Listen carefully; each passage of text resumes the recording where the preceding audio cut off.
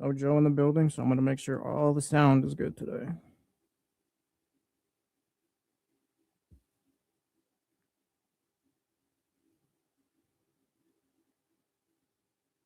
House.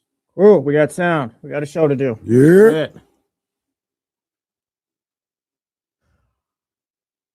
Cool thing about me is I'll never be comfortable, I guess, producing these shows. I'm always like, oh, no. I want to make sure everything's fire. Russ, good morning. Shout out. You were first today. Norm, good morning. Yeah, good morning. Zaybo, yes. USA Mexico should be fire today. Ooh. Mrs. Mac 10, good morning. Christian, good morning. What time is that game? USA Mexico? 5, I think. Don't tap in. That. I'm tapped in. Omar, good morning. Omar, I do coach a little bit. Baseball, man. My son's baseball team.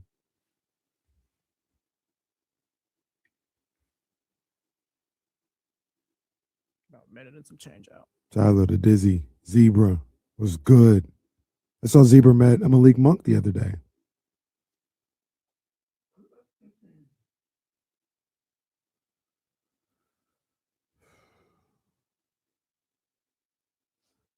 Okay, Omar, what you coaching? What team you coach for, man? What team you coach for? You got to make sure you say what's up to me next time you see me out there, man. Is it officially? I guess it is official. I mean, it's as official as Geno Smith getting released is.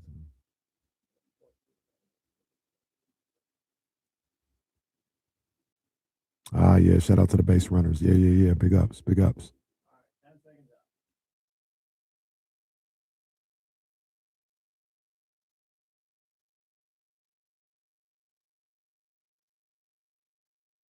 Live on the Odyssey app.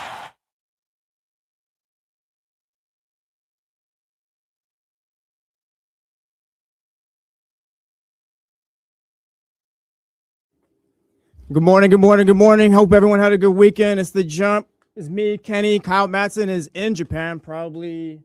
I'd say he's probably in the full swing of things out there now at this point. Yeah, he's probably watching Jack Cooley's game. Yeah, he was at the Jack Cooley game yesterday. Shout out Jack Cooley. Yesterday. Yeah, he was there yesterday. Okay. Yeah. Jack Cooley brought down his 4,000th rebound. Come on, man. In his career. So shout out to Jack Cooley for that. You know what? I'm a big proponent of like any type of successful basketball, baseball, whatever career that you have is unbelievably successful. Yeah. If you told like Jack Cooley, I don't know where he's from, but in high school, you're going to play professional basketball, get paid to do it for X amount of years, and it's not the NBA, brother, that is so successful. Like, that is so amazing. From Evanston, Illinois. Like, you're going to play, I know he's played probably everywhere, but like 10 years after you graduate, like a little cup of coffee in the NBA, but you're going to play 10 years overseas, get paid and be a professional. Like, that is unbelievably successful. Yeah, he's still living out a dream. Yeah. And I'm sure he's adapted to life out there. So like if you get adapted, it's cool. It's like, oh, I'm set. Yeah. That is, I would have loved to just spend a decade playing professional basketball. I don't want to get too deep first thing in the morning here, but I think about guys like Adrian Broner, Gervonta Davis, like where they came from. Now, Adrian has kind of squandered it all. Who knows what happens with Tank? He's got like real life issues he's got to deal with. But they were like, oh man, these guys, what a waste. They never fought for a championship. Bro, these guys made, you know where they came from? And they made $300 million. They're set for life. Yeah. Yes. You know, they're out the mud, literally out the mud. Yeah. Poor as I don't know what. And they're able to feed their families and their kids and all this other stuff. Like, they are unbelievably successful at the sport of boxing. Just because they didn't win the championships that you wanted them to win doesn't make them unsuccessful. I hear the Jack Cooley thing. I think about that often. Yeah, no. Shout out Jack Cooley. Like I said, Kyle's out there in Japan right now.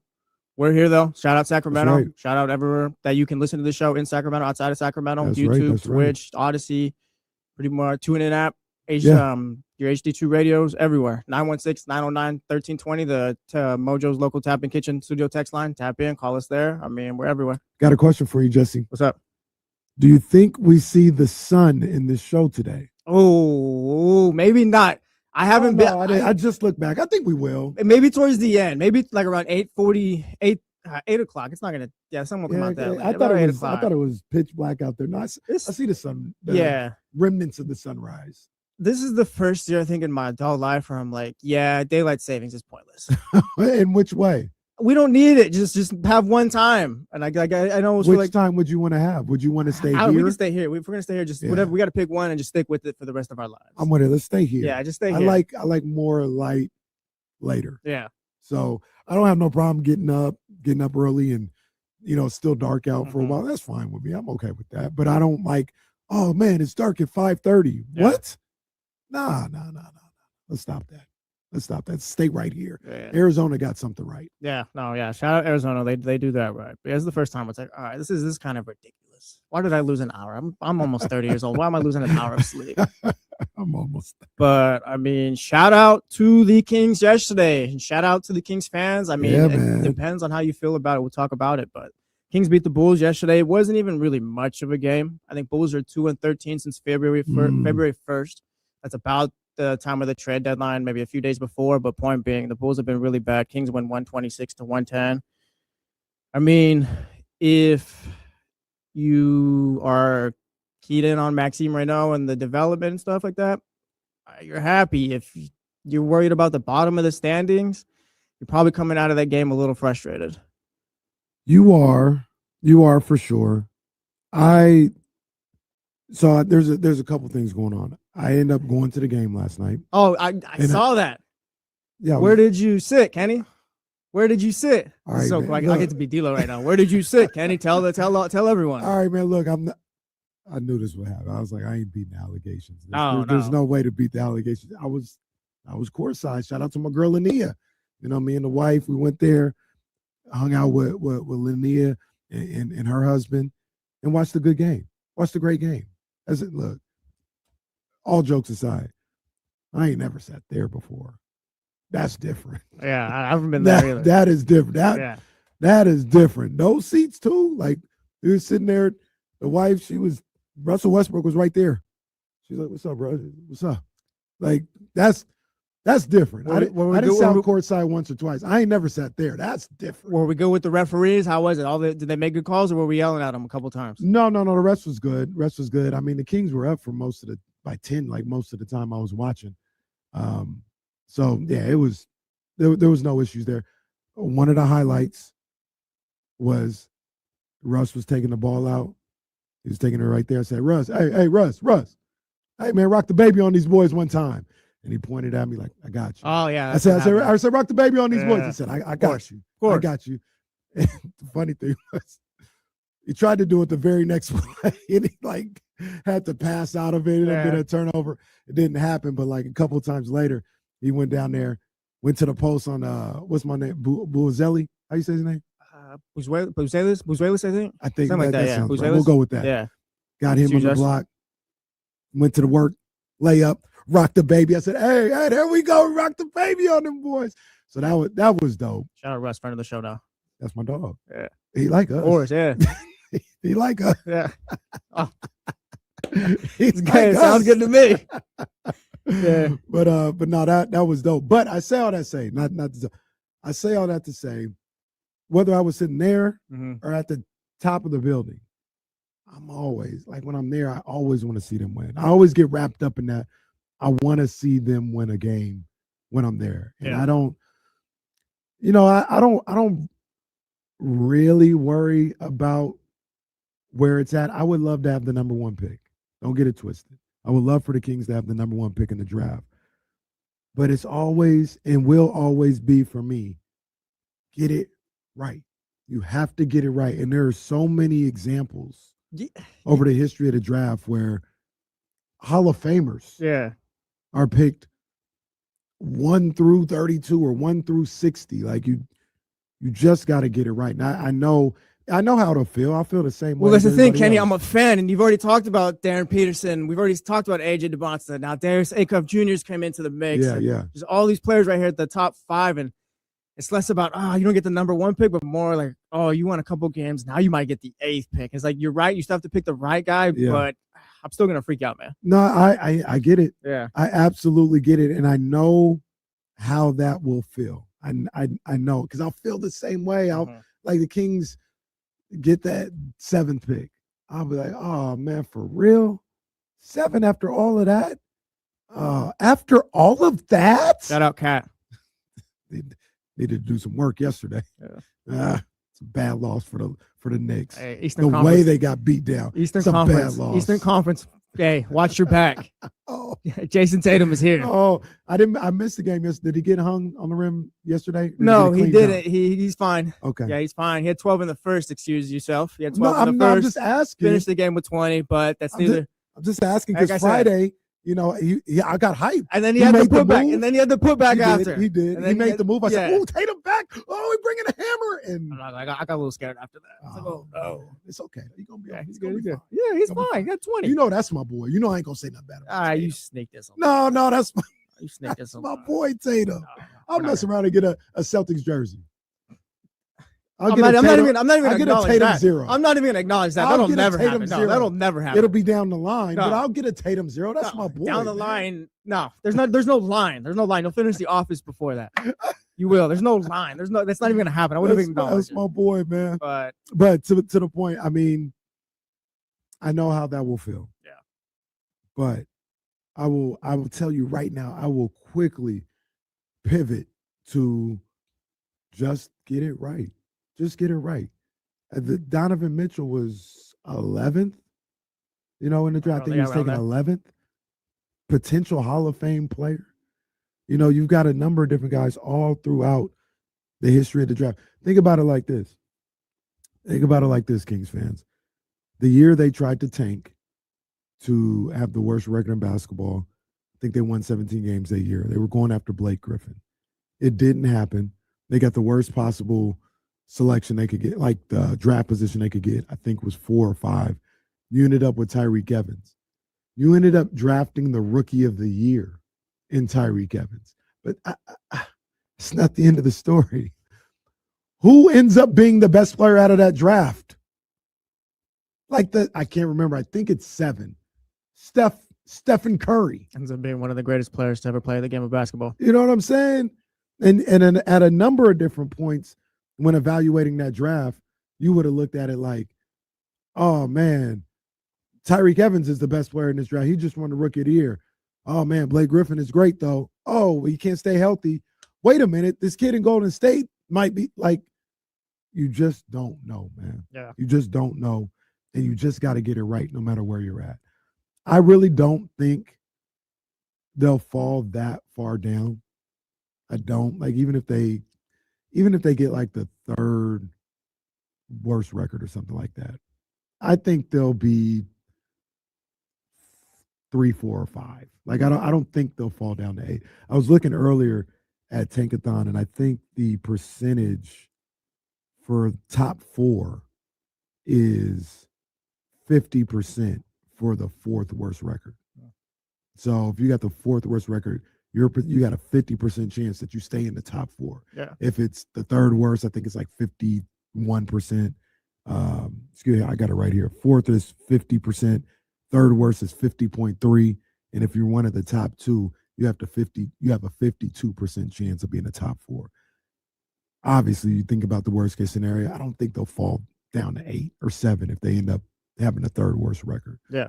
But yeah, I understand being scared about it. I feel the same way, but you just got to get it right, no matter where you're at. And while we're talking about the bottom of the standings, things like that, looking at Tank Watch from this weekend, Wizards lost to the Pelicans yesterday. They're 16-47. Pacers lost to the Trailblazers. They're 15-49. Kings Pacers on Tuesday. That is going to be great in a terrible way. Oh, yeah, it's going to be the worst. You're going to love it.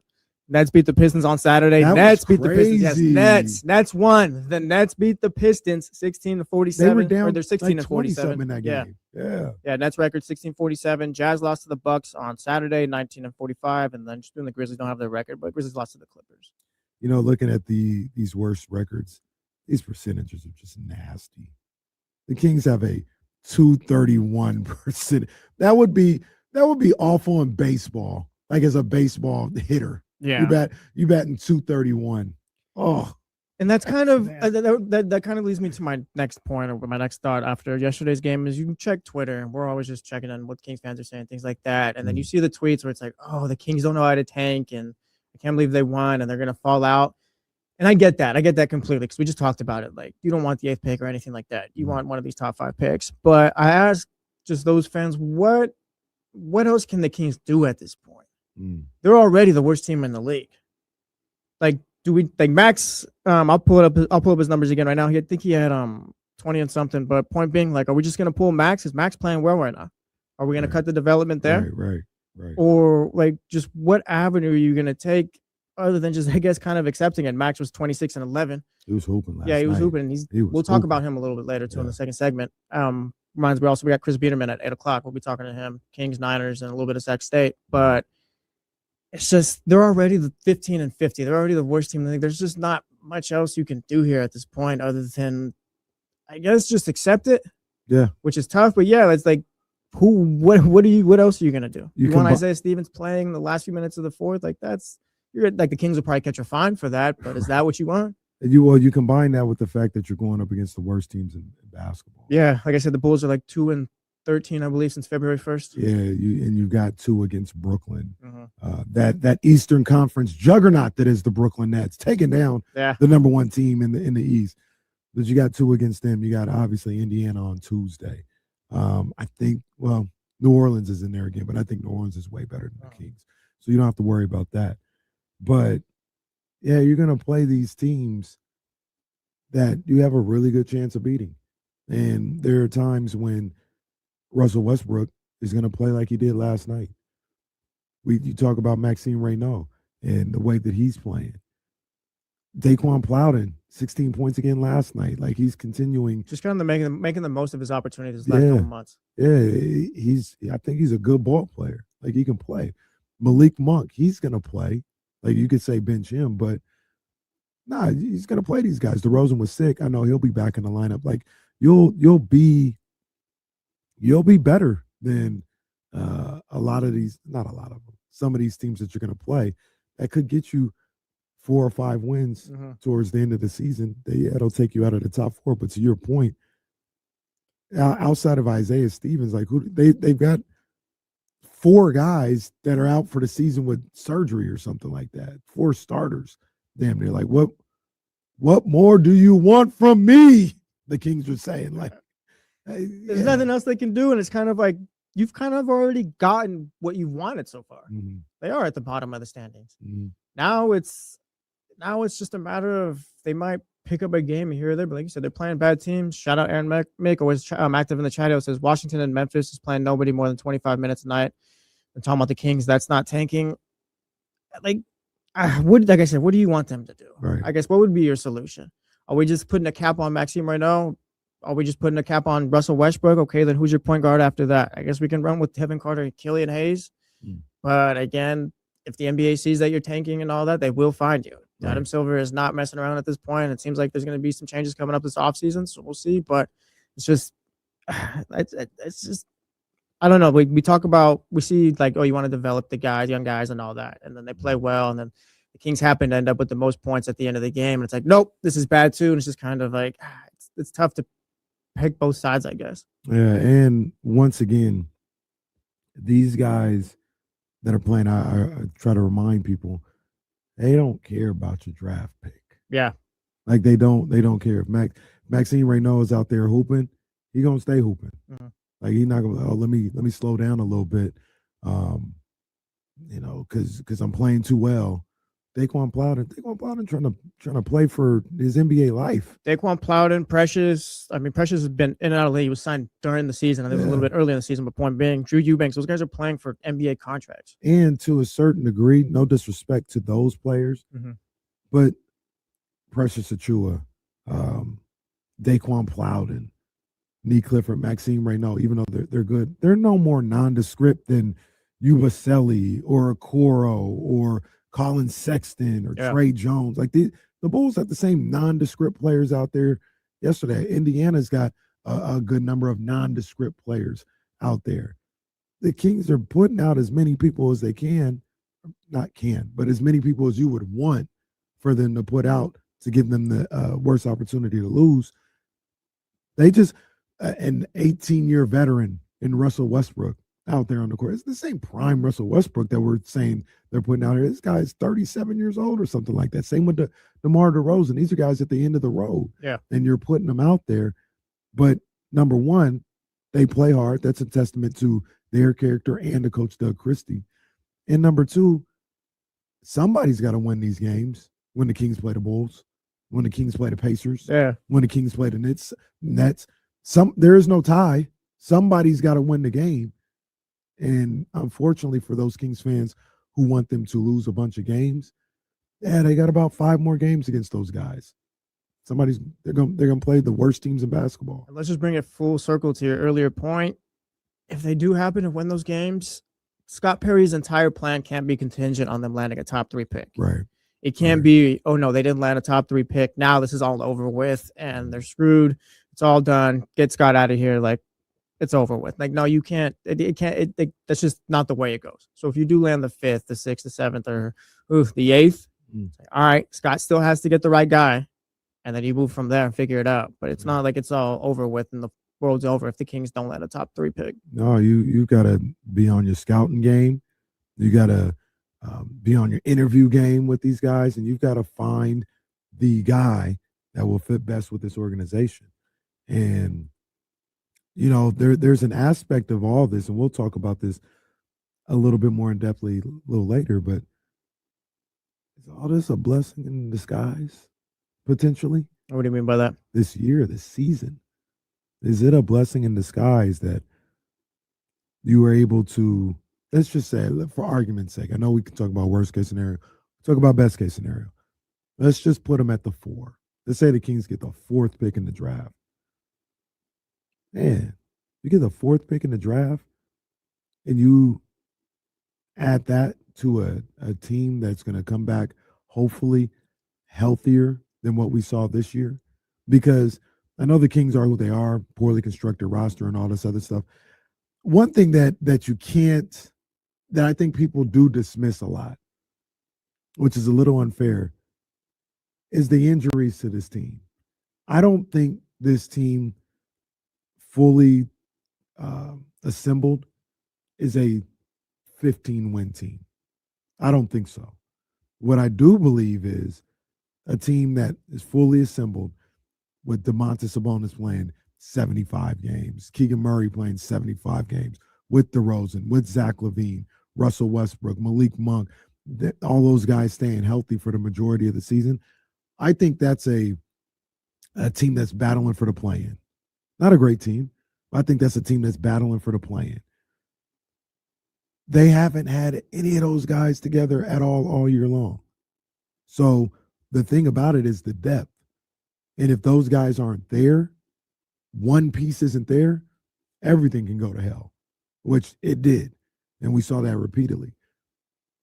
Say you get a lot of those guys coming back and you add a top 4 pick in the draft to that you probably wouldn't have had a chance to get any other way, could be a little bit of a blessing in disguise a little bit for this franchise. You mean in the way where they're better a little bit sooner? Yeah. Yeah, but I wonder what the longevity of that team would be. Like, sure, you'd be going to the plan and all that, like fighting for that, and let's say they do, but like, is Zach LaVine a king going forward after that? Probably not. I don't buy into Domantas Sabonis being a 2 on this team, unless maybe you figure out a way to make him a 3 and you bring in a different contract. It'd be tough to build that around, I think. Well, I look at Zach LaVine as somebody that'll be gone, but he'll be off the books. You'll have that opportunity to do whatever with that money, right? Yeah. But say you had a situation where you were able to swap out Zach LaVine for AJ DeBonston. Or let's just say another scenario, you could switch Zach LaVine out for a Caleb Wilson or a Cam Boozer. Well, now you've got Keegan Murray at the 3. You've got your natural 4 guy. You've got Domantas Sabonis, which I don't know how it all plays out, but I could see a scenario where Domas is here the entire time. And depending on where you're at as a franchise at that point, maybe he re-signs with the Sacramento Kings. You go find you a point guard somewhere, whether it's in the draft or whatever. It's not going to take you from a 15-win team to a 47-win team in 1 year. But maybe like the way we looked at it, have looked at it the entire year, you go from 15 to, man, you might be bad again and win 21, and maybe it takes you from 15 to 33, and then you can build off that 33 because the rookie gets better. Maybe you get another draft pick to go along with Monk, Sabonis, Keegan. All of a sudden, 33 could turn into 41 in 2 years, not necessarily because of the rebuild and getting new guys in here or young guys in here, but because some of these vets have stuck around and you've got them meshing with some of these younger guys. Yeah. No, we'll put a pin in that real quick because, like I said, I got an idea too about maybe it's not the worst thing if the vets are back next season. So we'll get into that coming up. Real quick though, before we get into all that, the NFL negotiating window opens up today. March 9th opens up at noon Eastern, 9 o'clock our time. So I mean, we'll see what the Niners are looking at. We're gonna talk more NFL later going on in the show. We got Chris Biederman at 8 o'clock, like I was saying earlier. But the Miami Dolphins. We need to do work. They do. And I got some questions for Chris to see, I guess, what kind of mode they're in. I disagree with you a little bit, too. Really? Yeah. About the Niners. Okay. Niners ain't falling off. They not falling off. We'll talk about that. Yeah. We'll talk probably after we talk to Chris, we'll talk about that. Okay. We'll slot that in for there. But Dolphins released Tua Tagovailoa, and less about that and more so, it is tough as a sports fan to go through so much losing, a couple decades of it, and then have a season of, and we can relate, and you can relate with me, and have a season of like, oh wow, look, they're good. I can see a Super Bowl in the next 3 years. I can see playoff success. Finally, you waited so long, and this isn't just me, you. This is all of us. All of us have gone through this as sports fans at some point, I'm sure. But oh wow, it's finally here. And even still, like that, like a snap, it's all just gone. Yeah. And it's all just rebuild again. Kings fans are going through it. I mean, I'm about to go through it with Miami, and it's tough being a sports fan because you have no power whatsoever. But the moment it gets there, it's like it happens so quick. Yeah. And it's not every team is going to be able to sustain what they built either. Yeah. Let me ask you this. Yeah. As a Dolphins fan, and this it might be different in the Kings situation, but did you ever really think that group was going to be a Super Bowl team? Yes, because that was before I realized Tua couldn't play in December, before he answered those questions. Because it was like, oh yeah, Tua's leading the league in passing yards. You got Tyreek Hill almost 2,000 yards. Jalen Waddle's a great number 2. You got great running backs. Defense is fine. Like, oh, they'll figure out as a fan, they'll figure out their issues. They'll figure it out. Like before then, you think, because they're gonna figure it out. They're gonna win in December. They're gonna win in the playoffs. So yeah, of course, all these players, they're gonna figure it out. You always think that, and then the realization just hits you like it's just instantly. And then it's over. On March 9th, 2026. Now looking at that group, do you look at them as like, I look at Tyreek Hill. He wasn't a real leader on that team. Look at Tyreek Hill, and he quit. Tua, they were never outside of the moment. They would never have gotten to a Super Bowl. They never beat the teams that they were supposed to in December. Like looking back, they probably wouldn't have, because they couldn't beat the teams they were always beating under 500 teams, like you brought up. Tua kept losing his athleticism and his. I don't know. You just give him the right type of defense or whatever. Throw safety in the middle next to the linebackers. Like, oh, he doesn't know what he's going to do or anything like that. I only ask that because sometimes, not saying I would have traded in or like I don't want it or not, but I look at the Kings, I was like, that Kings team, if it's led by Fox and Domas, they've got a second round ceiling. Yeah.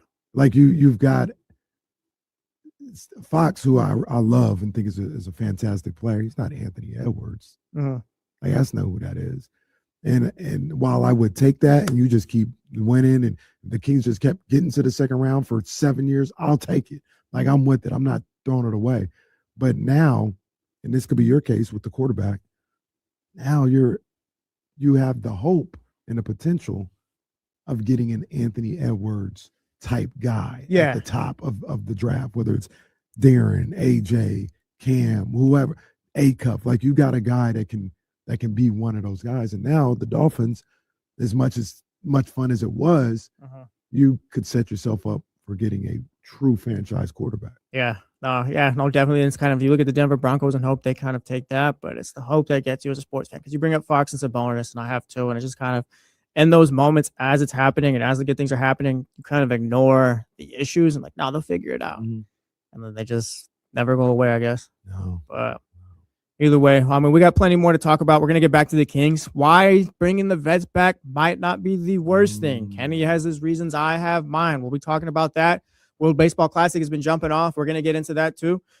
Chris Biederman joins us at 8. We got a bunch of NFL stuff to talk. Don't go anywhere. This is The Jump on ESPN 1320 with Kyle Madsen, Casey, and for Kyle. Shout out to you for listening. Yes, sir.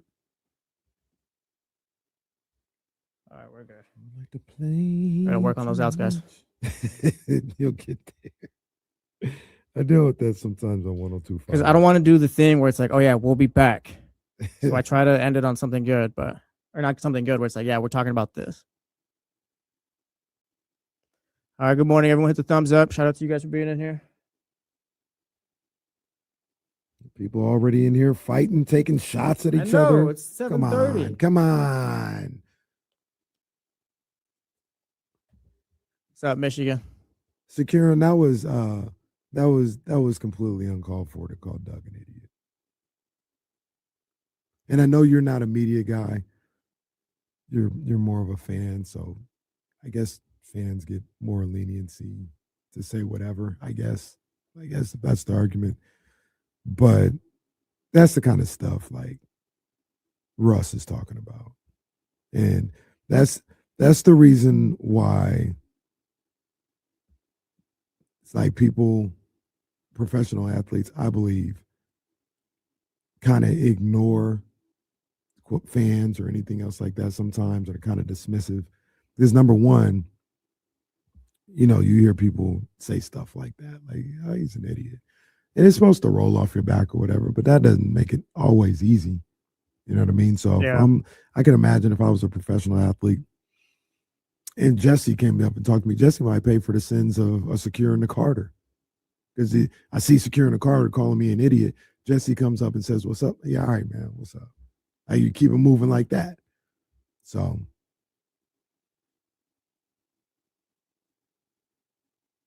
like securing, and I'm not getting at securing because I don't have no problem with him. Like, he's fine.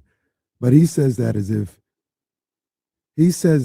he could handle this situation better.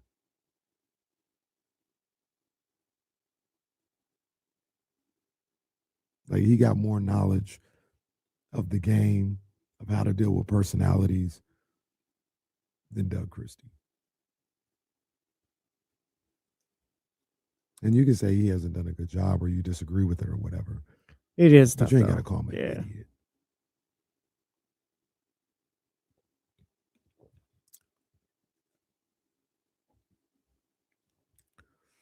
This is the biggest lie you've ever told me is my dad, dude. Oh, man. Damn. I plan on leading Reese down those same dark roads. Yeah, this is it. This is it. This is it, son. Be a Niners fan. You know what I mean? Well, at least you guys win playoff games and stuff. Yeah, well. Mine's just dysfunctional. Yeah. Oh.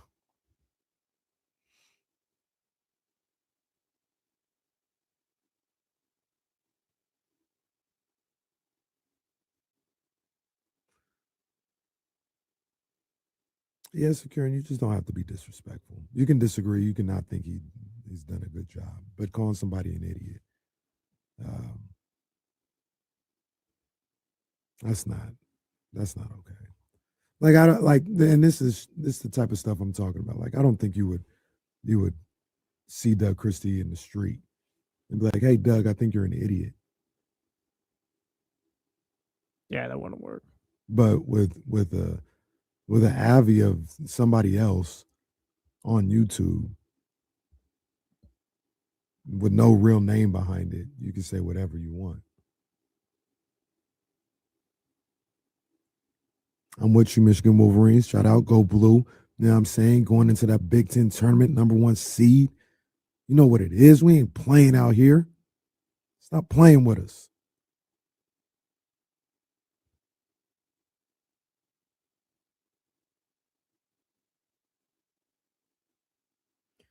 We're back in about 5.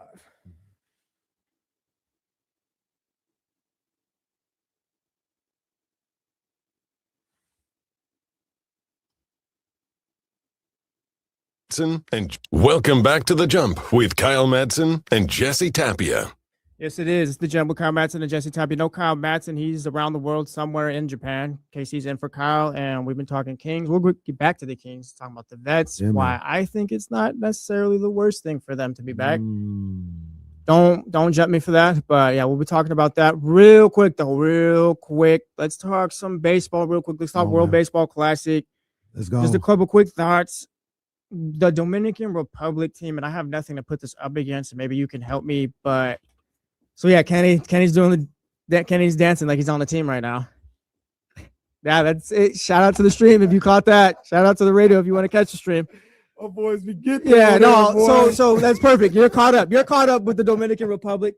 That is the coolest team in recent memory. Where just everyone's like, "Wow, those guys are awesome," and it's just everything is great. They're entertaining. It's an all-star team.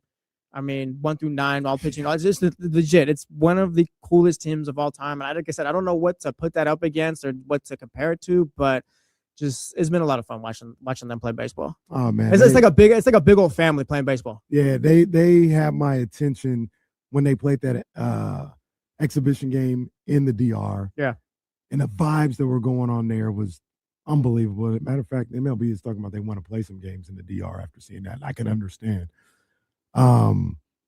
But you talk about that. You talk about the personalities. Matter of fact, I didn't even realize like I really liked them the way I do until I'm remembering now. I saw them. I remember I told you and Dame, I saw them. They had a video of them on the plane. Oh yeah, and they was talking that cash stuff. Boy, they was out there with the Louis bags, and they brought out the money, and you know they had the watch on and this wallet and all this. I was like, oh, these boys, these my kind of guys right here. It's almost man. like they know how good they are. And this is kind of what they're walking into. Yeah, man, and they've been worth the price of admission the entire time. I didn't see. I think they've only played 2 games. I didn't see the second game. Yesterday, they beat the crap out of the Netherlands, I think it was. I didn't see that one, but I saw their first game against Nicaragua. And shout out to Dusty Baker as well. Shout out to our guy. Ozzy always didn't have to do that. So far, that's the moment of the tournament? Yeah, I think so. That's tough. Yeah. That was tough, man. That was, dang, my boy Dusty. And they're pretty much done as far as pool play, huh? Yeah, they lost, I think, yesterday to Israel, I believe. So they're 0-3. Yeah, they're done. Damn. And they had the Dominican, and then that game against, what was Ozzy paid for? It was the Netherlands. Yeah, it was the Netherlands. Netherlands, that's what it was. Yeah, that's just 2 outs, too. That's heartbreak hotel. Yeah. But yeah, the Dominican team is, they're so much fun to watch. I can't wait to see. And they're a team that you can enjoy all the baseball you can get. Well, hopefully we're wrong, but I'm not gonna lie. I'm already looking at the A's this season, mapping out which games I'm gonna go to, and I'm gonna enjoy it. That would be so sad. Yeah. If you lost a season or half a season or anything else like that for a lockout. Because we've talked about this, and you're a big baseball watcher like I am. I know Rob Manfred gets the bad rap, and baseball's been cooking for like 5 years. It has been cooking. Yeah. It's been so good. And it feels like they're at the apex of it. And for them, if they were to have a work stoppage, it would be awful. I've reached the point of just do it because we're gonna get a salary cap. Just make it $350. I know it's higher. Make it $350 just so I can get what baseball used to be a little bit still, and then make the salary floor $150, and it's good after that. I'm with that. I'm with that. Yeah. You would hope, and I don't want to lose out on any baseball. No, I don't think either side is really looking at it like this. They're ready to go for the gusto either way. But man, you got such a good thing going on right now. And then you talk about like how we started this with the WBC and the interest that has drawn and the excitement that has drawn, and you're not going to be able to capitalize on that.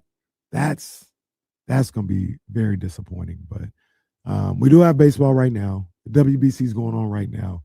It was great over the weekend, and I can't wait to see what the Dominican can do. I can't wait for tonight. I can't wait for tonight. One of the great rivalries in all of sports, in pretty much anything, is Mexico versus USA. Yeah, one of the great international ones. That's on today at 5:00. USA been doing their thing. Mexico's been doing theirs. USA's 0-3 versus Mexico since 2006 in the World Baseball Classic. So there's stats if you want that.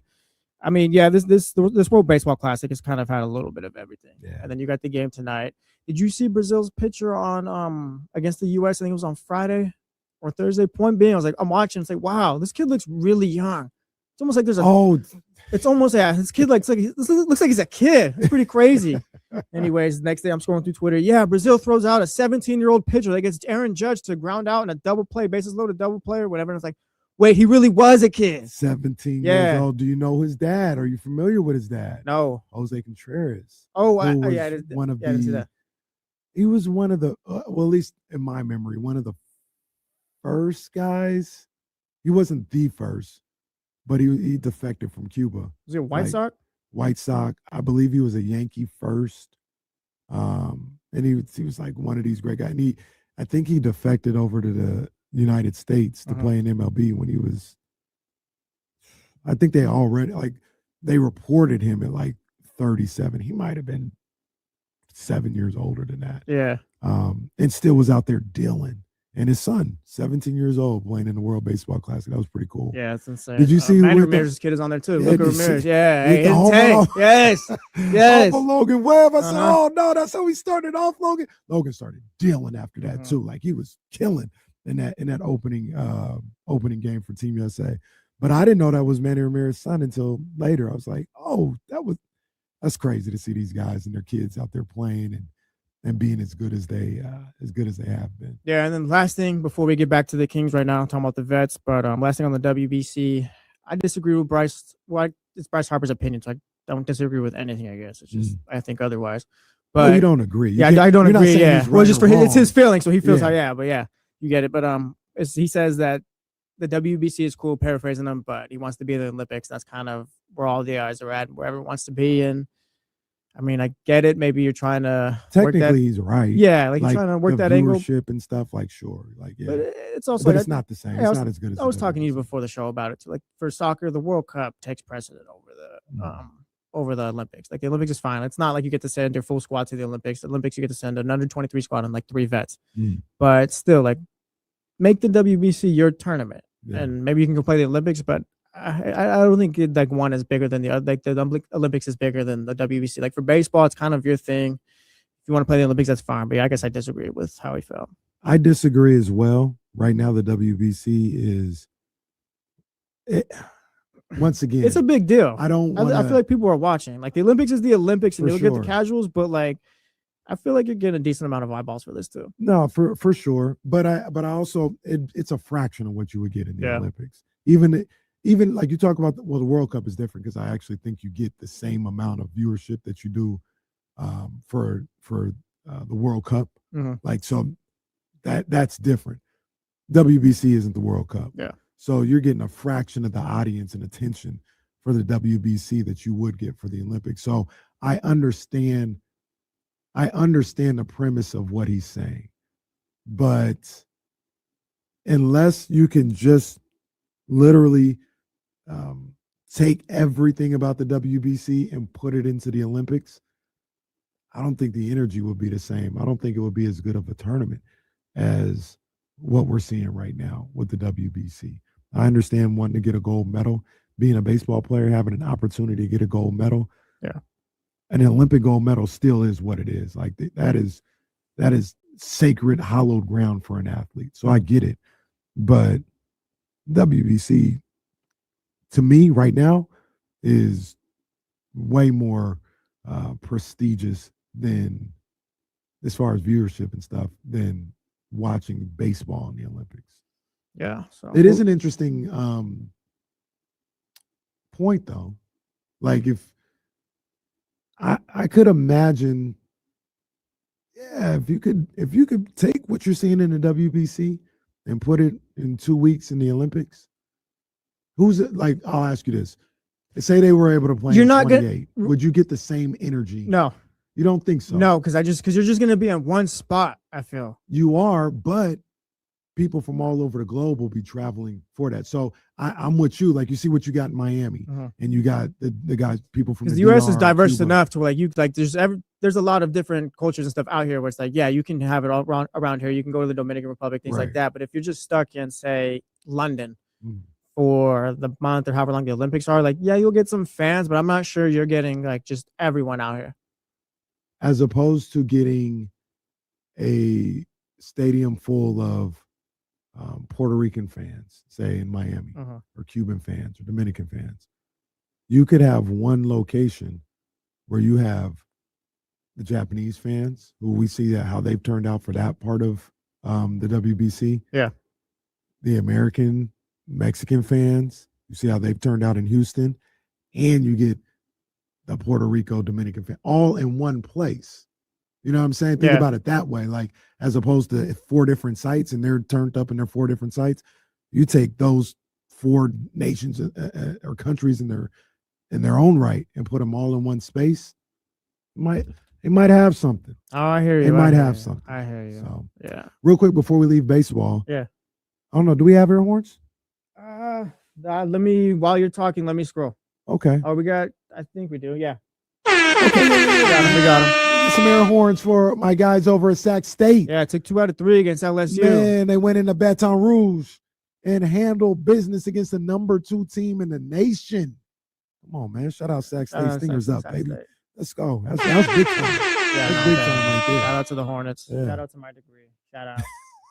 Shout out Sac State. You're listening to The Jump on ESPN 1320. Kyle Madsen and Jesse Tapia. Casey in for Kyle Madsen. Let's get back to the Kings before we talk with Chris Biederman at 8. So coming out of that game, and it's kind of been a season-long thought, I guess. But at first, it's like, yeah, you got to get all the vets out of here. Zach, Domas, Russ has been kind of Russ doesn't feel he doesn't feel like a long term, like I'm gonna be here forever type guy. Kind of haven't worried about him. I want DeMar DeRozan to finish out his career on a better team, just being the Hall of Famer that he is. I think that's just a better way to go out rather than playing for the Kings at this point and what they are. Knowing what he signed to, like with De'Aaron Fox and Sabonis being here and that kind of blowing up. But I left that game, and I still feel the same about DeMar. Like I'd play somewhere else, I think it'd be fine. But I don't think it'd be the worst thing in the world if. And I think we can add Russ to it now. But if Russell Westbrook, you could throw in Zach LaVine and Domantas Sabonis are back next season. And the route I'm going with this is less about those guys, but you see Max go 26-11 yesterday. And the dude has been tearing it up as a second-round pick this season. Might make an all-rookie team. Probably should make an all-rookie team. But point being, he's had a hell of a year, playing well, and it's kind of like, yeah, I want to see what this looks like going forward. And I think our first thought as people who cover the team or as fans is kind of like, maybe you got to figure out a way to get Domas out of here so you can get Max some starting minutes.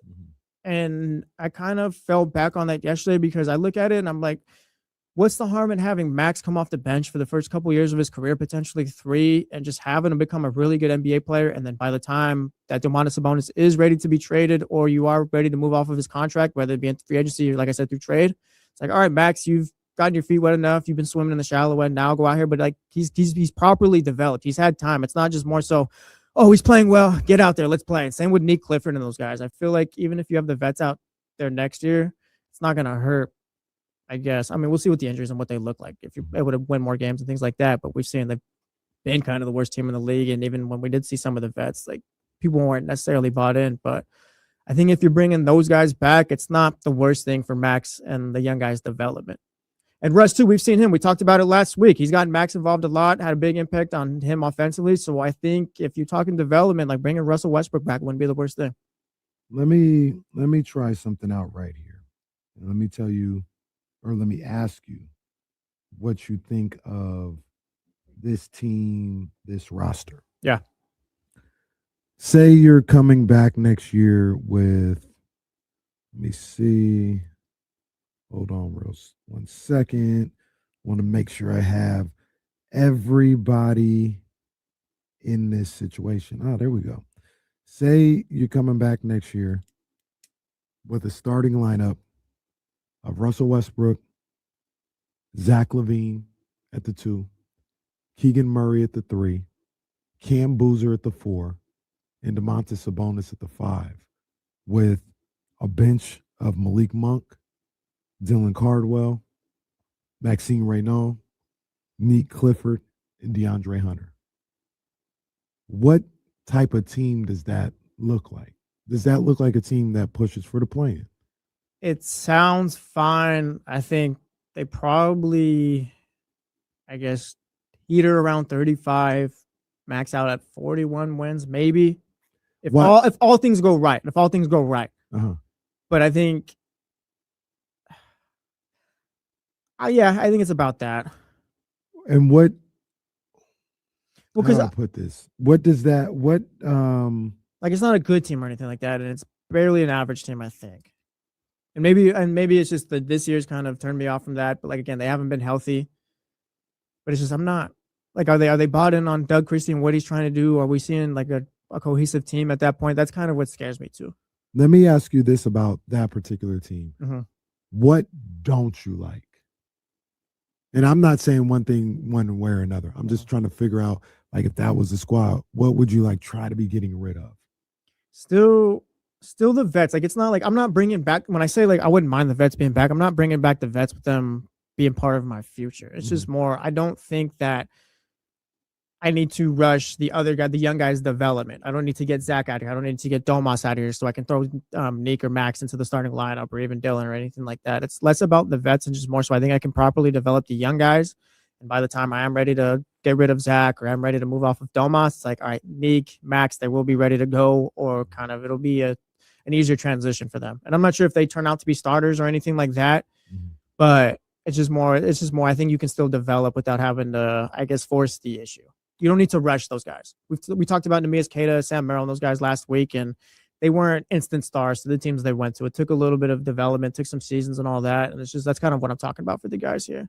I still think like I wouldn't love fighting for the play-in next year. I don't think that's what's best for the organization broader going forward.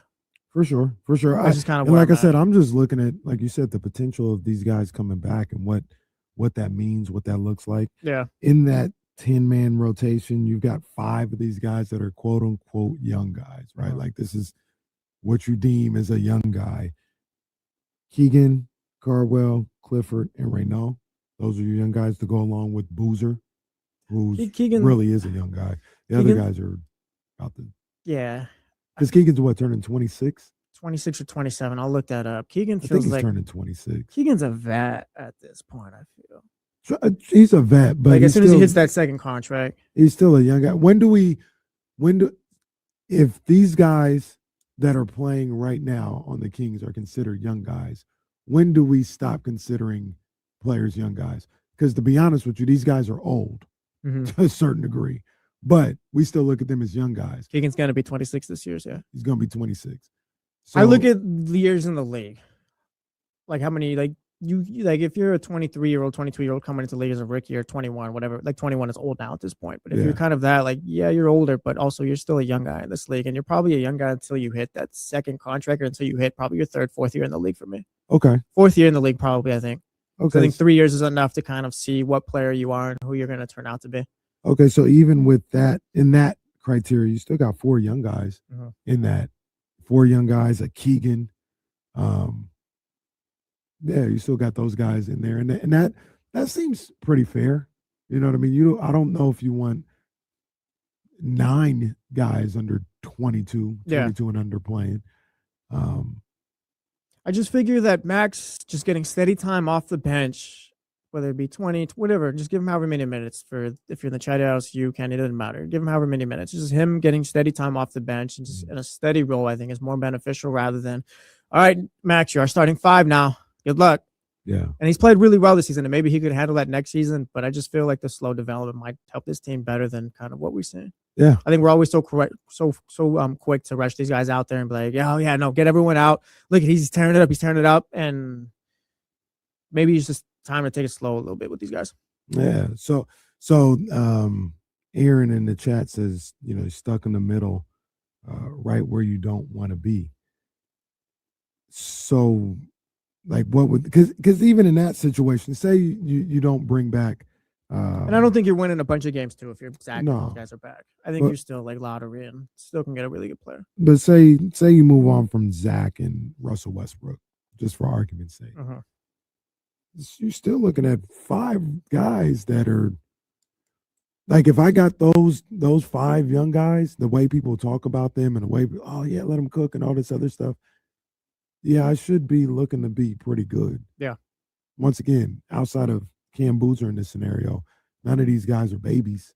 You know, these are guys that should be establishing themselves in the league next year. And I should be able to see more than 15 wins, more than 25 wins out of these guys. I'll put it to you like this. If this team that I constructed with a Boozer, a Keegan, Cardwell, Nick Clifford, and Maxime Reynaud next year win 25 games, I don't think you got anything. I don't think you have nothing with all these guys that you are touting right now and you want to see them play. If they're that good at this, to me, at this age, I know you talk about years of service, but at this age, if they're only able to win you 25 games and you're back to a top 5 pick again next year, then you don't have nothing with these guys outside of who you drafted last year. Maxime Reynaud is the only one so far where I'm like, maybe he can eventually get to being a starter on your team. During the season, I was more like, yeah, he's probably just the guy and things like that. His defense isn't great, but I feel like the consistent performances he's been able to put together just got me kind of interested. Nick feels like still like when you say these things, it feels like it's harsh, but I'm not trying to be. Feels like just a guy, meaning like solid bench production if he reaches that ceiling, but he's not really gonna stand out too much. In a pinch, you know, for a game or two, he could start some games, but his ideal role, well, from what we've seen right now, is a guy off the bench, a rotational guy. And then we love Dylan Cardwell, but that's just more like, all right, protect the rim, rebounds, catch lobs, things like that. So See, I do think Dylan can start. Really? Now, you would need the right team around him. You would need 4 other scorers, basically, around him and let him do his Dylan Cardwell stuff. But what he does as far as protecting the rim, what he does as far as rebounding when he's not fouling, I think translates to a starting spot, translates to a good team. But like I said, it depends on what you have around him. Yeah, that's kind of hilarious, just because you got the perception of no, Kenny's just scoring. But they don't listen to me, Jesse. They don't listen. Yeah. They don't listen at all. But yeah, I guess it's kind of bringing it all full circle here. It wouldn't kill me if the vets are back, and I like the way Russell Westbrook's played so far. I know he's in the starting point guard spot. We probably wouldn't want him back there next year, but I think he's been good for Maxime right now. Domas, if you can get a first-round pick for him, and this is kind of where I'm at with this team as a whole. If you can get a first-round pick from this year and you don't take Jakob Poeltl's contract or just got to deal with something like that, do that. Keegan Murray, I'm not really tied to right now. I'm not. I'm going to be honest. He's not a young guy on this team to me. He's fine. He's a fine player. If he's back next year, great. You hope he can get to 15 points per game, 12 to 15, 35% from 3. I don't think that 41% year is coming back.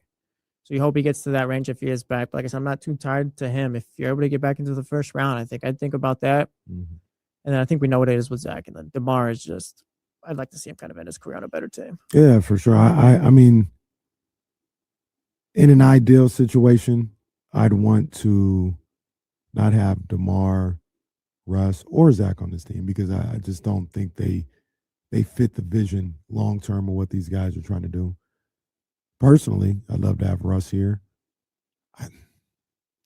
Zach, I like Zach, the basketball player. I think that his time in Sacramento has been so toxic. It's not going to benefit anybody if he stayed. That's more of the reason why I'd want to move on from him because, like I said, the basketball player, I think, can still help out. Like, he can go somewhere and be really good and help out and fit in with somebody better. But here, the vibes are just a mess, and they're too toxic to keep him around. So I'd want him to move on in that respect. And same thing, not the same thing with DeMar. Like, I think it's been fine, but I'd want him to go somewhere where he's a little bit more appreciated and can help a team that's a little bit more ready to compete. So I guess out of those 3, I'd only want Russ to come back if I had to pick. And see if you can combine that with a top 5 pick. I just brought up how culture cures all too, I feel. Yeah. Like if you're able to get some wins in and things like that, like it's not necessarily what everyone would want, but and I think you gotta address the injury situation. Like I think we're so locked in on how bad this year. I think we just dismiss that being a factor. Yeah. It wasn't that the Kings were this great juggernaut, but they had talent on the squad. The problem is they didn't have any depth. So if any of those guys went down, if just one of those guys went down, you were in a problem. You were in a bad way. Well, 4 of them went down. You know what I mean? Like you are a 15-win team at that point because you don't have the depth to sustain any of that. If you come back next year and have a healthier team, I think you could see some kind of better win totals or maybe a more drastic win total to go along with that top 5 pick you're talking about. Yeah, I mean, we'll see what ends up happening, but the Kings talk isn't ending here. We'll add some 49ers, a little bit of Sac State. We got Chris Peterman joining us at 8 o'clock, coming up right now in a few minutes. This is The Jump on ESPN 1320 with Kyle Madsen and Jesse Tapia. Casey in for Kyle. We'll be right back. All good. I'll be back. Let me throw Chris in here. What's up, Chris? What's up, guys? How are you? No sound. We don't got any sound from you, Chris. No sound? Mm-mm. Should be working. Maybe now. Test. Nope. Damn. We got you now. Yeah. There we go. Oh, okay. All right. Yeah, man. Chris, are you a morning guy? It's gonna have to be soon. Oh, well, that's for sure. That's for sure. You know, the thing about that, and this is your first kid, right? Yeah. It's gonna suck that you gotta get up in the middle of the night and all this other stuff, but Yeah. ironically, those are the things that you kind of miss when they get older and Yeah, I hear they that. don't need you the same way. So I used to always, I'm not a morning person. I used to be up late, and especially like with this, my daughter that we just had. Well, she's 3, but that we just had. I would go to sleep at 1, and because I'm up that late naturally, and then at like 3 o'clock, she would be crying for me to come, and I'd be just a zombie. Like it'd be the worst thing. I'd have to be up by 7, and I put her back to sleep at like 4. Like it was the worst, but yeah, you miss those times. Yeah, I'm looking forward to it. It's gonna be exciting. How was courtside last night? I saw you down there. It was great. I ain't even gonna lie. I've sat courtside for a Kings game one other time, like my feet were on the court, right? Another time it was like second row, like there was a couple of second rows in there. But I sat on the baseline of the visiting team, and that was really cool. That was really, really cool. Them seats last night, oh, that was different. That was different. Being them Lanier seats, that was different. Like being there, we was right next to the bench. That was different. Did you come close to tripping Doug at all? I had to be aware of it. Like I was like getting up and clapping, and I had to be aware like Doug is running back and forth down the side. Let me get out of his way. I don't want to run into him, bump him. But it was that close. Like you can't stick your feet out or nothing. Like that was crazy. It sounds crazy to think like there's a difference in courtside seats, but there is. Like that baseline stuff was hella dope. Yeah.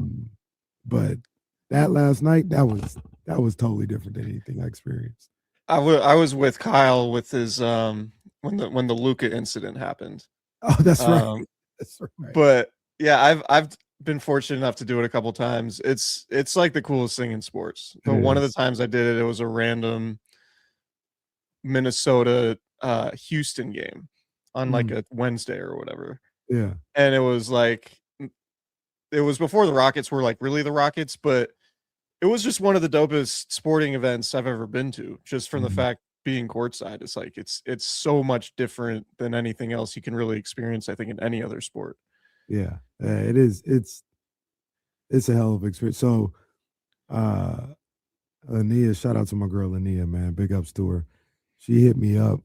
I was coaching my son's baseball game, and they were gonna be done at about 6 o'clock. And she hit me up at like 5:20. It was like, hey, I might have 2 tickets tonight. Do you want to go? And the baseball game was going to be over at 6 or around 6. The Kings game started at 6. And I was like, yeah. well, It's hell yeah. I'm going yeah, I'll be there. Please believe me, we will make it happen. So I should meet her. I should meet her because I've seen her on the road a few times. Oh yeah, she go everywhere. Yeah, she Yeah, travels and stuff. So I should talk to you her. can meet her yourself, but I'll link you for sure, man. Because Yeah, I bet she'd be a good story. Like, yeah, she seems like it. Go on, man. She's hella cool too. Yeah. She was like, I was like, for those seats, hell yeah, I'll make it. So I didn't get there till like in the second quarter, but I didn't care. I was like, I'm gonna be there. That's awesome. I'm glad you had a good time. Yeah. About 25 seconds out, guys. Today at Starbucks, I got a grande. I never get a grande. I always got to look up the cup sizes at Starbucks before I get one, unless I'm going with my wife. I barely even know. I always get a tall. I don't get coffee. Yeah, if I do, it's like, all right, I'm going the right time. I don't even drink coffee like that. 1 second. Grande today.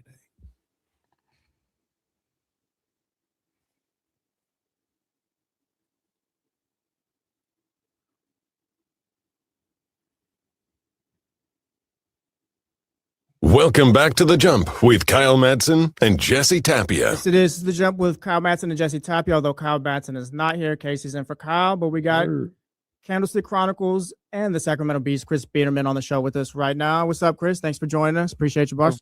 Of course. How are you guys doing? Doing all right. Poor Chris Biederman in about 4 months, maybe or so. Just gonna bags under his eyes when he joins The Jump. Just hey guys, join us on no sleep. Yeah. I'm already awake anyways. Right. Yeah, maybe I'll bring the daughter with me on the show. Yeah, just have her in the baby carrier. She can get some radio exposure. It'll be 8 a.m. It'll be like, I've already been up for 5 hours. What's up, guys? What's good? Yeah, no. It'll be fun. Yeah, but Chris, we're not gonna get too much. We don't have to get too much into it or anything like that. But I'm gonna take you back to Friday, that press conference. What's it like just being a reporter in that scenario? I guess. So I think James Ham was talking on D'Lo and Casey on Friday. And it's like the mic just happened to be with you. So it's like, I guess I gotta say something. Or well, I grabbed the mic. Oh, you grabbed the mic. Yeah. Initially, he was like, "Anyone else got anything?" And everyone kind of froze because nobody was prepared for that moment. It wasn't. Yeah. I seen stuff on the internet like, "Oh, everyone was scared." Blah blah blah. It's like we were kind of lulled to sleep. It was Kings Pelicans, and then we just got off a Drew Eubanks podium session, and we're all just like kind of biding our time. Like, man, this is a weird night. And then all of a sudden Russ goes off and we're all just like kind of looking around like, wait, he's talking to us? He's asking us questions. So I just grabbed the mic and just, it was weird. Like that, one of the unique things about that one, cause I've been in a lot of press conferences where athletes get upset about stuff. Usually it's from a question, like an athlete will take issue with a question and then it starts to get a little off the rails. That Russ clearly had an agenda and none of us were really prepared for it. And so I didn't have a problem with anything that he said, really. I would have liked for him to offer more specifics in terms of what the issues he really had were. And I asked him, he said, I always say stuff and I don't really know what I say or what I've said about Russell Westbrook that would make him say that about me specifically. So I asked him what I said and he said, I don't want to go down that route. I said, okay, that's fine. But no, I don't have any problems with it. I mean, he could always have that conversation away from the cameras.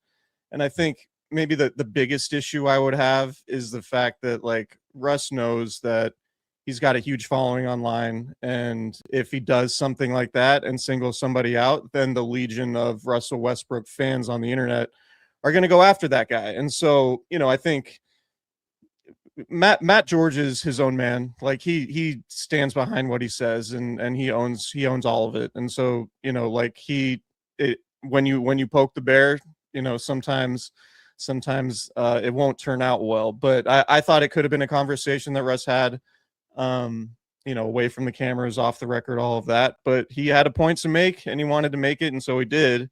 And that's well within his rights. But I didn't have a problem with it. It wasn't personal. He was respectful and professional. It was just honestly, like people talk about the media being scared. It was like, we were all just taken completely off guard. Like no one in there was ready to like get into a verbal sparring match with an NBA Hall of Famer. He just walked in and did his thing. And so that was, I think, the reason for the shock in the room and the reason why the media might not have been as aggressive as everybody wanted. We were all just like lulled to sleep by the fact we just sat through Kings Pelicans and then a Drew Eubanks press conference. Yeah, there have been so much discourse about that night all throughout the sports world. It was on TMZ and all that. Like, that was wild. Yeah, it was. Like, all right, TMZ, relax. It was everywhere, and I know it's been talked about ad nauseum. But I saw a lot of people on Friday talking about how, they weren't really sure what Russ was talking about, and I'm not sure of specifics, but I could understand. I do a radio show for 4 hours a day, every day. There's been a level of snark and smart ass comments that I've made about the Kings. I don't think any of them disrespectful, but I talk all day long, and we talk kind of loosely. We have fun with it. So if I can say it now, I think myself, Damian, we've been some of the bigger supporters for some of those guys as far as like being understanding. If I can say I've had moments where I've been snarky, I'm sure everybody else has had multiple moments where they've been snarky. And I think that's where it came from with Russ. It wasn't, I hate you guys, or he even said during the whole thing, I've dealt with way worse. It's not that big of a deal. But yeah, I heard a little comments, a little snarky comments, and I always thought he was sticking up. Not only he was maybe showing the young guys how to not back down or not let guys push you around, media push you around. But I thought he was defending. Personally, I thought he was defending guys like Levine, Sabonis, and DeRozan more than he was the young guys, because a lot of the comments and the way that the manner in which these guys have been talking about hasn't been about the young guys. Everybody wants to see them play, but it really has been at guys like DeRozan, Russ himself, and Zach LaVine. And you could tell by some of their social media posts afterwards that they appreciated Russ standing up and saying something like that. Yeah, absolutely. And the other thing too is Russ hasn't ever been in this situation. This is the worst team he's ever been on, and he's not used to being on the worst team in the NBA. So I certainly think that's part of it. And yeah, I think he probably was defending the old guys, and his prerogative right now is to set the example. And part of his leadership role is to not let opposing teams or even the media push over any of these younger guys. So he's setting an example to stand up for yourself when you have the opportunity. And I respect that. The only thing that Russ said in that press conference that I just completely disagreed with was when he said, it was later on in the session, that the media is acting like we should have won a championship, or we should have been a championship contender. I was looking around, it's buddy, I think the most optimistic Kings fans or media people were yeah, maybe you can sneak into the 6th seed, or maybe you can get into the play-in. And I think that was relatively, I don't think that was completely realistic to think, or unrealistic to think that, but to nobody was holding this team to a championship standard. So Russ kind of lost me a little bit with that. He was podding. No, Russ was podding real quick. He was podding. Yeah, for sure.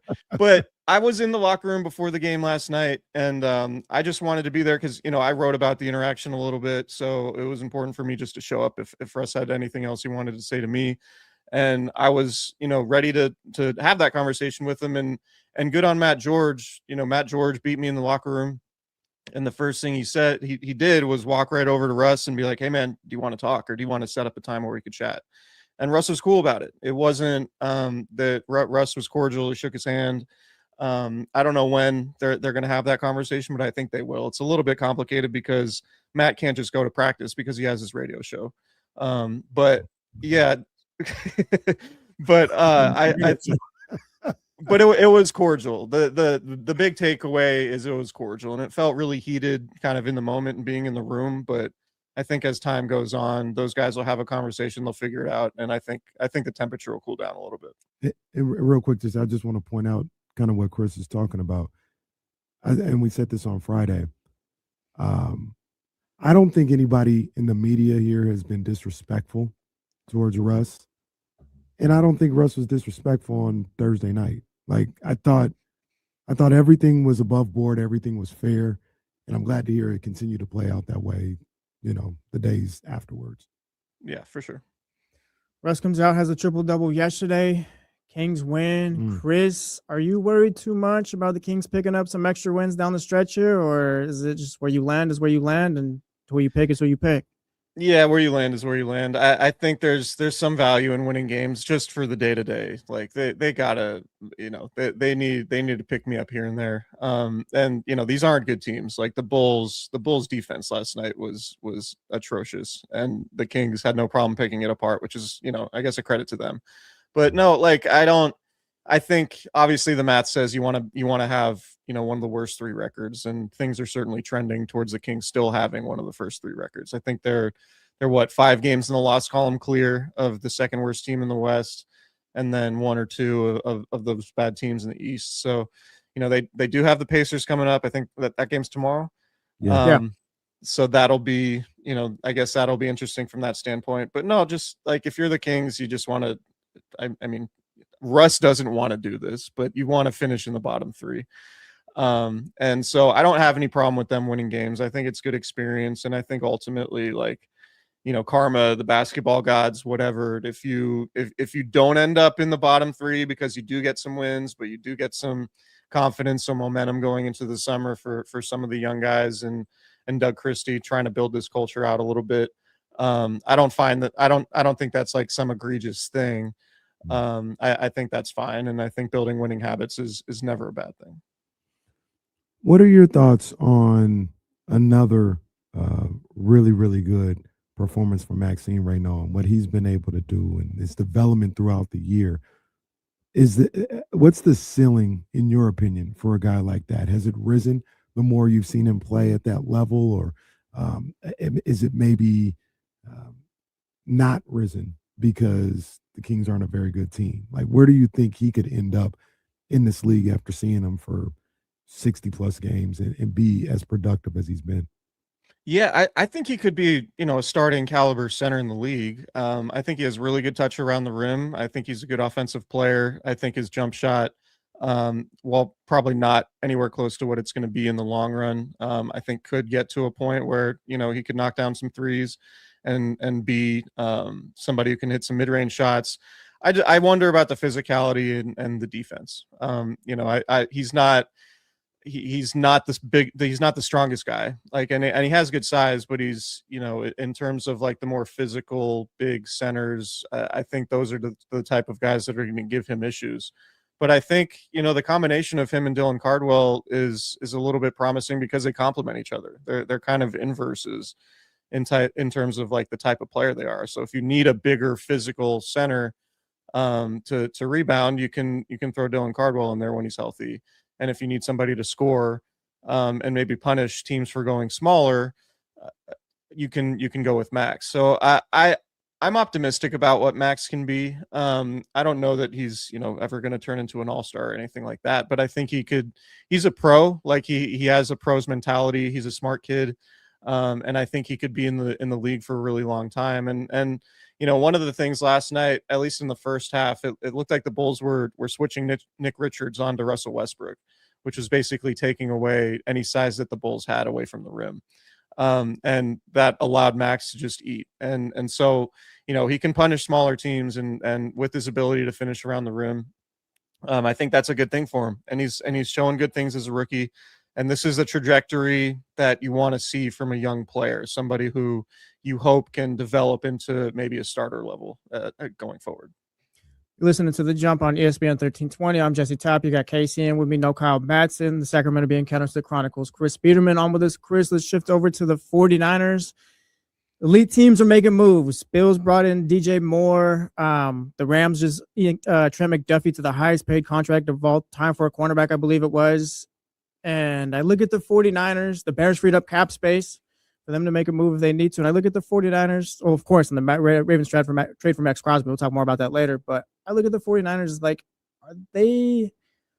what mindset are they in this offseason? Is it not desperation is not the right word, the right term I want to use, but do they feel like they need to go out and do something to kind of keep up with what's been going on? I don't know. Like, I think they would love to, right? Like, if Justin Jefferson were available, I think they absolutely would be in that mix. If so I similar things with maybe Garrett Wilson, right, of the Jets.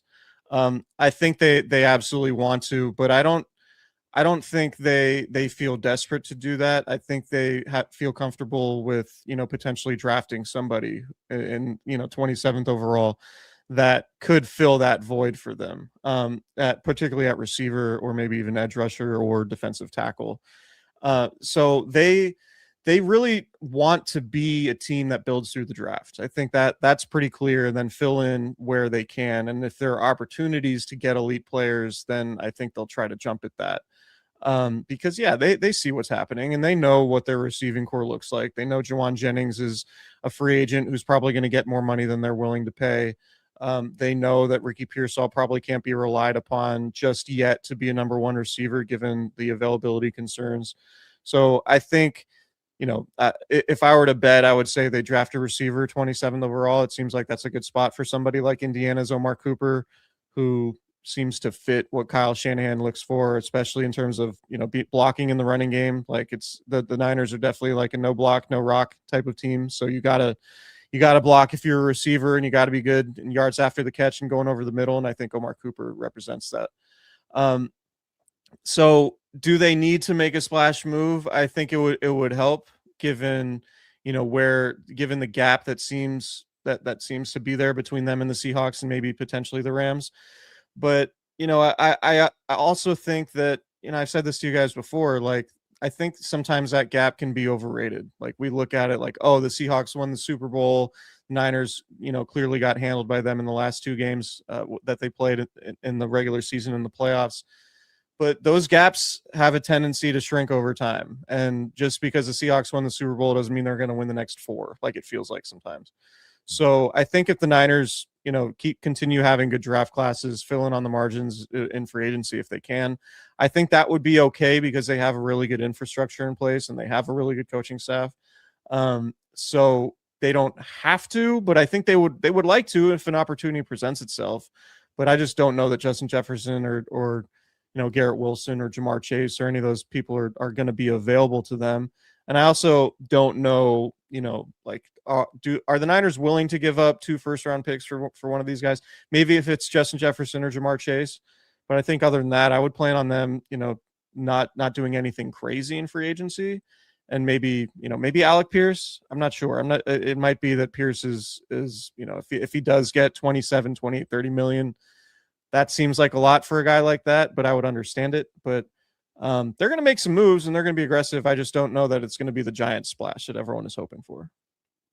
I want to ask you two questions before you get out of here. One, about the Sac State article that you wrote the other day, but I want to ask one more thing about the 49ers. What is this Trent Williams thing all about? And is it something that 49er fans should be concerned about as far as Trent potentially not being with the team this upcoming season? Yeah.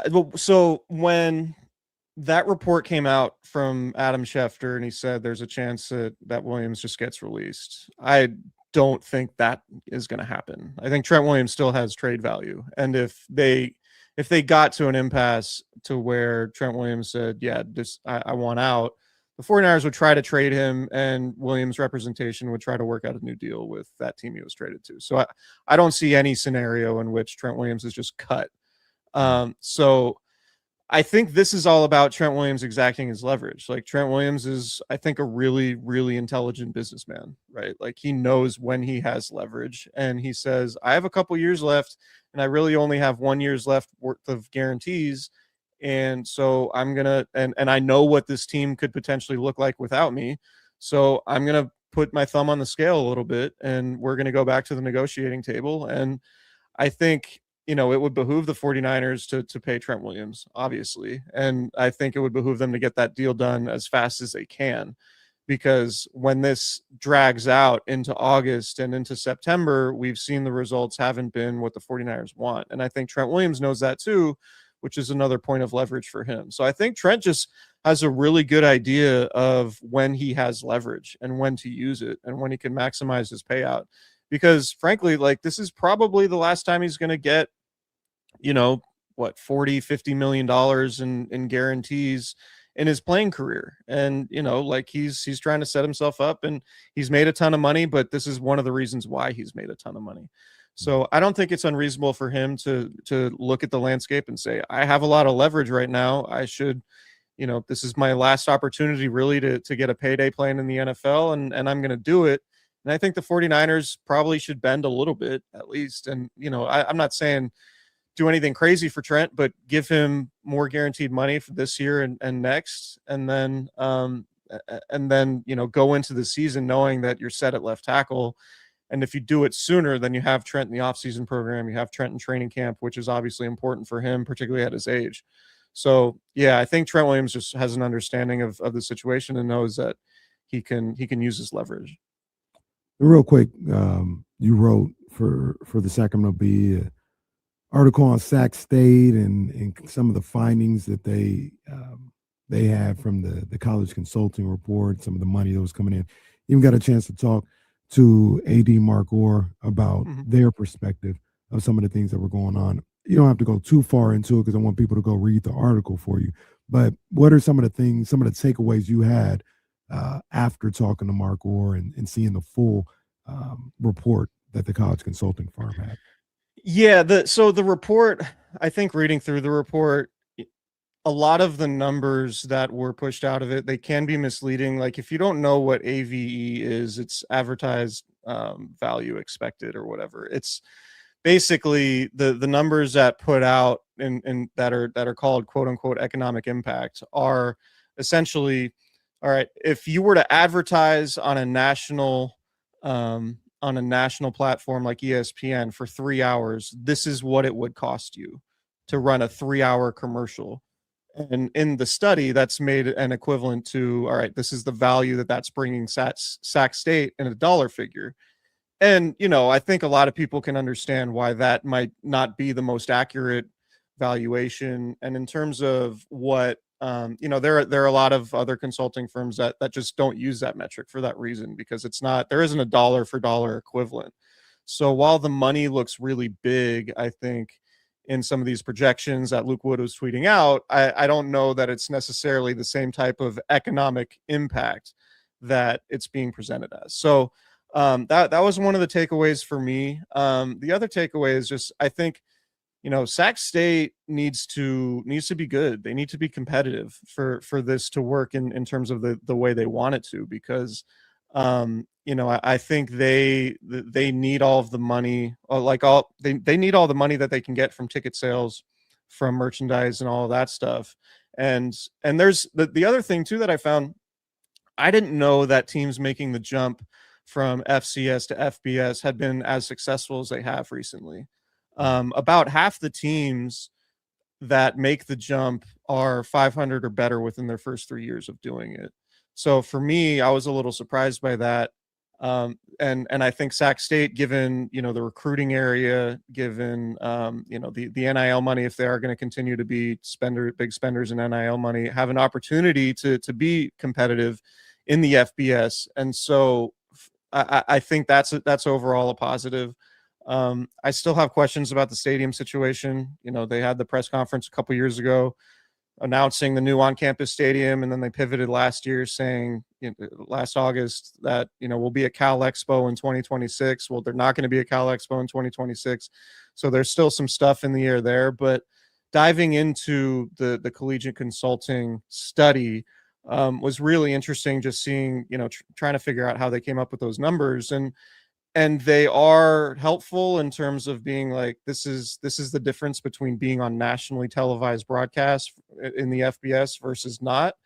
But I don't know that there's necessarily that the numbers that they use are a super accurate way to put a dollar amount on that. Like I certainly think there's value to the college consulting study, but I think some of the metrics they used can be a little misleading if you just pull the numbers out and say, hey, we're over the next 5 years, there's $1 billion of economic impact. Economic impact is both cost and profit. It's just a combination of both. So it's not revenue. It's certainly not profit. So that's sort of what I think can be lost. And that's why, you know, we took a deeper look at it, is to try to, you know, tell people like this is what those metrics and those numbers actually mean. And real quick before you go, I always looked at that as like that happens in a number of different walks of life, right? Somebody could be like, my house is worth 1.3. That doesn't mean that's what you're getting. Or somebody's net worth is 45 billion. That doesn't mean if they sold all their assets. Like that happens all the time. Like it literally happens all the time. And that's usually how I take that kind of stuff. And that's how I took the Sac State stuff. It was just interesting how people took that as fact like that. And he's saying this is what it's worth. Like, no, it's just an evaluation based off of research. And I don't know. That happens all the time, in my opinion. Yeah, and that's what Mark Orr said too, to his credit. He was like, this is a projection. This is not the be all end all. Like, we still got a lot of stuff to do on our end. Just getting to the FBS doesn't guarantee that Sac State's going to bring in all this money. Like, they got to be good. They have they need to be good. They need to have a good product. They need to recruit well. They need to coach well. Like, all that stuff is still important for them to be successful. It's not just making the jump to the MAC and then you've made it. Like, they have an understanding of what needs to happen and all the pressure that they put on themselves by making this move in the way that they did. That's the Sacramento Bees, Chris Biederman. Chris, thanks for joining us. Appreciate you being on here for spent the whole segment. Yeah, man. Get your sleep in, bro. Yeah, get your sleep in. I will. I'm going to go back to sleep right now. I'll talk to you guys soon. Appreciate it. All right, Chris. All right. Me and you got football to talk. That's right. You had an issue with one of my 49ers takes. Big issue. Yeah, big issue. So we'll be talking about that. The Jump with Kyle Madsen and Jesse Tapia. Casey in for Kyle Madsen. You're listening on ESPN 1320, Sacramento Sports Leader.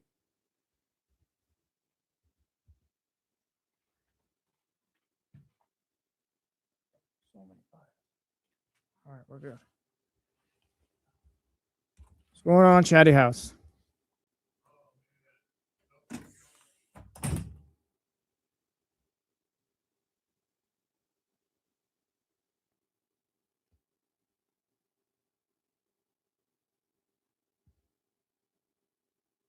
Yeah, Russ, the 7 and 9 does fly by pretty fast. It's a nice little sprint, though.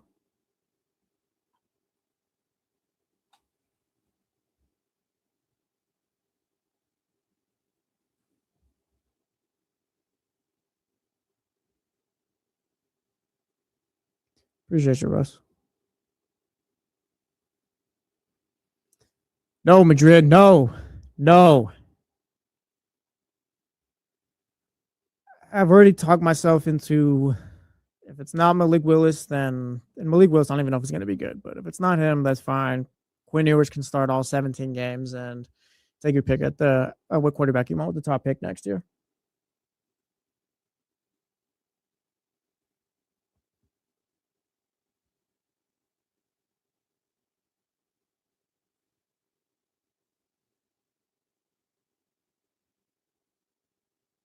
Search for a quarterback continues.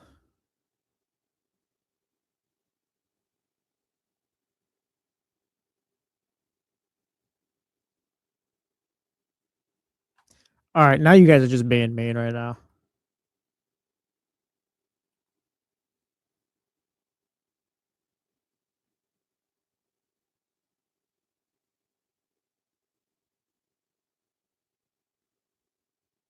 Yeah, there's that.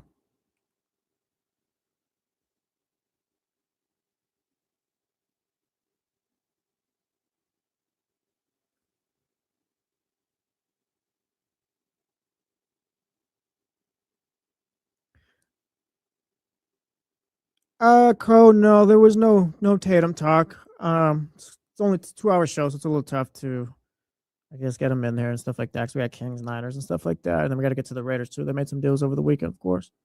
But I mean, the dude looks like he's back to normal. He's got the minutes restriction, like he's got to get comfortable and stuff from his Achilles. But guy, watch out for those Celtics. That's all I'll say.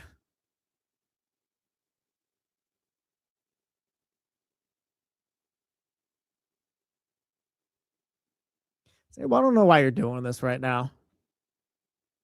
Maybe the Bucks will finally do something in the playoffs, huh? Says the guy who's never even seen his team win a playoff game.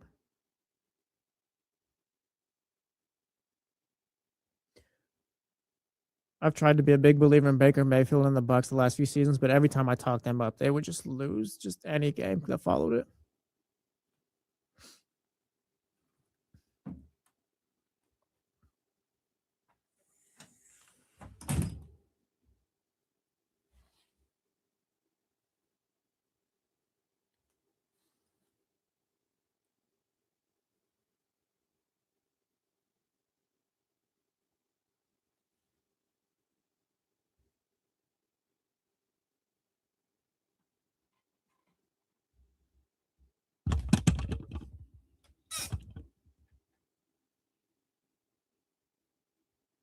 Shout out to the Colts. They traded their third pick, right, for Trent Richardson.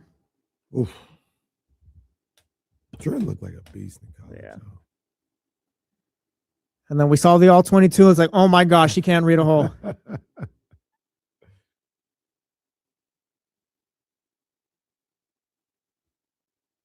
Spurs might just be the best team in the league. They did some work against the Rockets, man.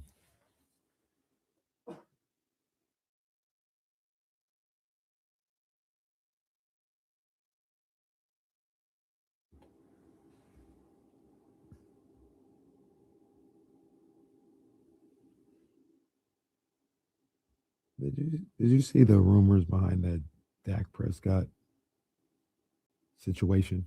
Yes. Sounds like something you should have hashed out before. Yeah, it's too much money. Like, I guess I can't afford those problems, I guess. Hey. Yeah. I mean, I guess we didn't have that discussion when I got married. No. And it's like, let's just say he paid $1 million for the wedding. I don't think he did, but I guess in his eyes, I'll lose that $1 million before I lose potentially half of my earnings. Coming up right now, Warren. Yeah, but that conversation feels like it should have been had and hashed out. You would think a long time ago. Or maybe just all right, we'll talk about it later, and then later came up. We're back.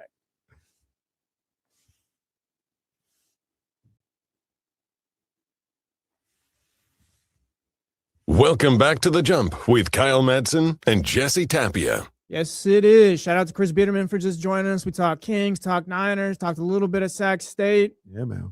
Talked about how earlier before, Chris. Hey, maybe it's not so bad. We keep the vets around. Got some thoughts. There are some positives. There's some positives. Yeah, There's some positives. But yeah, we've been talking a lot on The Jump. Kyle Madsen, Jesse Tapia, shout out Casey, and we'll meet the next couple of weeks. But let's move on from the basketball stuff. Let's get back to the NFL stuff. We talked about it on Friday. Shout out to the Raiders for trading Maxx Crosby for 2 first-round picks. Yeah, shout out to first-round pick this year, first-round pick next year. Good ups by the Raiders. Yeah. That was something that needed to happen. It was right there for you. You have a top-flight guy who could net you back more draft capital as a team that is just kind of far away from being a really good team. At least it feels that way. So, yeah, why not go ahead and make that move where you can, like I said, work on building that roster up.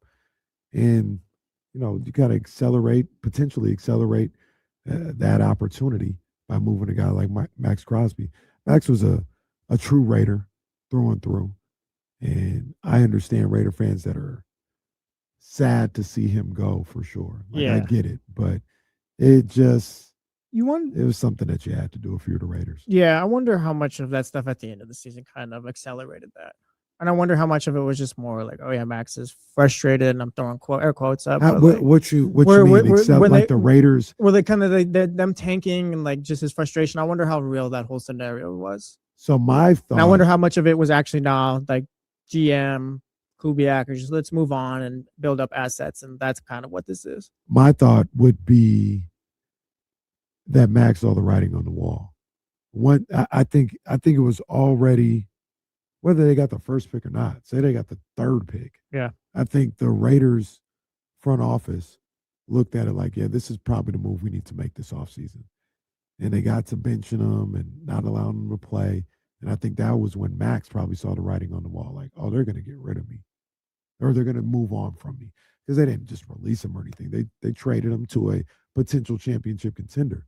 But he wanted to stay with the Raiders. Yeah. But I think that might have been one of the first times that Max saw the writing on the wall. I think this was something the Raiders probably had in mind mid-season, to move on from Maxx Crosby. Yeah, that's a good point. So, and Raiders will have the first and the 14th pick of this year, the 2026 draft. Good stuff. I've seen, I think already, the mock draft. Oh yeah, Raiders draft Fernando Mendoza and then take his wide receiver, 14. Go and get yourself an offensive lineman if that's available at that point. Yeah. See, here's the killer with the offensive lineman thing was I think they spent two they of had the a second round pick picks last year. Yeah, second or third round pick, I believe. I think both. Yeah. I think in the second and third round they went offensive lineman, and that struggled. That Yeah. offensive line struggled. Which now you can always continue to build towards maybe the building offensive in line. free but agency through the line and all that. to do but, that too.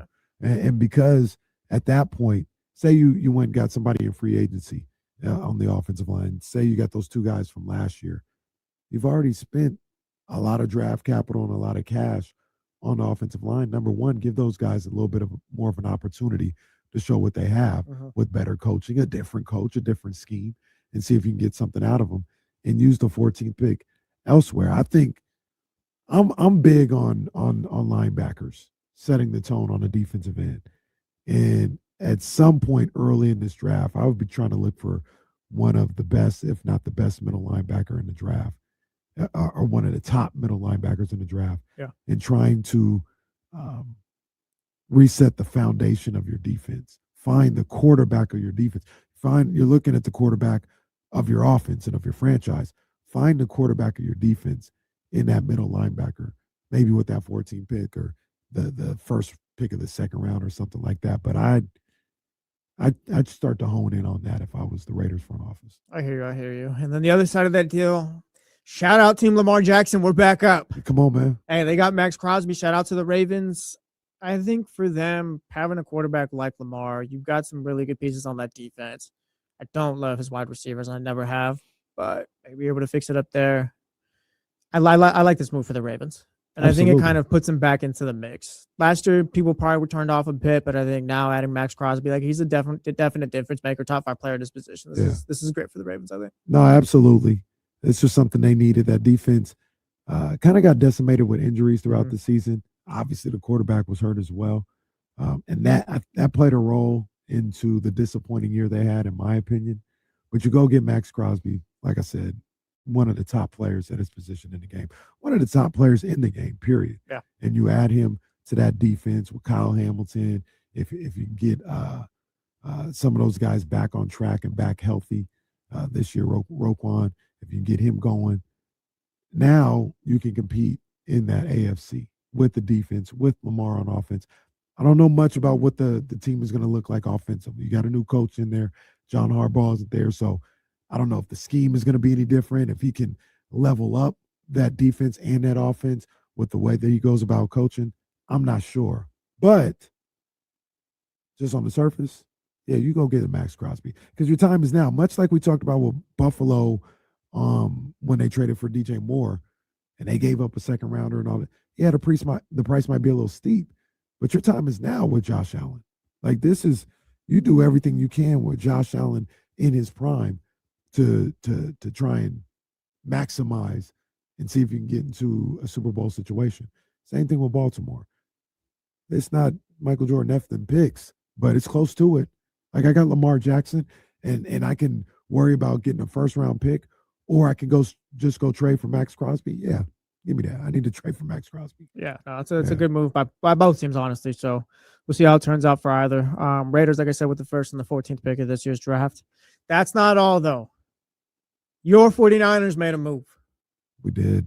Made a move. Why do you come on? We did. Yeah, I am hyped. That's my guy. See, hold on. That's my guy, Pinero. What did Kyle leave me with? Did we get the 49ers signed kicker Eddie Pinero to a 4-year. Don't do that. What? Don't do that. They made a move. No, we literally didn't make the playoffs the year before. 4 years, of the kicker. $17 million. No, yeah, that's why it's a good move. That music was condescending. It was a little bit. I feel like people laughed. But yeah, no, shout out to the Niners. I mean, yeah, when you go from a Jake Moody to a guy you can rely on, yeah, go ahead and lock that guy up. Oddly enough, Eddie Pinero missed his first kick as a 49er. Oh, yeah. It was the extra point against the Saints, and he missed it. I said, here we go again. And, didn't miss a kick. He might have missed 2 extra points that day, but didn't miss a kick for, another 6 weeks. It was absolutely money. Oddly enough, yeah, you had to bring him back. Yeah. You had to. With the way Kyle Shanahan likes to call games sometimes, with what Eddie Pinero showed with the accuracy throughout the year, you had to find a way to bring him back. I'm not going to act like I'm a capologist for what the price is on kickers normally. I don't know what they normally make. Yeah. I barely know they're on the team half the time. So I'm assuming this is just good average price for a good kicker in the league. And that's what Eddie Pinheiro was. Yeah, and it's less about the Eddie Pinheiro move, but it's kind of been my thing so far in the offseason. I think the 49ers need to make a move this offseason. And I mean, not like a move, not like a bring in Debo Samuel, welcome back to the family type thing or anything like that. But I think you need a Garrett Wilson type or just that playmaker. I'd rather it be on offense compared to defense, but I think you need that type of move this offseason because I think there is not an opportunity, but it's a scenario where they do get maybe not passed up because you are the third best team and you were the third best team in the division last year, but maybe the gap widens between you and the Rams. And I just don't love their offense right now, the 49ers. I don't necessarily love their defense. The defense is fine, but it's just right now, the wide receiver room, I don't trust. CMC looks like he took a little bit of a step back last year. George Kittle's going to be coming off that Achilles. It's just, I think it's time for a move now. Now, here's one thing I'll say with CMC, almost 1,000.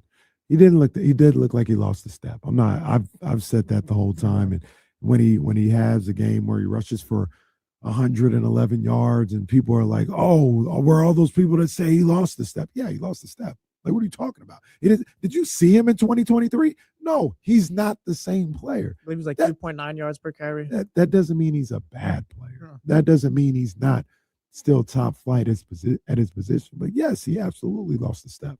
So I agree with you there. I think that here's where I do disagree a little bit. If there was any time to say, yeah, maybe they need this and that, maybe these guys are getting a little older, or maybe the young guys are proven. There was any time to say, but we saw it firsthand. When that guy's in control of everything, they'll always be right there. Kyle Shanahan and what he was able to do last year. What he was able to do last year with nothing. Mac Jones resurrected his career the year before, resurrected Sam Darnold's career. If there was ever a time, Jesse, when it would be like, you know what? In other situations, yeah, these guys might fall off the map. But with him there, the Niners ain't falling off the map.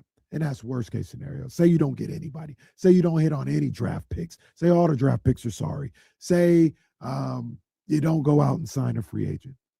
They still going to be right there with 10, 11 wins. I'm saying it right now today. They be in there with 10, 11 wins. And I'm already going to start the narrative again. We're going to go through the narrative again, Jesse. Because guess what? Last year, remember, they didn't even have Ricky Pearsall. They didn't know if he was going to be healthy. They lost Brandon Ayuk. They had Jawan Jennings out there. He was holding out. Everybody was saying, who they going to throw to? Who they going to throw? All August on D-Lo and KC. That's what they were talking about all the time. Who they going to throw to? That wide receiver room is awful. I said, everything will be fine. Okay. And, well, the Niners got an easy schedule. They should win this and that. I'm sorry. What place schedule do they have again this year?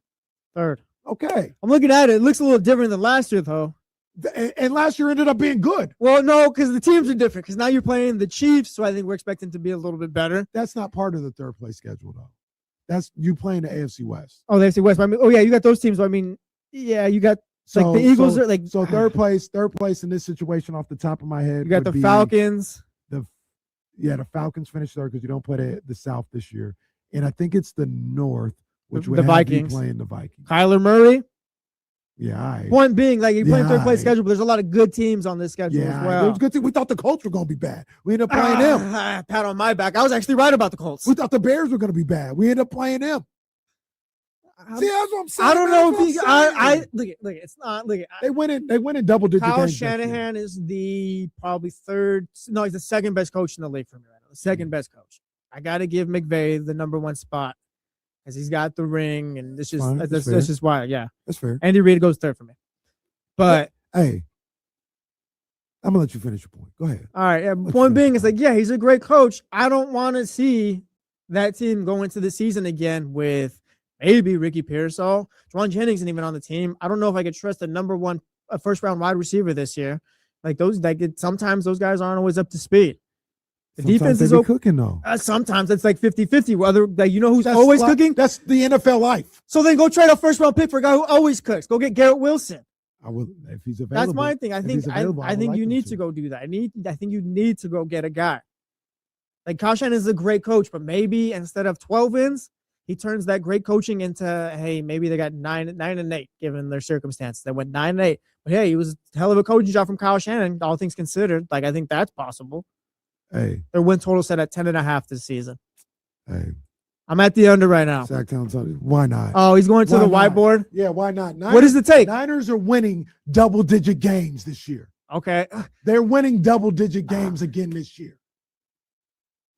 Okay. They had the, I feel like they we had got to the put injury some situation from hell last year, and they still won, 11, Well, 12, 13 That's games? not fair though, because if they do trade for someone, it's like, yeah, I'm with you. Yeah, they'll win I'm double saying digit. I'm saying it now before it happens. I'm saying it now before it happens. They might not trade for nobody. They might not sign nobody in France. I'm saying it right now before it happens. They're wearing double-digit games. I'm willing to put it on the whiteboard.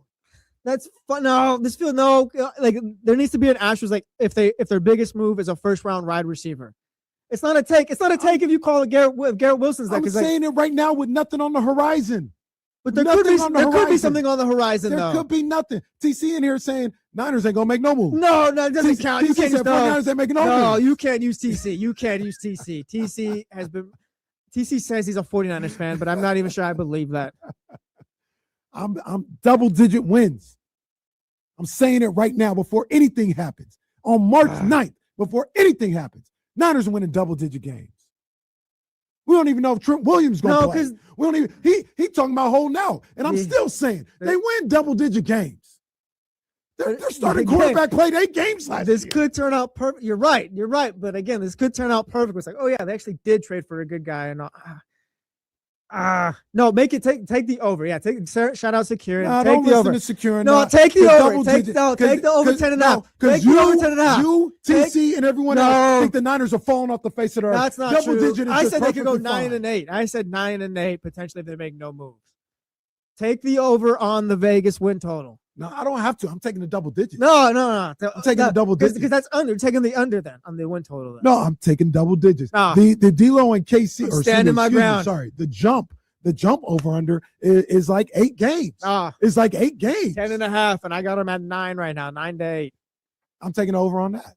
No, I got them You 9 got to 8 them 9. wins. 9 to 8 wins. You got them 8 or 9 wins. I'm No. taking the over on the jump. Oh, nope. Yeah, it's not whiteboard worthy. Take the over. Take the over at 10.5. Oh, Take the over at 10.5. Whoa, see, I was ready to go right to the whiteboard, No. man. I was ready to go right to the whiteboard, man. No. Because I'm saying it with the courage of I'm saying it with my chest. Yeah. They win in double-digit games at the very No, least. that could be That's the floor. No, that could be That's them the taking the over. floor. No.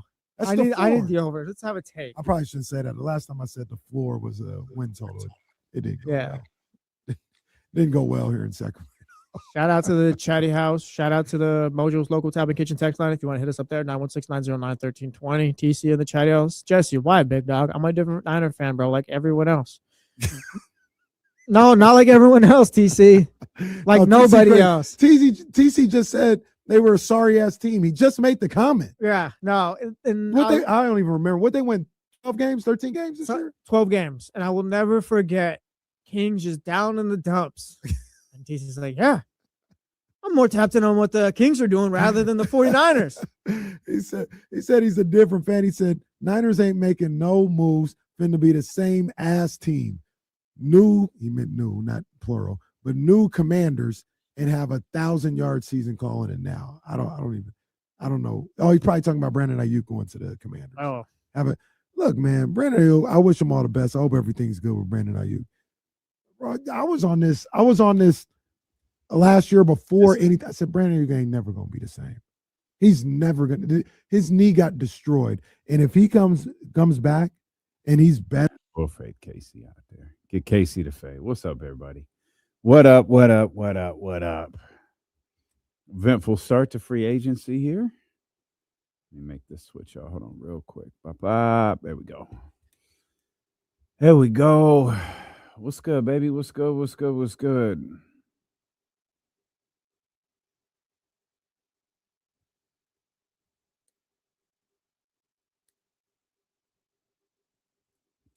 Y'all parents use screen time on your kids?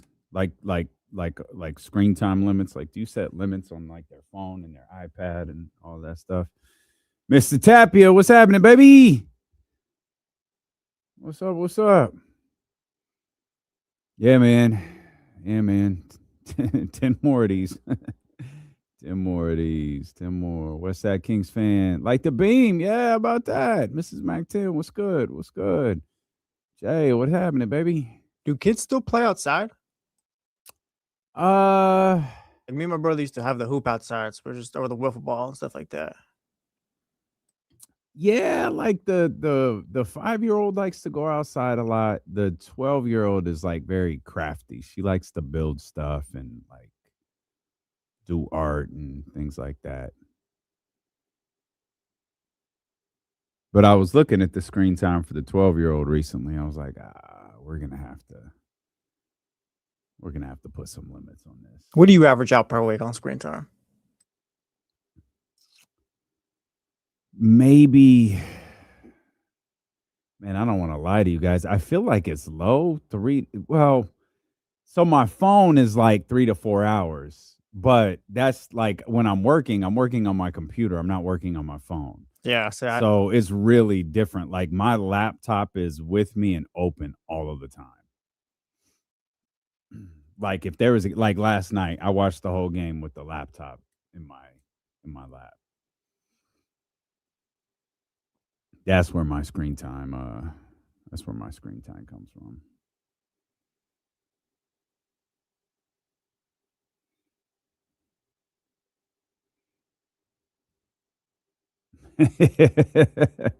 I hear you. It's actually a setting because I can control her settings from my phone. Like I just set it from my phone, and yeah, I don't think she knows. That she has it yet. And she's not the type who will get mad. She'll just kind of be like, "Why?" We need to.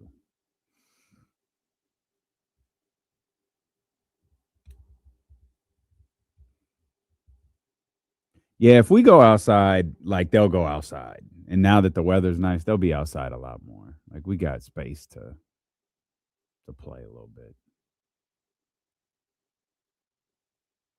I don't even know what this means. What y'all got to like switch a button or something? I thought this was the live chat.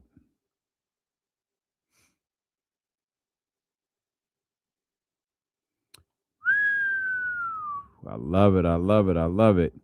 Yeah, Zebra. Yeah, you do. Zebra grows her own grass also. True story.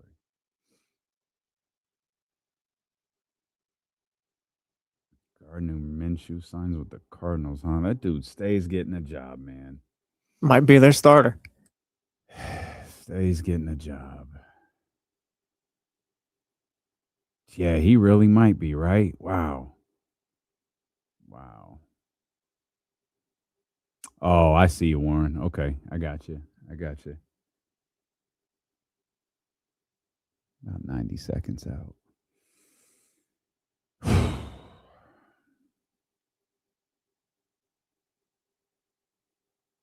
Oh, I got you, Warren. Okay, I'm caught up.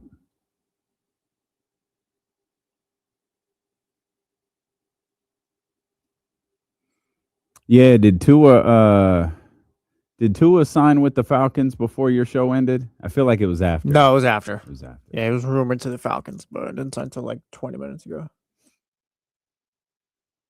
Oh, okay. That's right. Yeah, it was okay. Kept thinking I gotta update my notes.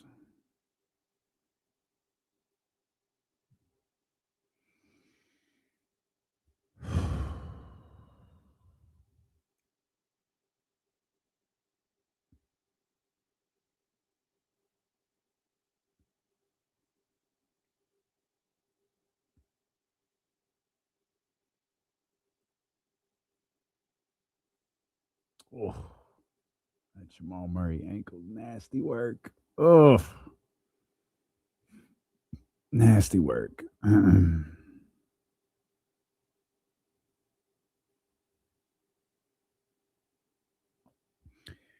right, y'all.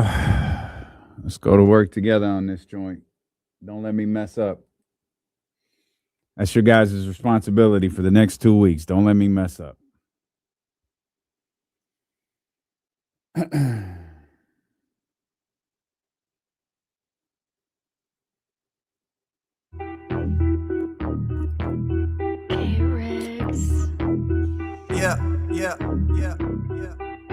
got them screaming D-Lo, KC, D-Lo, KC, D-Lo, KC, D-Lo. We got them screaming D-Lo, KC, D-Lo, KC, D-Lo, D-Lo.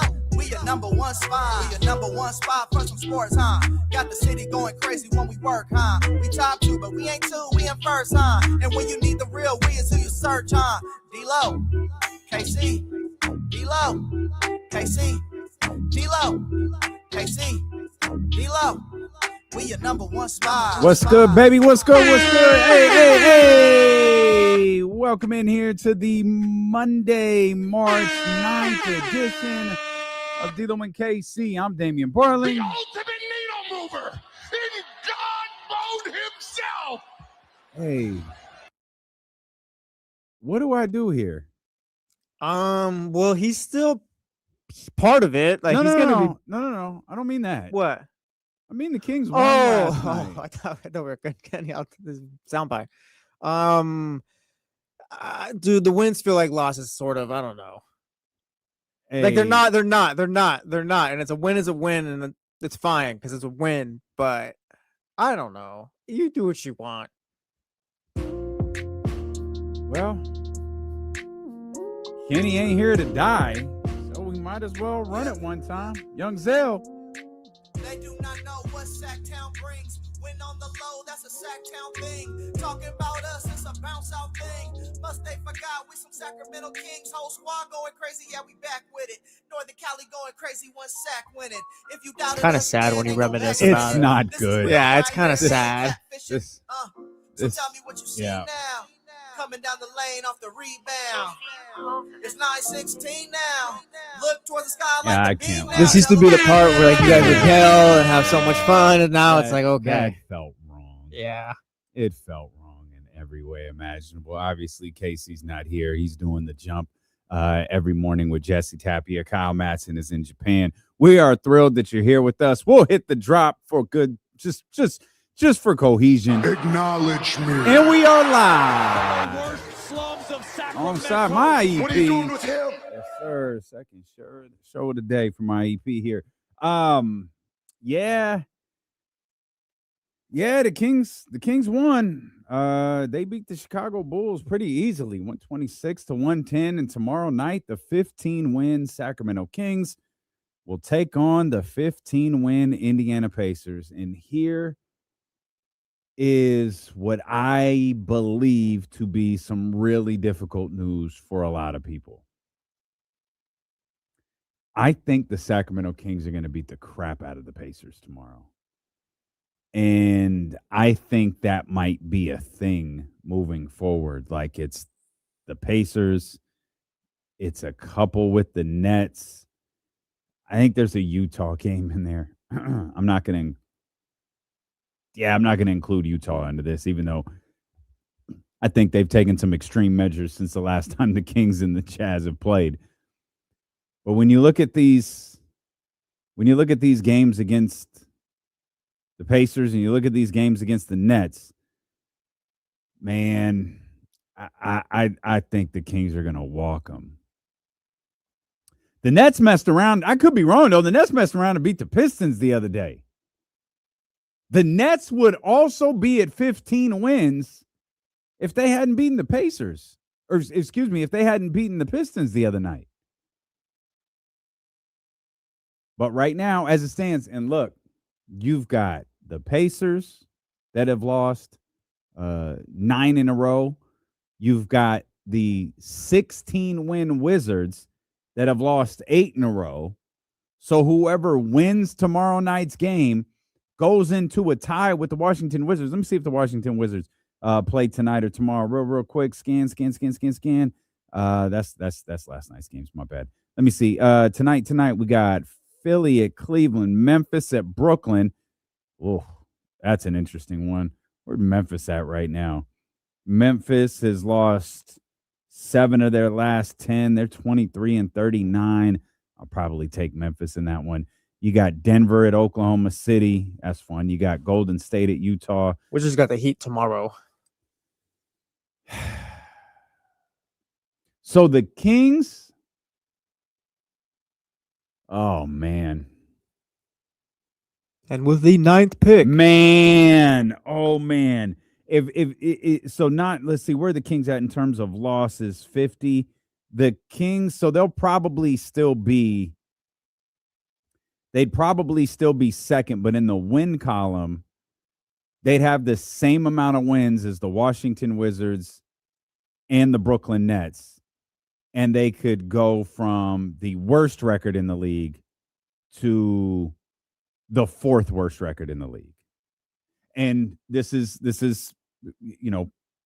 we've talked about this extensively for the last, week and some change. The odds for the number 1 pick are the same when you're in the bottom 4. It's the same. It's like 14% or 13 point something. That's not the issue. The issue is the worst case scenario. The issue is when you have the worst record in the league, the worst you could pick is 5th, 2nd to 6th, 3rd to 7th, 4th, all the way to 8th. And I think that's what we have been conditioned to do as Kings fans is think of the worst. The Kings once did have the worst record in the league, and they couldn't have statistically finished any lower than they did in the draft that was Blake Griffin to the Los Angeles Clippers, and it wound up being Tyreke Evans to the Sacramento Kings. But we have conditioned ourselves for this. Now, the flip side to that is we have had some luck on our side. Like, remember, they won the lottery. They moved up in the lottery when they drafted Keegan Murray.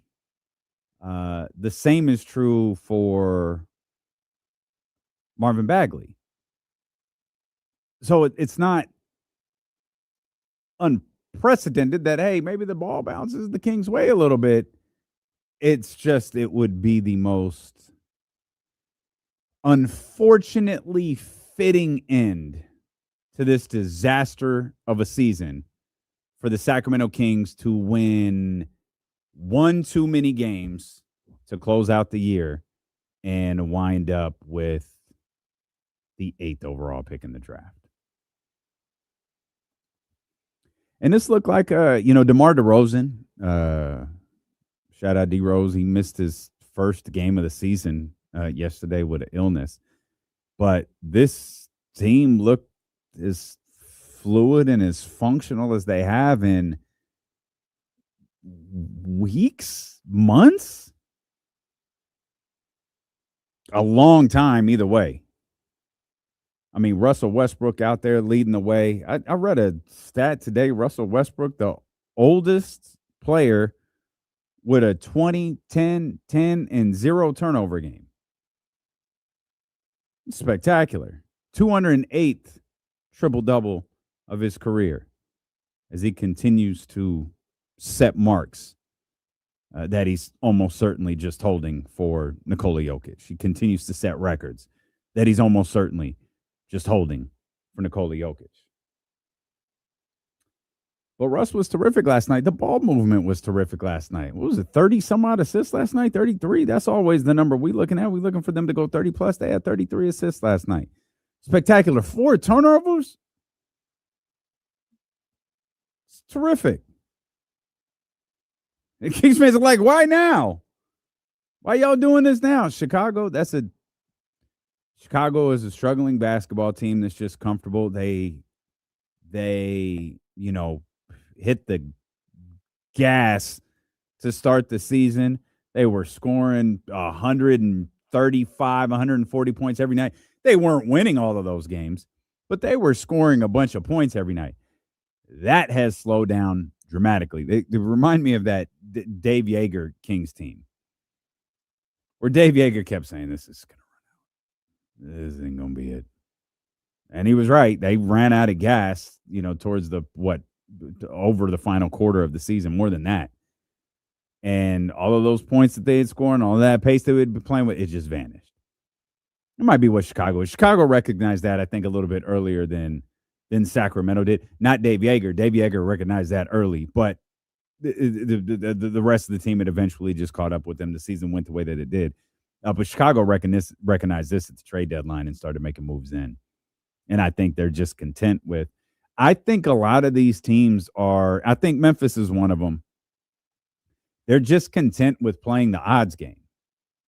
It's not about getting the number one overall. It's not about getting the worst record in the league or anything like that. It's just the lottery has essentially flattened since this 2019 adjustment to the odds. It's changed. And I think teams are willing to, there's no greater example of it than what we saw last year with the Dallas Mavericks. The Dallas Mavericks, a 39-win playoff team that won a play-in game, fortunately, and, ultimately missed the playoffs, and won the lottery. In a year in which they were the joke of they weren't even the joke of the association. They might have been the joke of professional sports last year for that Luka Doncic deal. But they got themselves to 39 wins, got themselves to the 10th seed, beat the Kings. Can't remember who they lost to next, but wound up losing the second play-in game, and they're out of here and they win the lottery. And that's what I think we saw Atlanta win the lottery the year prior. I think these teams are just like, yeah, I'm just content. Chicago, let's play these young guys. Let's see what it looks like. Like, there are the truly bad teams on the Sacramento Kings schedule. The Jazz being one of those. Obviously, Indiana tomorrow night, 2 games against Brooklyn. But that's not necessarily all. Like, there are other teams that are on the Sacramento Kings schedule that are maybe they're not bottom 4 teams like those are, which is why we're watching them so closely. But they are teams that are transitioning a little bit. Like, what are they going to do? What are they going to be? New Orleans has no reason to lose games, but I still look at them like, what are they going to look like the last week and a half of the season when they play? What are the Warriors going to look like? Because remember, there's 2 games against the Warriors to close out the season, or right near the closeout of the season. And they're a team that's not like Golden State, Portland. They're in. They're going to the play-in. But does Golden State look at this as like, hey, if we're going to make a true run at this, we can't play Steph. We don't need to play Steph in these games. We're going. We know we're going. By the final 5 days of the season, their position is probably locked in.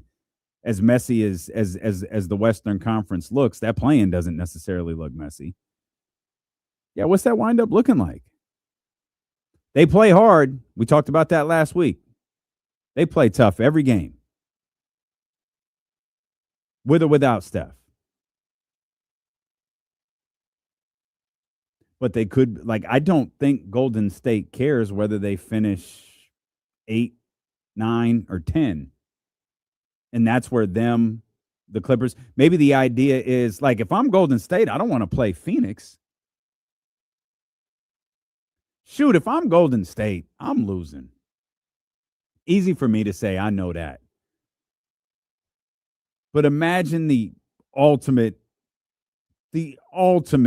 slap in the face to this season for Kings fans is Golden State misses the play-in, or maybe they lose their second play-in game. Assuming, of course, they finish 9th or 10th. And then they wind up winning the lottery just like Dallas did.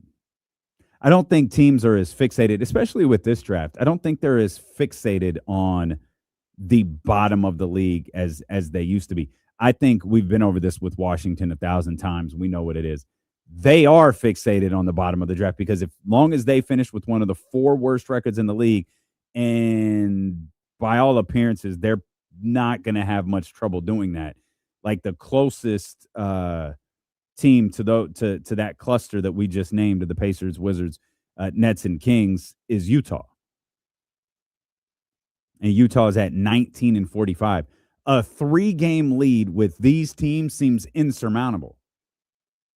Like, Washington really going to win 3 more times the rest of the way?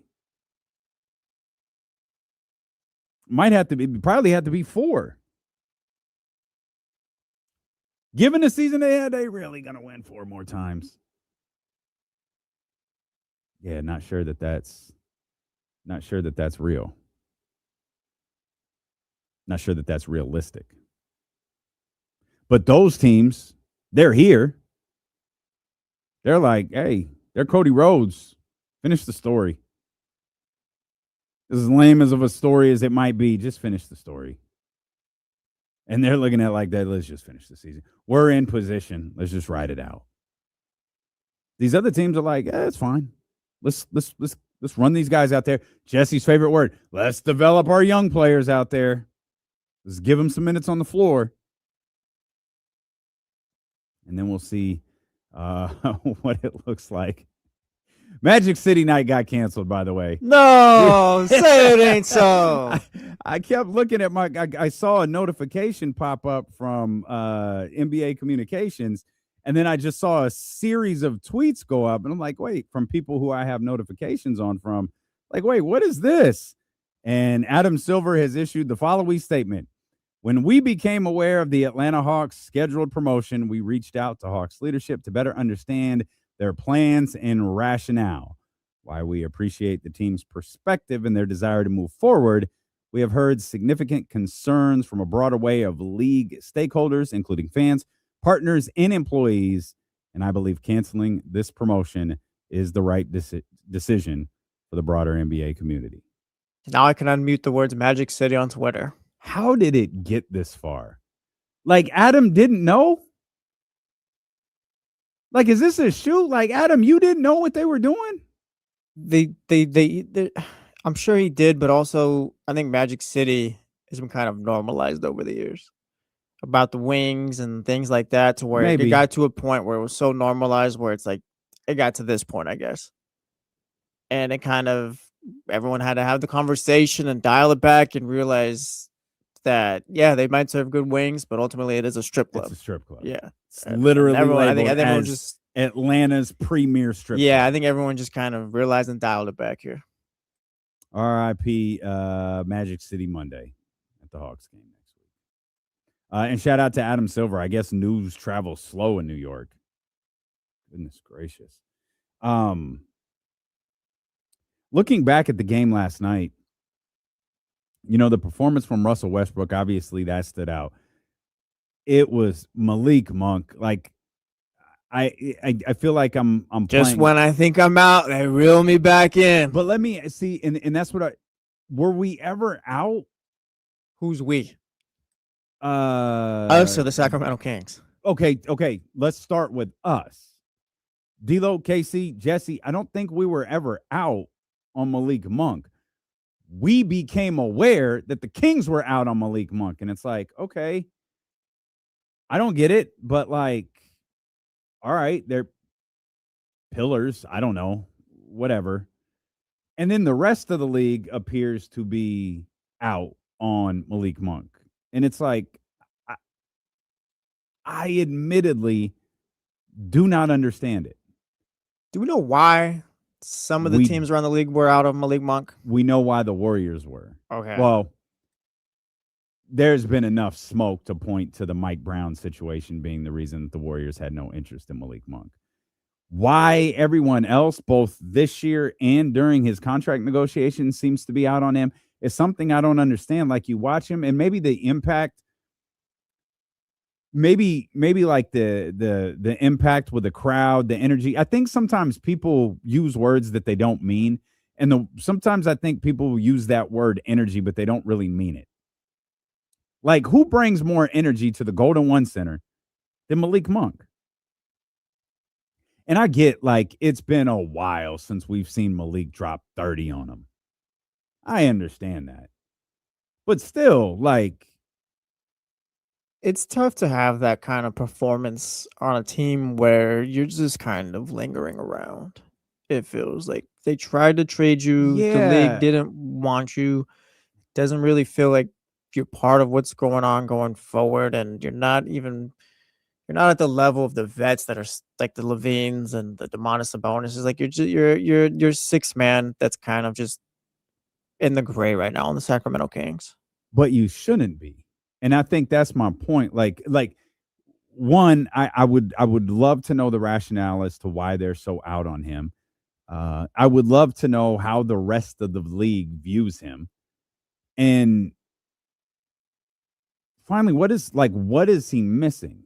I know he is not and it feels like this season, and I could absolutely be wrong, and I could just be making excuses for Malik Monk, and if that's the case, I'll own it. But I don't think that I am. I feel like this season is taking a toll on Malik's performance a little bit. And like like Keegan's not around. Keegan is essentially, slight exaggeration, he's missed the whole season. Domantas Sabonis has missed a ton of the season. Zach LaVine's not around. Malik has just kind of like been left here. Got DMPs for a stretch. Found his groove for a stretch.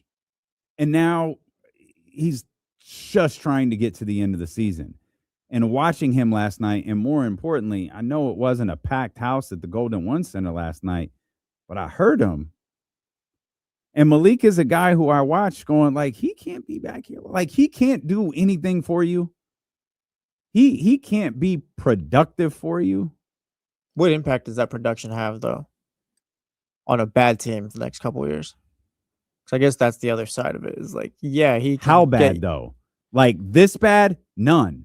Clearly, if the thought process is we're gonna be this bad moving forward, then there's no impact. And you're right. There's no point in him being here. Like, I don't think they're winning as things are now. We'll see what draft picks look like and free agent moves and all that. Like, I don't see them winning more than like 30 games next year or anything like that.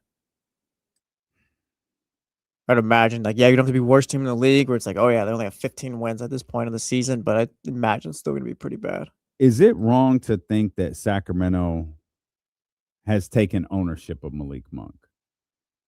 Like, they never took ownership of Zach LaVine. They don't,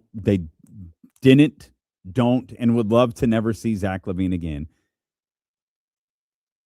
They didn't really take ownership of DeMar DeRozan either. Like, there was the moment at the Golden One Center for sure over 4th of July weekend, but You're talking about like the city and the community, or yeah, it was just kind of like, that's not our people. Like Malik is ours. Yeah, DeMar was awesome if you just leave out all the context around that. Where like he was kind of like the last grasp, I guess, for Beam Team. Zach LaVine. Sorry to that guy. He had the Vivek Ranadive thing on him, and there was no coming out of that. He has the failure of the De'Aaron Fox. Yes, on it. Not even his fault. It's just he was never gonna get out from under that, right or wrong. And yeah, like Malik Monk, I guess.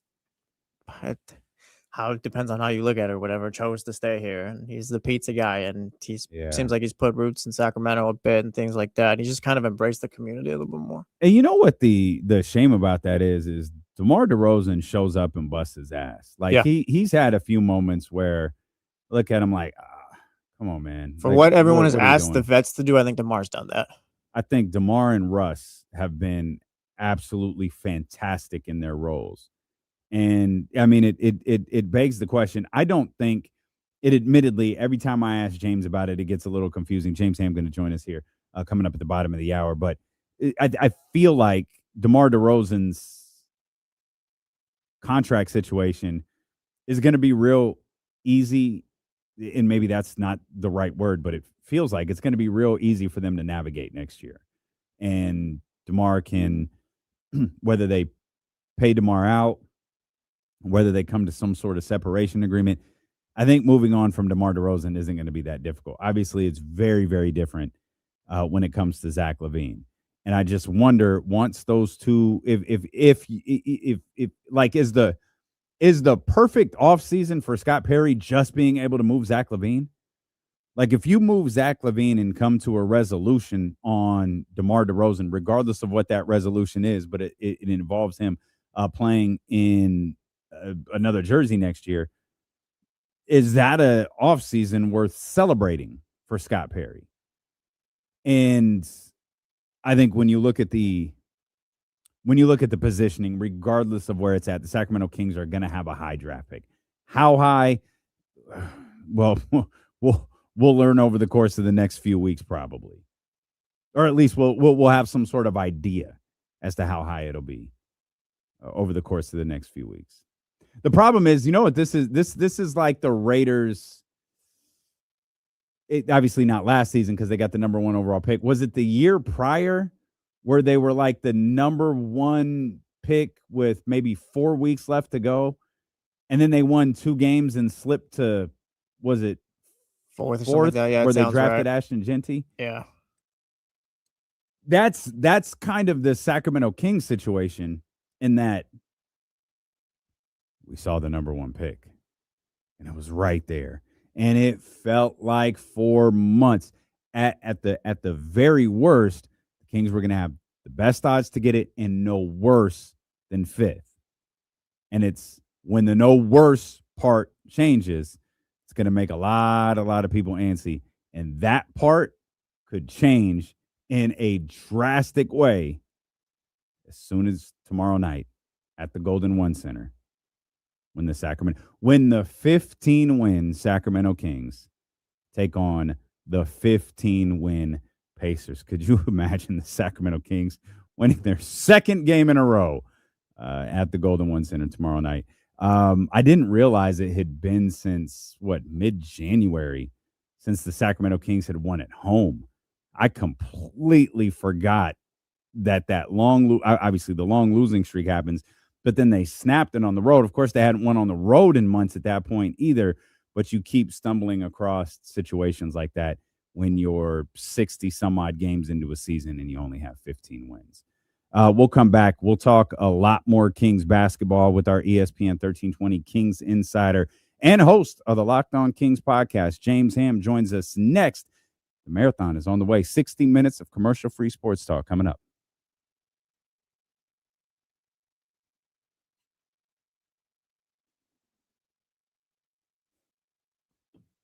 I don't even know what David Jackson's talking about, but it made me laugh.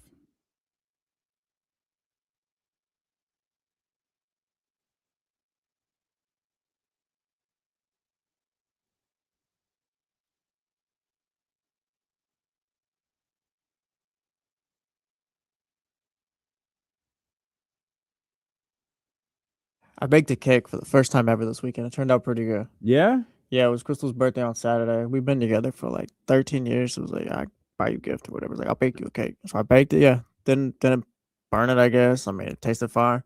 That's dope. Baking's tough. Yeah, I didn't realize like there's differences between like softened butter and melted butter and all that stuff. I had to look that up.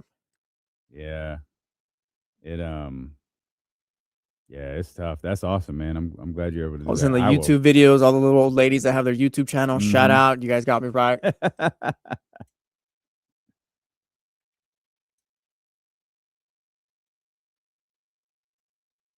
I need to watch some of those when I bake. Oh, right on, man. That's good stuff, Norm. Good stuff, Norm. Love that.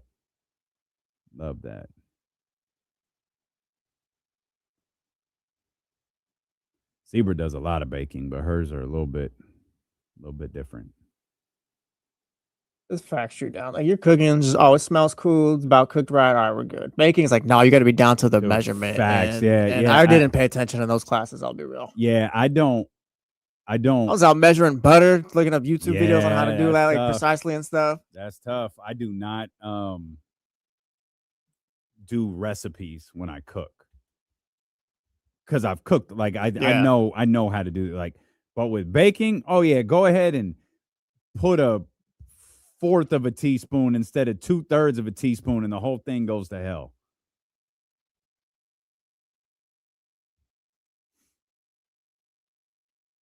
Settle down, JT Lowe.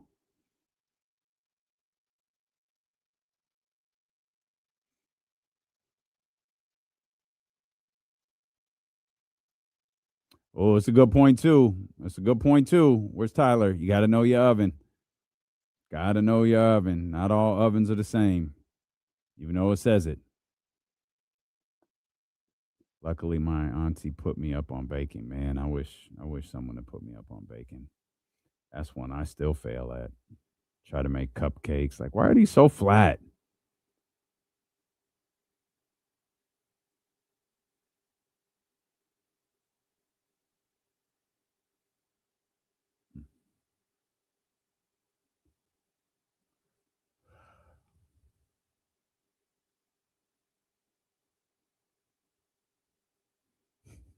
Leezy said it's hard finding a good oven. I don't know why I think that's funny, but it is. That's like a grown ass answer right there. What's hard finding a good oven? Yeah. It's a grown man lazy right there. That's Leezy talking about, man, if you guys knew how long I've been looking for a good oven. Shout out, lazy. There's Hammer. Hammer, what's up, buddy? What's happening, fellas? We got, about 10 seconds. We'll be back. Had to set everything up. Always takes longer than I think. I'm a protein shake guy. Doug Christie's apple cider vinegar. I hate apple cider vinegar, but I do have it. He does it with cayenne pepper. Yep.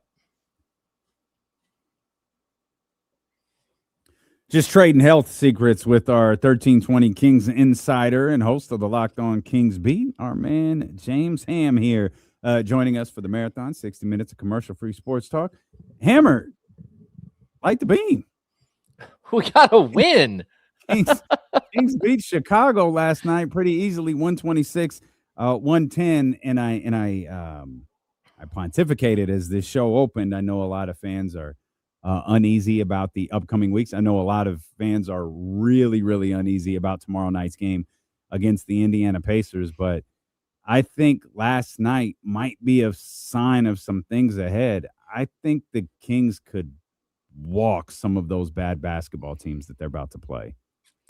Yeah, I mean, they're playing with a different vibe, right? The game last night, with I think it was 4 minutes left in the third quarter, they already had 30 assists. And to be honest, it was kind of weird. Like the way that it worked out early in the game was Russell Westbrook, Precious Achiuwa went to the bench. They were the only two starters or the only two players that had played of all 9 players that played last night that didn't have an assist in the first part of the first quarter. And I was watching them like, wow, that's crazy. They have 7 assists on 9 made buckets.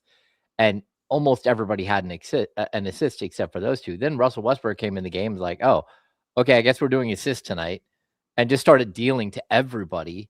Mm-hmm. And watching it play out was really cool because you're like, hey, this is what this should be about. Like everybody gets to touch the ball. Everybody's involved. Everybody's having a good time. Everyone's getting to score. And that's what basketball is about. And they had some moments late in the game where it got sticky for sure, but it was, too far out of reach. And like I think they're doing a good job of at least going out there and fighting on their home floor. Why do you think there's a different vibe with them right now?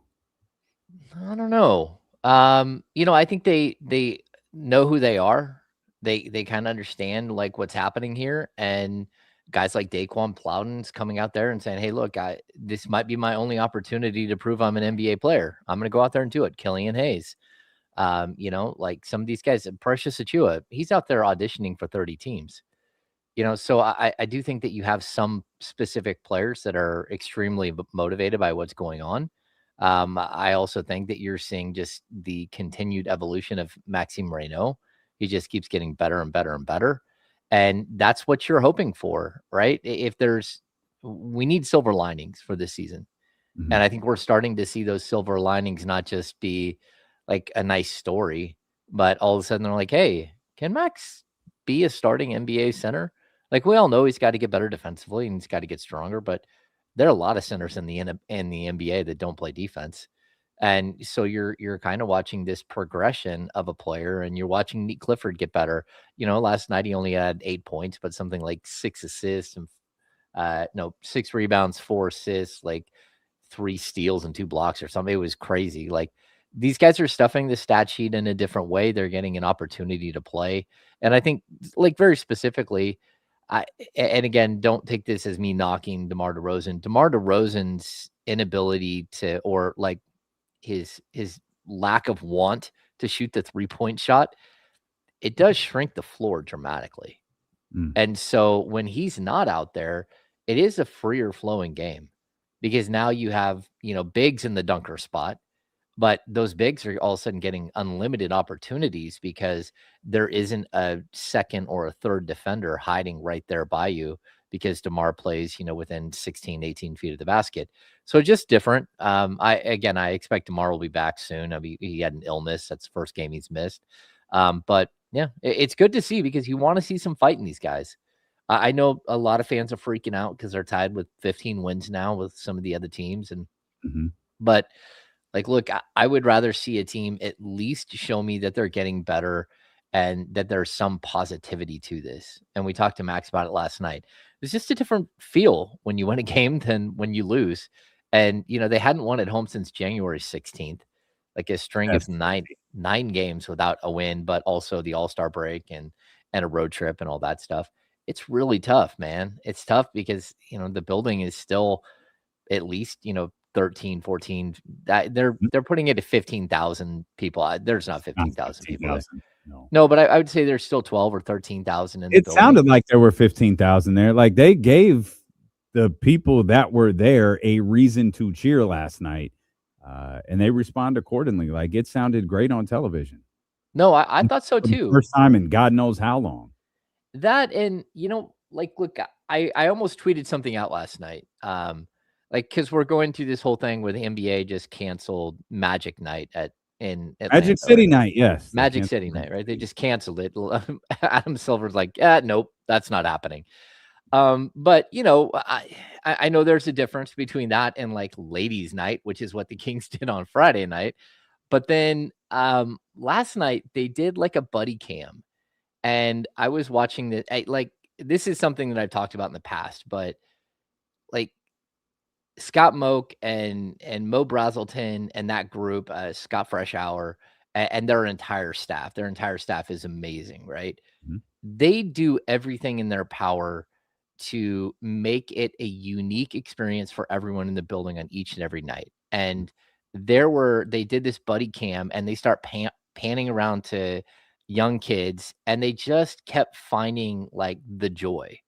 And it's like, 9, 8, 9, 10-year-olds like hanging all over each other, like being buddies and getting to look, and they're on the big screen and they're all excited. And it just reminds you again and again that the NBA is about entertainment. It is about catering to a fan that, whether they paid for the tickets or somebody else did, it's a lot of money. It's a lot of money for a family of 4 to go to a game, whether they're upstairs or downstairs in the building. And watching that play out last night to me was like, okay, the Kings still get it. They do. At least that group does. And it's still a really cool environment. And it was noisy. And, the fans deserve to see a win, like here and there. Like, I don't think every fan in the building understands what tanking is. In fact, I think probably 80% has no idea what tanking is. See, like that's a great point that I think we, being so entrenched in what we do, forget sometimes. Is I took our 17-year-old to the first Laker game where Luka and LeBron didn't play, but the Lakers wound up winning. The only thing they wanted all day was to get on the big screen. That's all that mattered to them. This is 17 years old. All that mattered to them was getting on the big screen, and they finally did it by singing like "Living on a Prayer" or something like that. And they couldn't LeBron, no LeBron, light the beam, doesn't matter. I got on the big screen, and I'm as happy as can be. Yeah, you're making a fan for life. And that's what it is. You're trying to give someone a unique experience. And again, I like super proud of those guys for not just cashing it in, because like in a season like this, like you could just take a night where you're like not at your best, but whether Scott Freshour yelling, are you ready to light the beam tonight sounds appropriate or not, it doesn't matter. He brings the same energy every time. I actually rode in the elevator with him yesterday, and somebody said, "Have you practiced today?" And he's like, "No, I don't practice." He just knows where to be, and he's been doing it so long. He just goes out there and belts out whatever he's got to do. It's the fourth quarter, or I don't know how many people know Fresh is like legit one of the best in the league. Oh yeah, Like, well, so is Moke. He's Yeah. done all-star games and he's done events like that. Like, he has been called upon in league moments, which I always thought was pretty dope. Yeah, I think so too. And like, look, they just put on a good show. I know when I first started covering the team, the guy who was in charge of everything was actually he had worked for Disney for like 15 or 20 years, like doing like parades and stuff at Disneyland itself. And so he had this huge background on putting on a performance.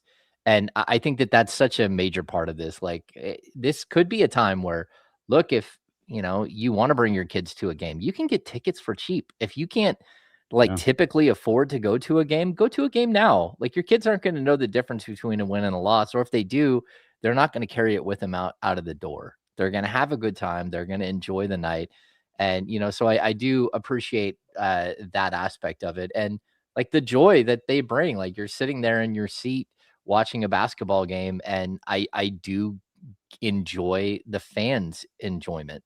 And it's fun. It's fun being at a Kings Warriors or a Kings Lakers game where it's like a mixed crowd and every single shot is being cheered for. Yeah. It's unique, but it's an experience. And I do think it's cool. Hammer, let's get back to last night's game a little bit. You mentioned a couple of players. I want to start with Daquan Plowden. I don't know exactly how you evaluate him or what you do with him, but if we're talking about development and we're talking about guys getting on the floor and potentially trying to make an impact, I feel like Daquan Plowden has made the most of his time in a Kings uniform. Oh, I totally agree. And like, look, they're going to have a decision to make here in a couple of days, and that's whether they're going to give Killian Hayes a contract for the rest of the year, or when his 10-day contract expires, you're only allowed to give a player 2 10-day contracts. Right. So you can give a new player a 10-day contract, but I think the Kings are more in a mode where they're either going to give Killian Hayes a contract for the remainder of the season just to see what he has. And, again, there's so much to like about what you're seeing outside of the shooting, right? If you're just watching him play defense, or you're watching him throw the lead pass, or you're watching him do some of these other things, there's a lot to Killian Hayes. I like him as a player. You're just really bummed out every time he misses a shot. And unfortunately, he misses them badly too, for the most part. But they have to decide whether they're going to give him the contract for the rest of the season, or if they're going to give Daquan Plowden, potentially move him up to the main roster. And I'm pretty sure that that's what they'll do. I haven't talked to Scott Perry about this directly, but there's a really good vibe about Daquan, and he's a guy that they liked. They went out and pursued when he became available, because I think he was part of the Kevin Durant trade, and then ended up getting waived out of the Kevin Durant trade. So I would not be surprised if at the end of this 10-day contract by Killian Hayes, the Kings give Daquan. We got a hand freeze, an official hand freeze here at 2:44. See, that one just snuck up on you. You had no idea that was coming. The connection was flawless. No hiccups in the delivery, but Ham froze in sharing his love for Daquan Plowden. And this is a bad one. I don't know that Ham is going to unfreeze. He might have to do the whole internet reset thing. Oh, there he is. Ham Stupid unfroze, Wi-Fi. and he is shaking his head. He never finds it as funny as we do. But you left off on I know. Yeah, just to wrap up, like, what you can do with Daquan, just so people understand, is that you can give him a contract for this year, but you can also, it's usually like a 2 or a 3-year deal that you give a player right now. And then the next contracts are non-guaranteed. But what it does is it wraps him up with your team, not only to the end of the season, but it allows him to work out in your gym all summer. It allows him to play for the summer league team, to play for the California Classic team, and basically have this huge runway. And then you get him in training camp, and if you like him and you still have him under contract, and it probably wouldn't even be a guaranteed contract until you get through like the January 10th date.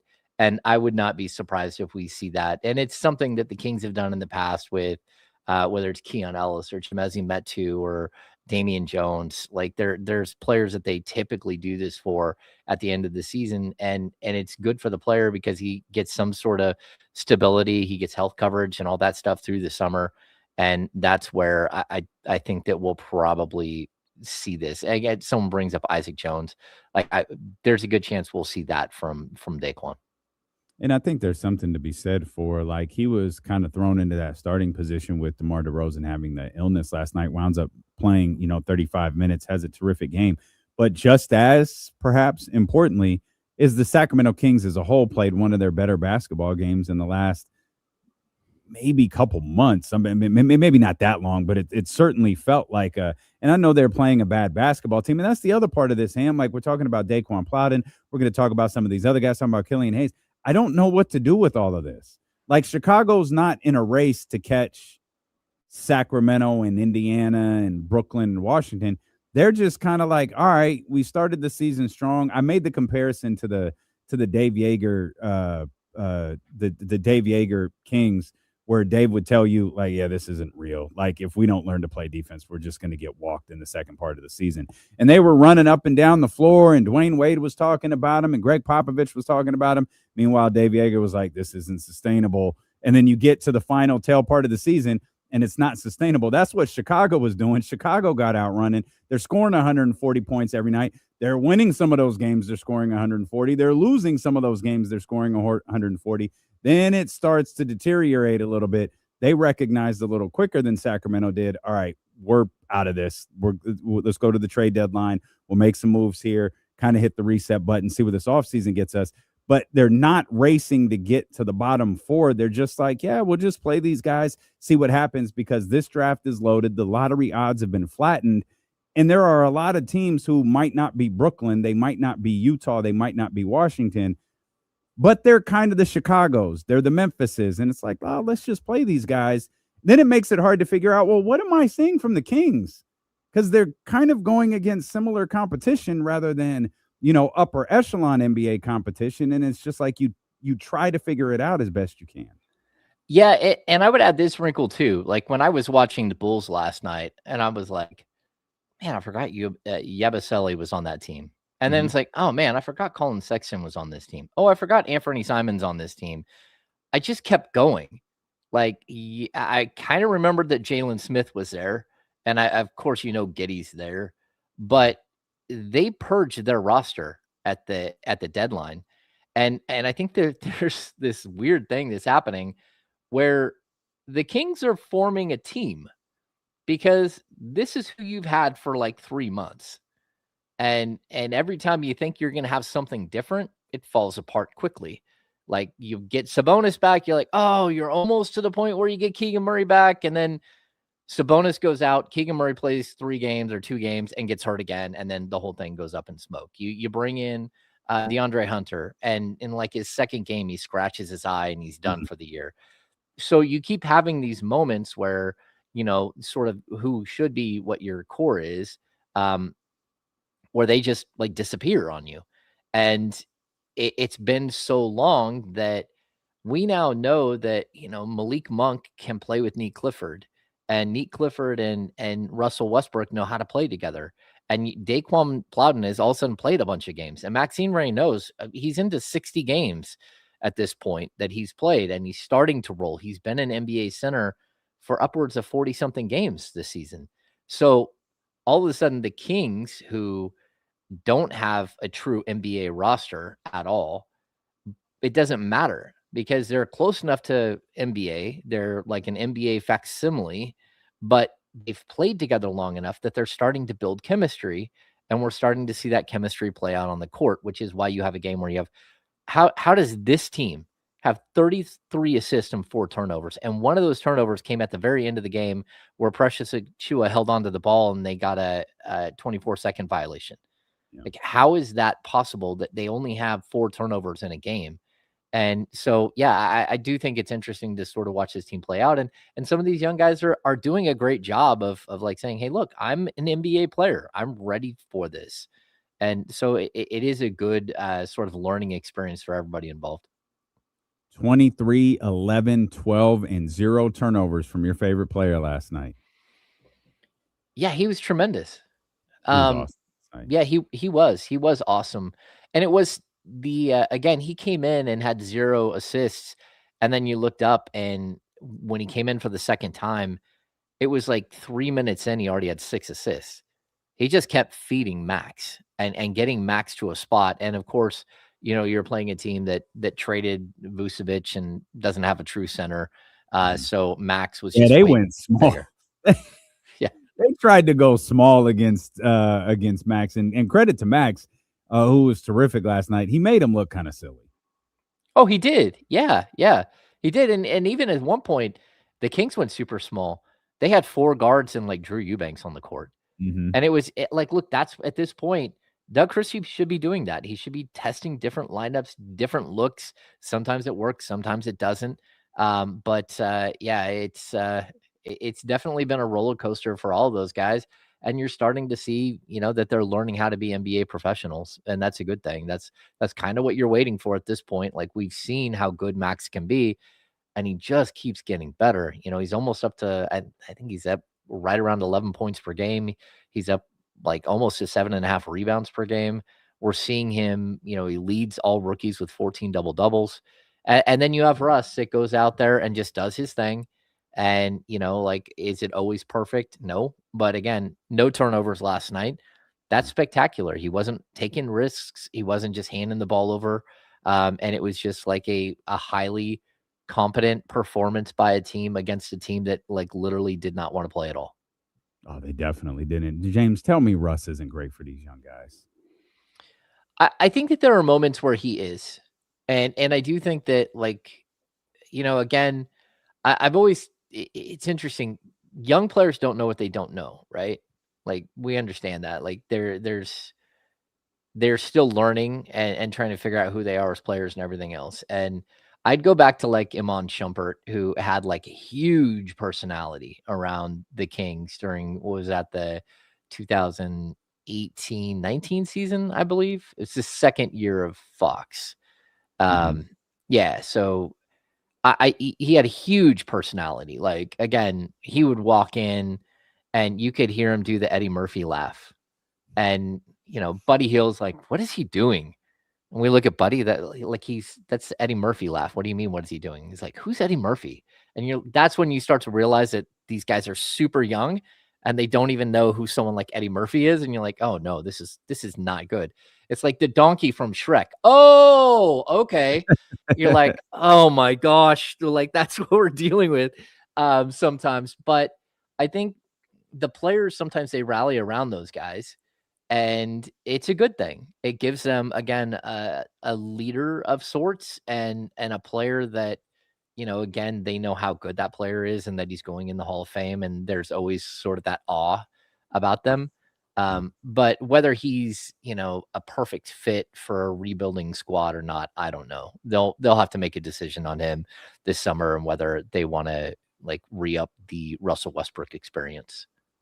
Yeah, I mean, there's probably a lot that goes into that, and I want to get back to focusing on on some of the young players that we saw last night, particularly Nick and Maxx, who you've both mentioned. But when you look at the makeup of a roster, man, having a Russell Westbrook back, I don't know what this winds up looking like given the season that he had, but like having a player like Precious Achiuwa back. Like, I think that actually would go a long way for guys like Maxx and for Nick and even to a certain degree, Dylan Cardwell, whoever comes in. Like, I posed the question earlier to nobody in particular because I'm here by myself. I was just asking people in the chat, is the like, if you could walk away from this offseason with one thing from Scott Perry, it's getting Zach LaVine out of here, isn't it? Yeah, probably. Because it feels like the DeMar situation can be worked out. Like, you've explained the DeMar DeRozan contract on numerous occasions on this show. And every time I walk away going, if they want to move on, they probably can relatively easily. Yeah. But No, no. Zach is far, far more complicated.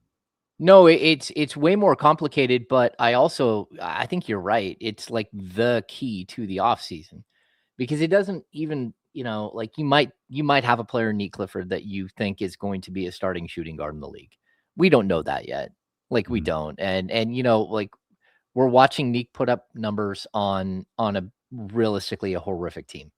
And that's not to take anything away from what he's doing, but every bad team in the league has somebody who's close to a 20-point per game score.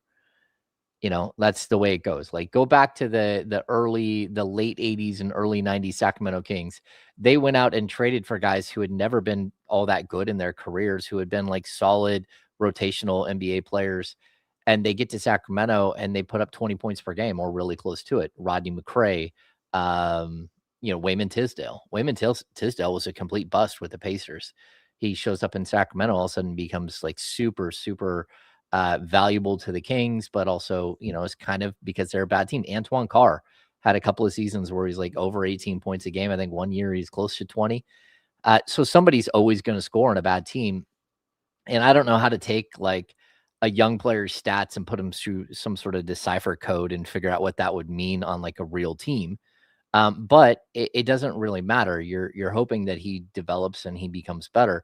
And the Kings are going to have to address a bunch of these positions during the draft and during free agency. But the money situation with Zach is just so extreme. And, he's going to eat up 25% of the salary cap next season. And again, I don't think the Kings want him here. And, it's not because Zach's a bad dude or anything. It's just that they've moved on from that. And so I think that there are going to be some very, very difficult decisions that are made this summer. And I don't know that the Kings are going to do something crazy like stretch provision him. But I also think there's a possibility of it. I think that they'll probably sit him down and say, hey, look, you want to go, that's fine. But how about you take a pay cut and then we cut you? And we give you, so as opposed to you making $49 million next year, how about you drop down to 39 million? You give us 10 million bucks back and we'll let you go. And he'll get paid 13 million 3 years in a row. And so you go from a player who's making 25% of the salary cap to now 13 million out of, 200 million is 6.5% of the salary cap. And then it's probably less the next year. Like we're talking about 6%. The year after that, you're probably looking at 5.5% of the salary cap. You can take that kind of hit if you're the Kings, but I don't think you can really like come back with him as part of your core for next season. I don't. And that's not because I think he's a bad player or anything else. It's just the money. Yeah, the money is so extreme. He yeah. Scott's probably going to have to get creative. Yeah. Get creative. Get creative in your conversations. Get creative in your framing, and figure out how you can start next season without Zach LaVine on this roster. Yeah. And there's a possibility that someone's going to say, hey, look, we're up for a $49 million expiring contract. Here are two guys that make 25 a year, or an 18, 20, and like a $6 million player, and two of the three, have 2 years left on their deal. One might have 1 year left on his deal, and you're able to clear up some salary cap, or you're able to just bring in a different player at a different position. So that's always a possibility too. The player would probably factor a lot into that, though, wouldn't it? In order for you to take money back that last past Zach LaVine, you'd have to land a player that you'd really want with your team, wouldn't you? Yeah. You'd want somebody that, well, I mean, maybe, but breaking up his contract is also like, there's an advantage to that. I've talked about this before. Like when the Kings traded De'Aaron Fox, and I know this is like getting deep into the weeds here. If they wouldn't have included Kevin Huerter in that trade, they would have had the player the Warriors were looking for, the expiring $18 million contract that would have got them Jonathan Kuminga. They would have had that deal done, signed, sealed, delivered. It would have been over. If the Kings would have taken back Zach Collins in the deal, which was also a possibility, they would have had an $18 million expiring contract, and they would have been able to go get Jonathan Kuminga during the offseason for a protected first-round pick. But the fact that you don't have those players is a big deal. And sometimes it's about the salary slot more than it is the player. And so even I know a lot of people are looking around like, what are you going to do with DeAndre Hunter? I don't know. But what you do have is a $25 million expiring contract. And maybe DeAndre Hunter's part of the future of the Kings. Maybe, you know, again, he's only 27 going on 28, whatever it is. Maybe he does end up being a player that you love next to Keegan Murray for the next 3 years while you're trying to build up some other small forward or power forward.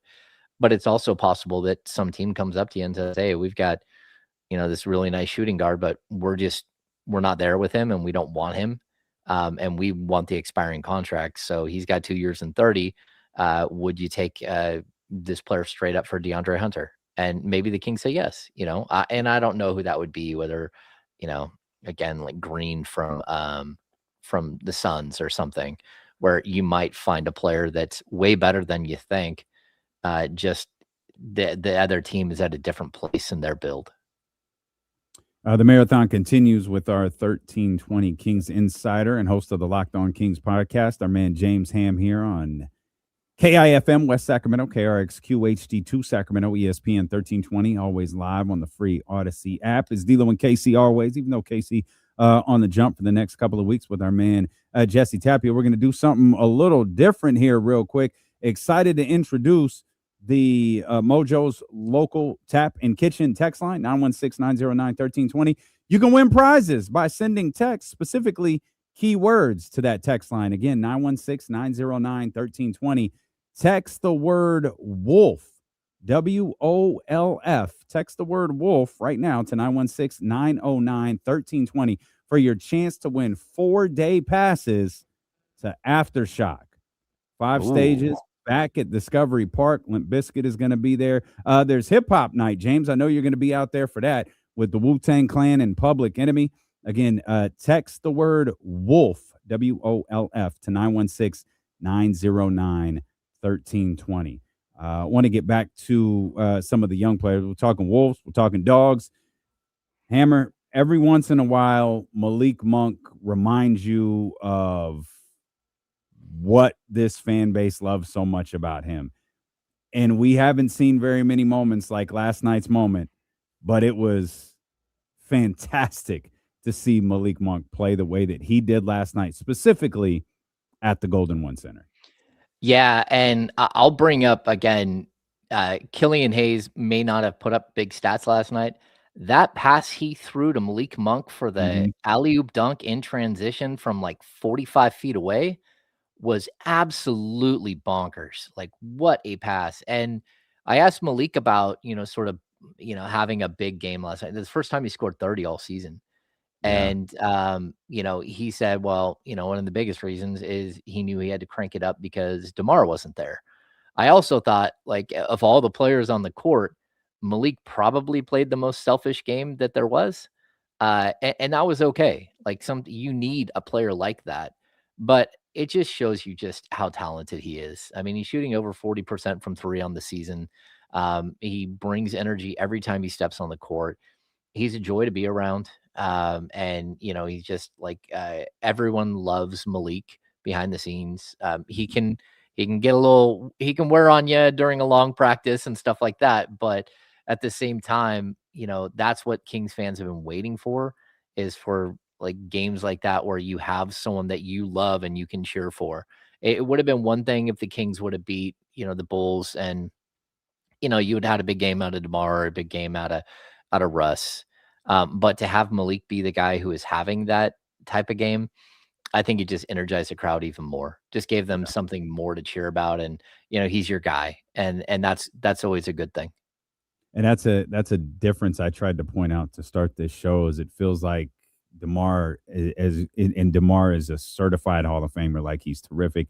And I think I can make a strong argument. He has been terrific in his time here in Sacramento, but the fans never really took to him. They never, and of course it was a tumultuous year. The year he came in, things didn't go great. You had the Mike Brown situation, which ultimately led to the De'Aaron Fox situation. which brought along the Zach LaVine situation, and everything kind of went bad along the way. But DeMar has been terrific, but the fan base has never really embraced him. They love Malik. And it was just watching him. And again, I know it's kind of prisoner of the moment. It was just watching him like, why wouldn't this organization want a player like him here? And then I thought, like, why wouldn't any organization in the league want a player like Malik? Now, you pointed out there are goods, there's bad that come with the good of Malik Monk, but I feel like there's so much good with him. Like, I don't know, man. I'd love to have him here moving forward. If I was a fan of any other team, I'd love to have Malik Monk on that squad. Yeah, I think so too. I mean, like I've said this in the past, like I think like Devin Carter's searching for a position and who he is as an NBA player. And unfortunately for him, the NBA player he should be is Malik Monk, and the Kings just have like the best version of. And so it makes it extremely difficult. You know, again, Devin Carter's a better defender. He's a better rebounder than Malik, but Malik is just a much better scorer, much better assist man. And he just brings all that energy. It's something that I think Devin Carter can do, is bring that type of energy, but bring that type of energy on both ends of the court. But at the same time, like you do look at your salary cap and you understand that Malik is a luxury item for a good team, and you're not a good team anymore. And so you're always caught in that question of like, well, I mean, is it okay if Malik Monk is here for the next 5 years as they go through this cycle and come out the other side? Sure. You know, again, I think that's what like Utah kind of did with why am I drawing a blank? Who's the point guard that's in or the shooting guard that's in New York right now? Jalen.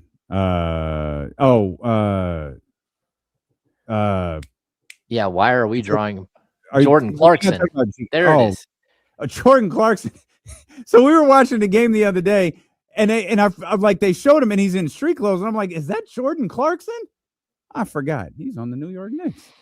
Yeah, but you know, again, Jordan Clarkson kind of just disappeared. He's been playing this whole time, just playing in Utah where nobody cares about basketball, about wins and losses. And so I do think that there is a possibility, and he gives you someone to continuously put out in front of your fan base. That's fun, that's exciting, that's the pizza guy. And so I'm kind of with you. I hope that Malik does stick around. Again, I know he loves it here. You know, he's growing up a lot as we're going even through this season. He's got a 4-month-old at home, and he's figuring out what that's like. And you know, he's bought property here in Sacramento, not just a house, but he's bought property. And like his intention has been to stay here, and he loves to golf. He loves the Sacramento golf scene because it's an incredible golf scene here. Huge, you know, super long summer here in Sacramento.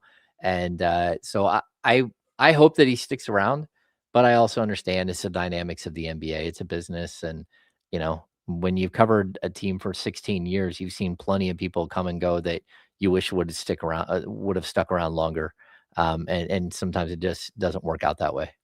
And Malik is probably a far more effective player if the team is better. Like Malik on a bad basketball team probably isn't going to be super effective just because he's not that level of player or consistent of a player. But if you have a better basketball team, yeah, you have a 6th man of the year candidate. You have a guy who can, you know, add a spark to what you're doing out there. What I'm trying to figure out, Hammer, is exactly what Nick Clifford does. Because I was watching Nick last night, and I feel like he's pretty effective.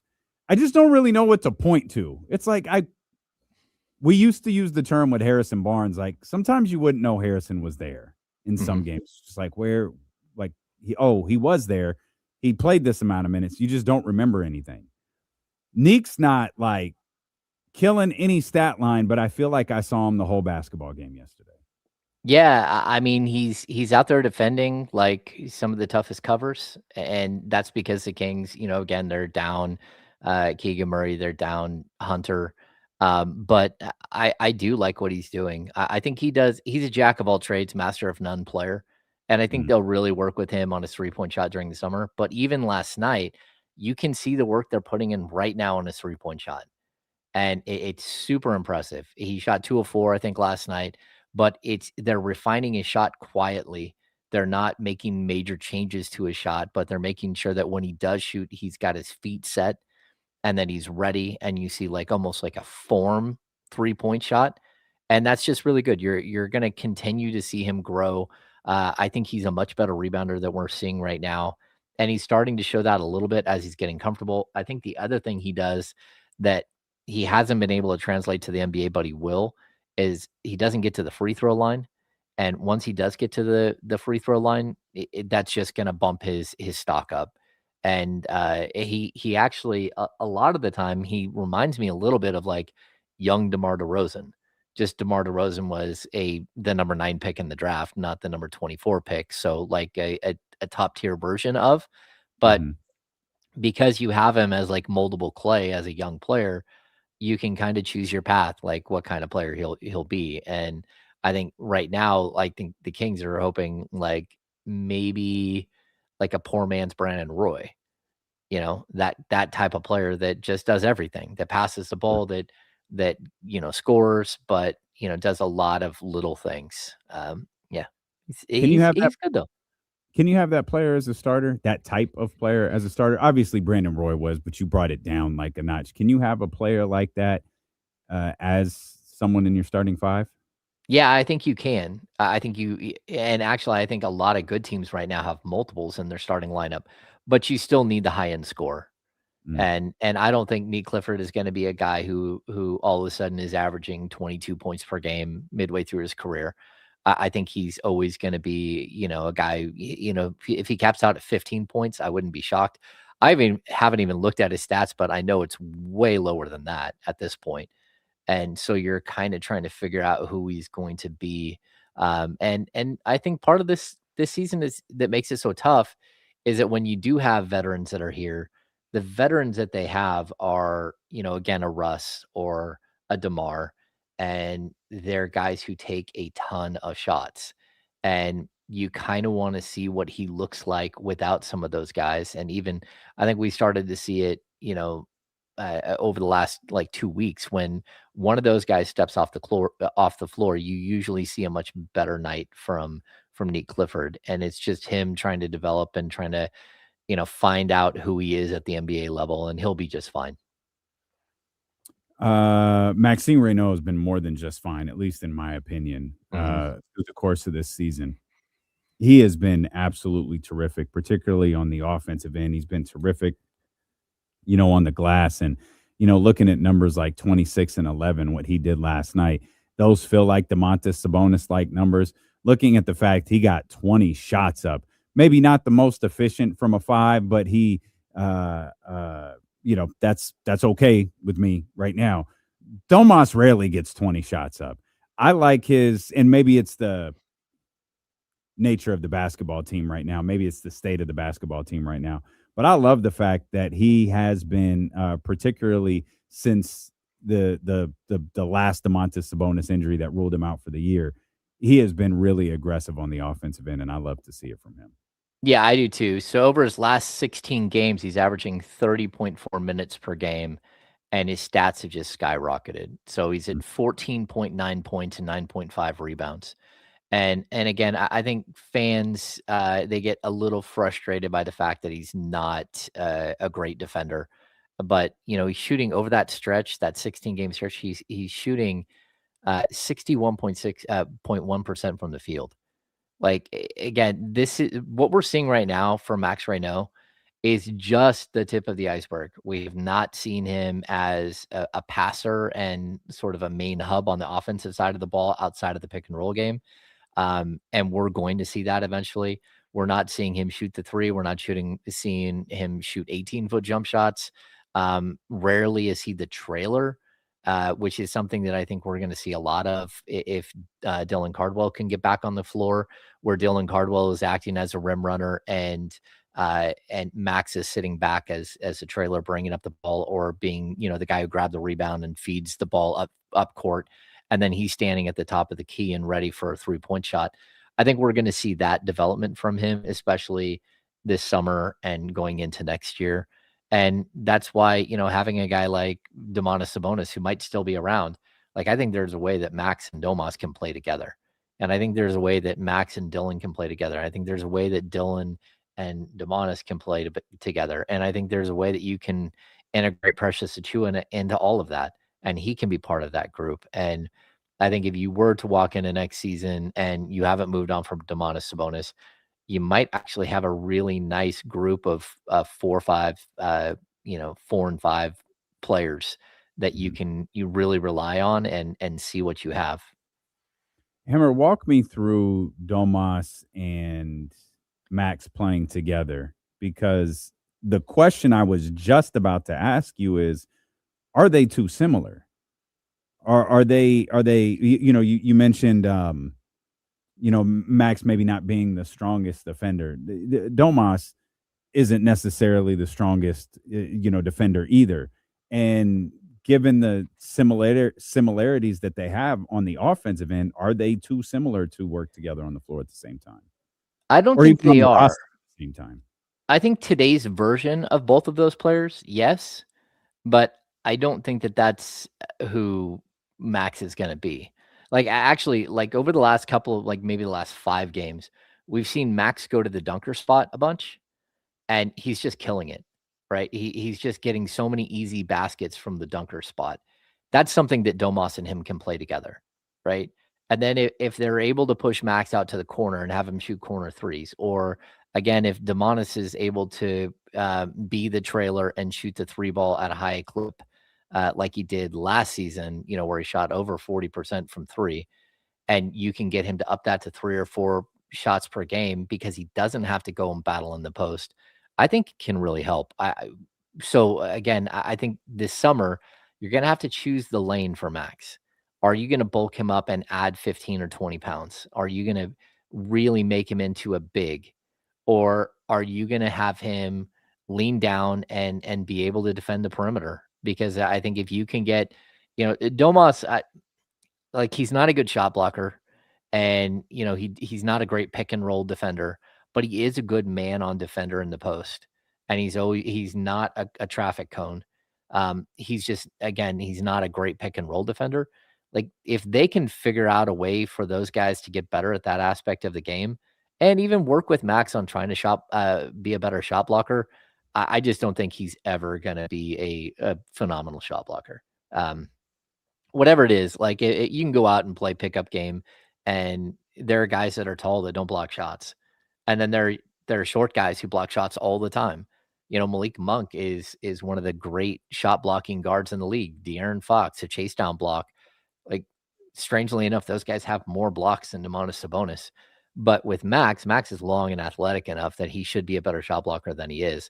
I just think it's, again, refining his body and getting more in better shape. But his natural instincts are not to be a shot blocker. And so that's a bit of an issue. I mean, you talking about choosing a lane with Max. Is that a lane you only have to choose if you expect DeMar DeRozan to be back? Or, excuse me, if you expect Domantas Sabonis to be back? Or do you have to go that direction anyways? Do you have to decide, like, hey, Max, here's what we're expecting from you next season, no matter who else is on the roster? Yeah, I think it's interesting because I think the Kings are in love with Dylan Cardwell. And, there could come a point where Dylan Cardwell is your starting center, or at least a guy who's playing 24 minutes a night. So where are you going to get those minutes? And you're going to have to sit there and find minutes for him, just because they love his energy. They love his spirit. They love his rebounding and defensive acumen, his shot blocking, all of that stuff. And, quietly, the reason why this season is so bad is sure, like, there's all kinds of things that have gone weird, and, like, the team design itself isn't great. But what separates this team from being like a 30-win team is, realistically, it's mostly injuries. Like, this isn't a great team, and it would not have been a great team. It probably would have been a 28 to 32 win team if they wouldn't have had the injuries that they had. And so we're kind of left with, like, a little bit of an unknown, but the good thing is open the door for these guys, for a guy like Dylan to become an NBA player, a guy like Max to become an NBA rotational player, maybe even the starter long-term. And those are sort of, again, the silver linings that we're getting out of this. But if you do walk into next season and the season after that, and Max Reno and Dylan Cardwell are your two bigs, and you're piecing other guys around them, whether you've drafted guys or whether you bring back Precious on a long-term deal or whether Domas is still there, either way, I think I'm leaning more towards like a stretch 4, stretch 5 for Max Reno, or at least a stretch 5 for Max Reno, which will totally reinvent who he is, because as of right now, he's just playing as standard 5 in the pick and roll. Just he's not like a true rim runner. He's a pick and roll specialist big. And again, have we even seen Max Reno pull up one time and shoot an 18-foot jumper or 17-foot jump shot? Have we seen him run the DHO where he has the ball and not the guard? And then we get to see if he can spin off of that or if he can turn and fire. We haven't. And it's because they're trying to let him be really good at what he's doing right now and not trying to add too much to his game. But when it comes to the offseason, that's when you really have to make some decisions. One of the most frustrating components to this stretch, Hammer, is the fact that Dylan Cardwell's not here. Getting hurt right before I think it was the end of the All-Star break, if I remember. Yeah. In like a pickup game or something, and just missing him for 4 weeks when you've got this opportunity where, there's no Domantas Sabonis, there's no DeAndre Hunter, there's no Zach LaVine, there's no Keegan Murray. You're just without so much that, it would be a time. It would be really interesting to watch how Doug was able to navigate those two guys together on the floor and even in just rotations, because they're so drastically different. Yeah, and they're slowly figuring out ways to, like, again, use the dunker spot, which is where Dylan Cardwell lives typically, but to use Max in that spot. And you got to keep, trying new things, especially this late in the season. I would like to see a couple of games where the ball just runs through Max the whole time, where he becomes a passer, where he becomes the DHO guy, the dribble handoff guy, and you start to play off of him out further away from the basket. We just haven't got there yet. And I think the Kings are reluctant to add so much to anybody's plate at this point. They want them to like have confidence going into the summer. They want them to be really good and refined at what they're good at. And then we'll add more things that you can be good at during the summer and during next season. And then the summer after that, and sort of bring them along the right way. It's going to be a hell of a week, Hammer.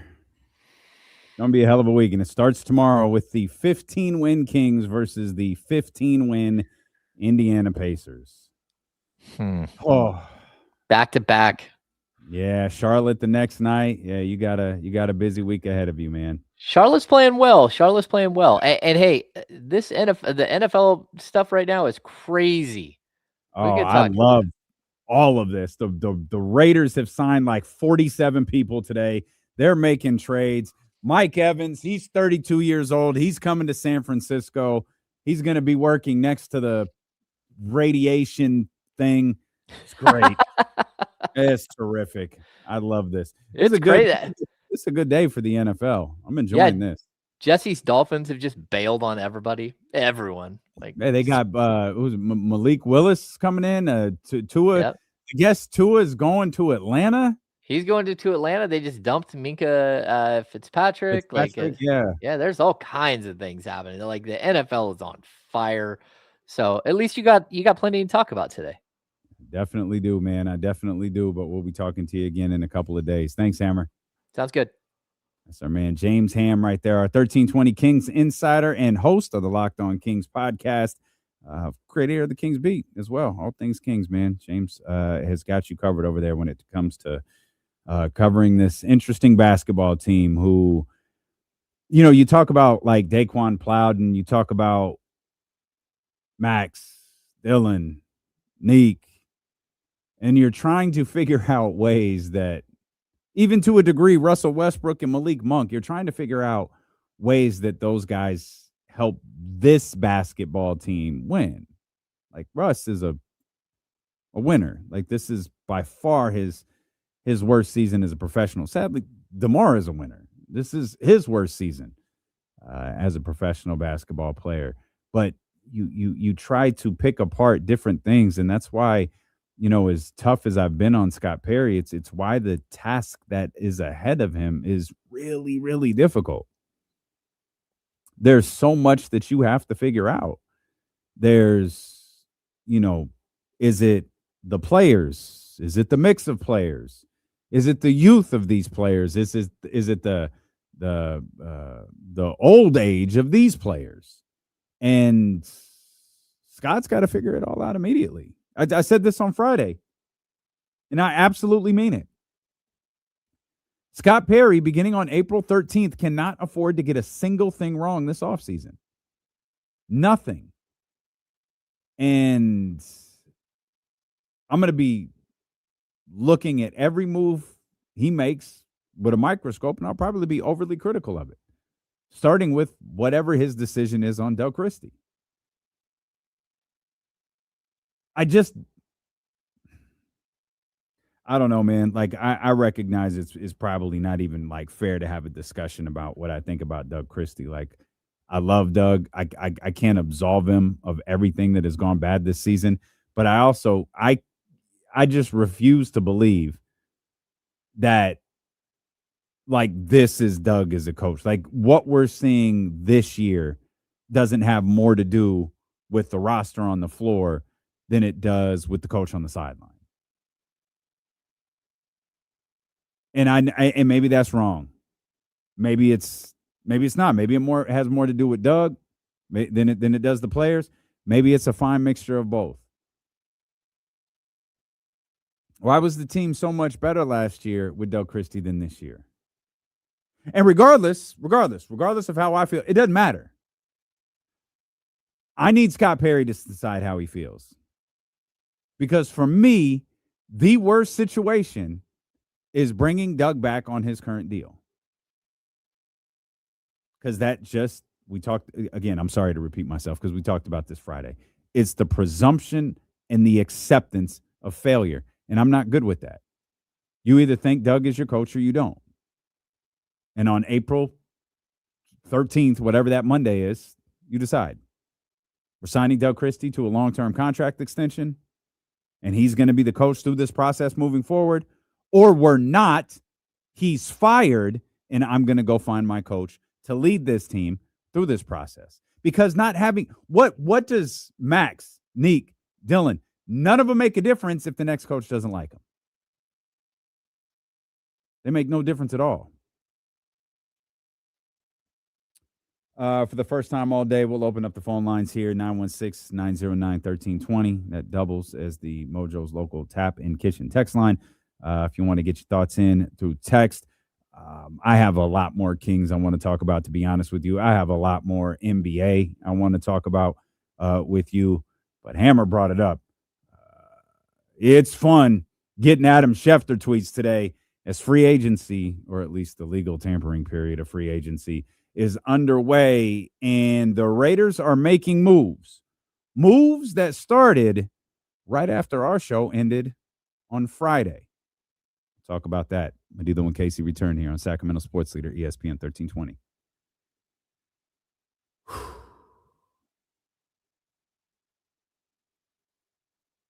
Patrick Keller, yeah, they are. Oh, by the way, shout out Tyler. Tyler, I'm trying to be a professional. I laughed. It was uncalled for. It was very funny. Very, very funny. That made me laugh.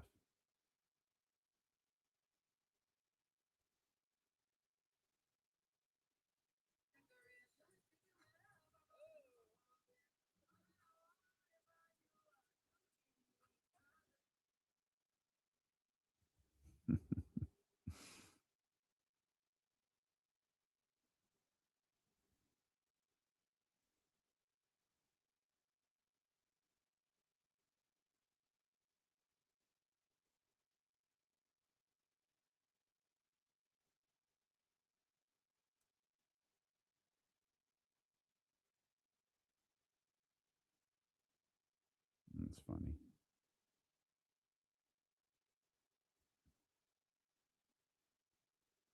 Kings have a lot of injuries. Hard. Yeah, I know, Tony. That's how I feel. But if anyone said that's not a fair assessment, that's fine.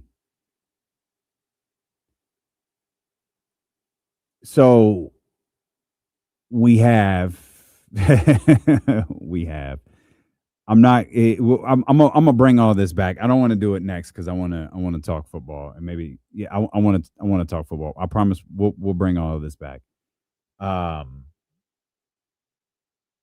Can I also point out, and again, I'm stalling him out, and I recognize that. You don't have to call me out on it. Like, he's a first-year head coach, too.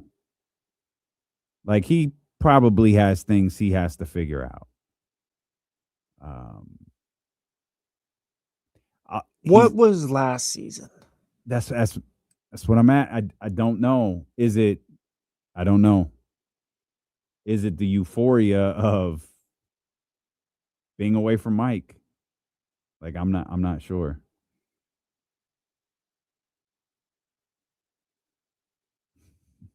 Y'all leave Buddy and his teeth alone. Yeah, Steven, I kind of feel like you're right. I don't like it, but I kind of feel like you're right. I got to pull up this Schefter tweet that he put out a second ago. He had, like, the Raiders of signing everybody. Oh, was that not Schefter? Oh, there it is. Yeah.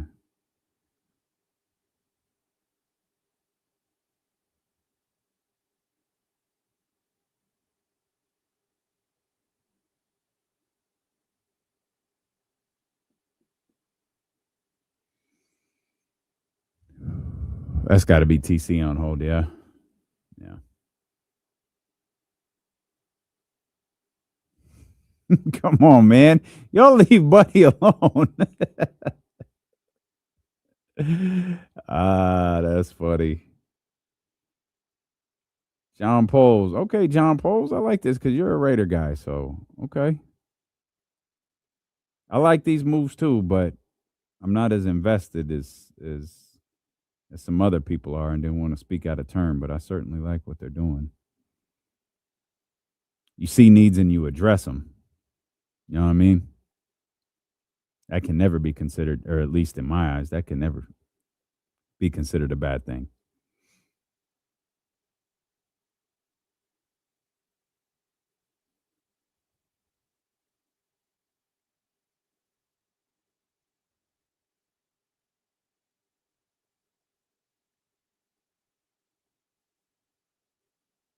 Mm-hmm.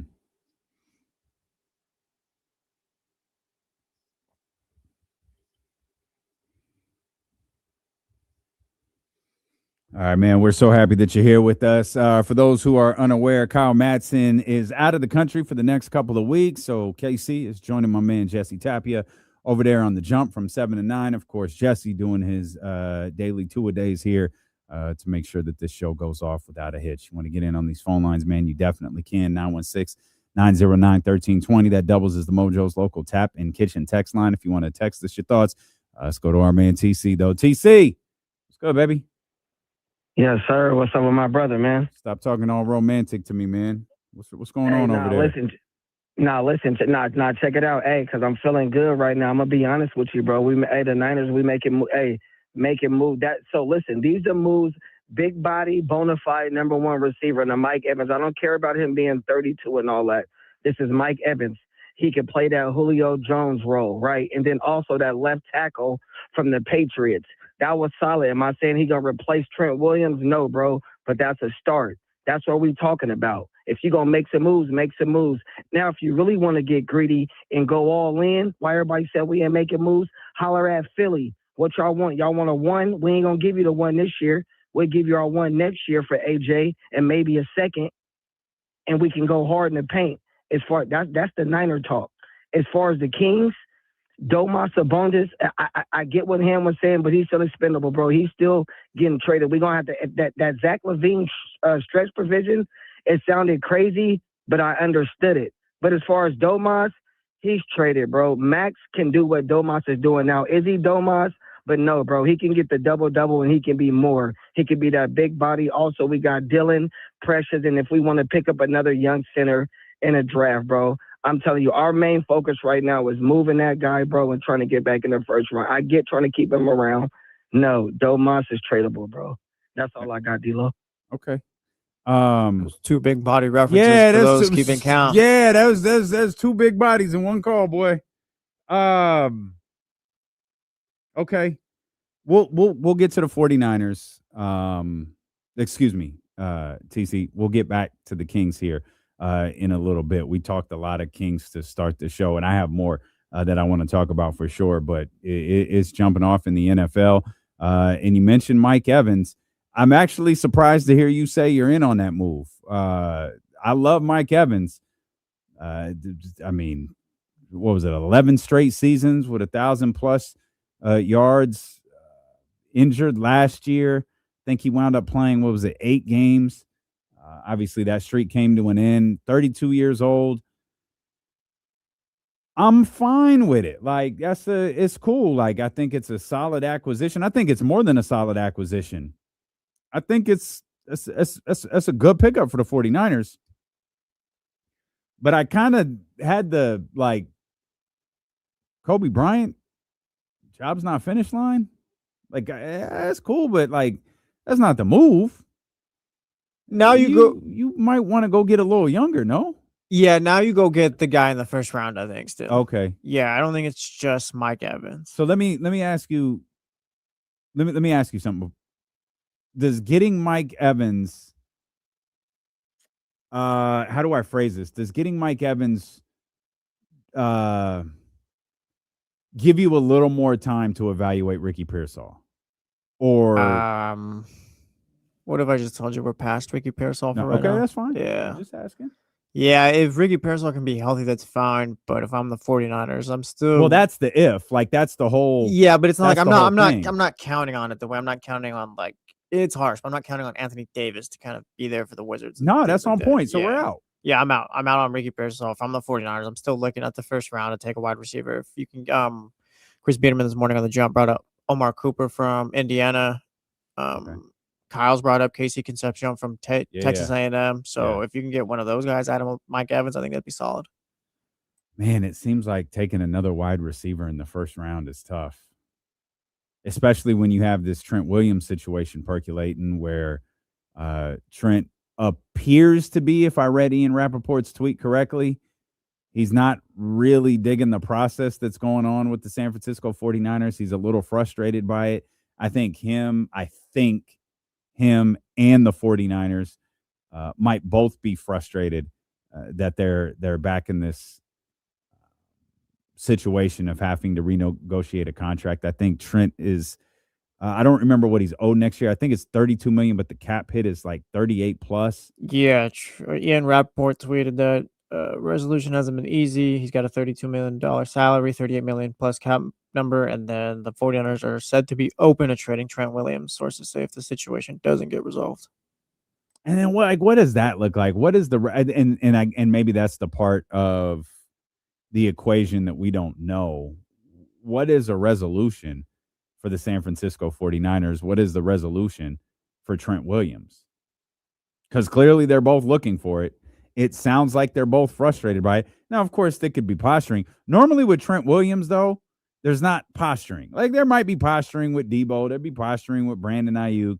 There'd be posturing with different players. Who was it last year? Juwan Jennings. Normally you don't posture with Trent Williams, first ballot Hall of Famer. Normally you don't do that. But maybe this is a situation where the 49ers recognize, unfortunately, that the end for Trent Williams is approaching. And maybe it's if we can't get this cap number or this salary to where we want to, it's going to be a lot easier for us to move on from him than it was. What was it, 2 or 3 seasons ago, when we went through the last Trent Williams contract negotiation. But Mike Evans headed to the San Francisco 49ers with free agency in the NFL. getting underway. Of course, Raider Nation, Friday night got set off with a bang. Just as I'm leaving the building, I get the alert that Maxx Crosby is headed to Baltimore. I could be completely out of line. I love this deal for both teams.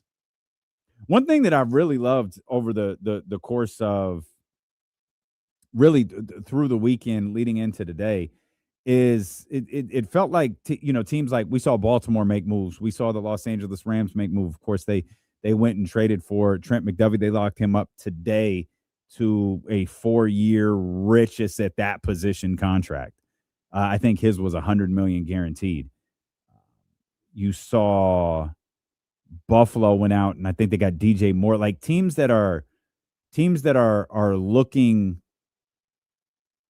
Teams that are championship contenders, championship aspirations, they went out and they made those moves quick. It was like they knew what they needed. They knew what they wanted. They went out. We're not hesitating. Let's go. Let's go get this done. Buffalo, we need a number. Let's go get this done. Los Angeles, we just lost the Super Bowl to a team in our division, or meaning a team in our division won the Super Bowl. That defense is extraordinary.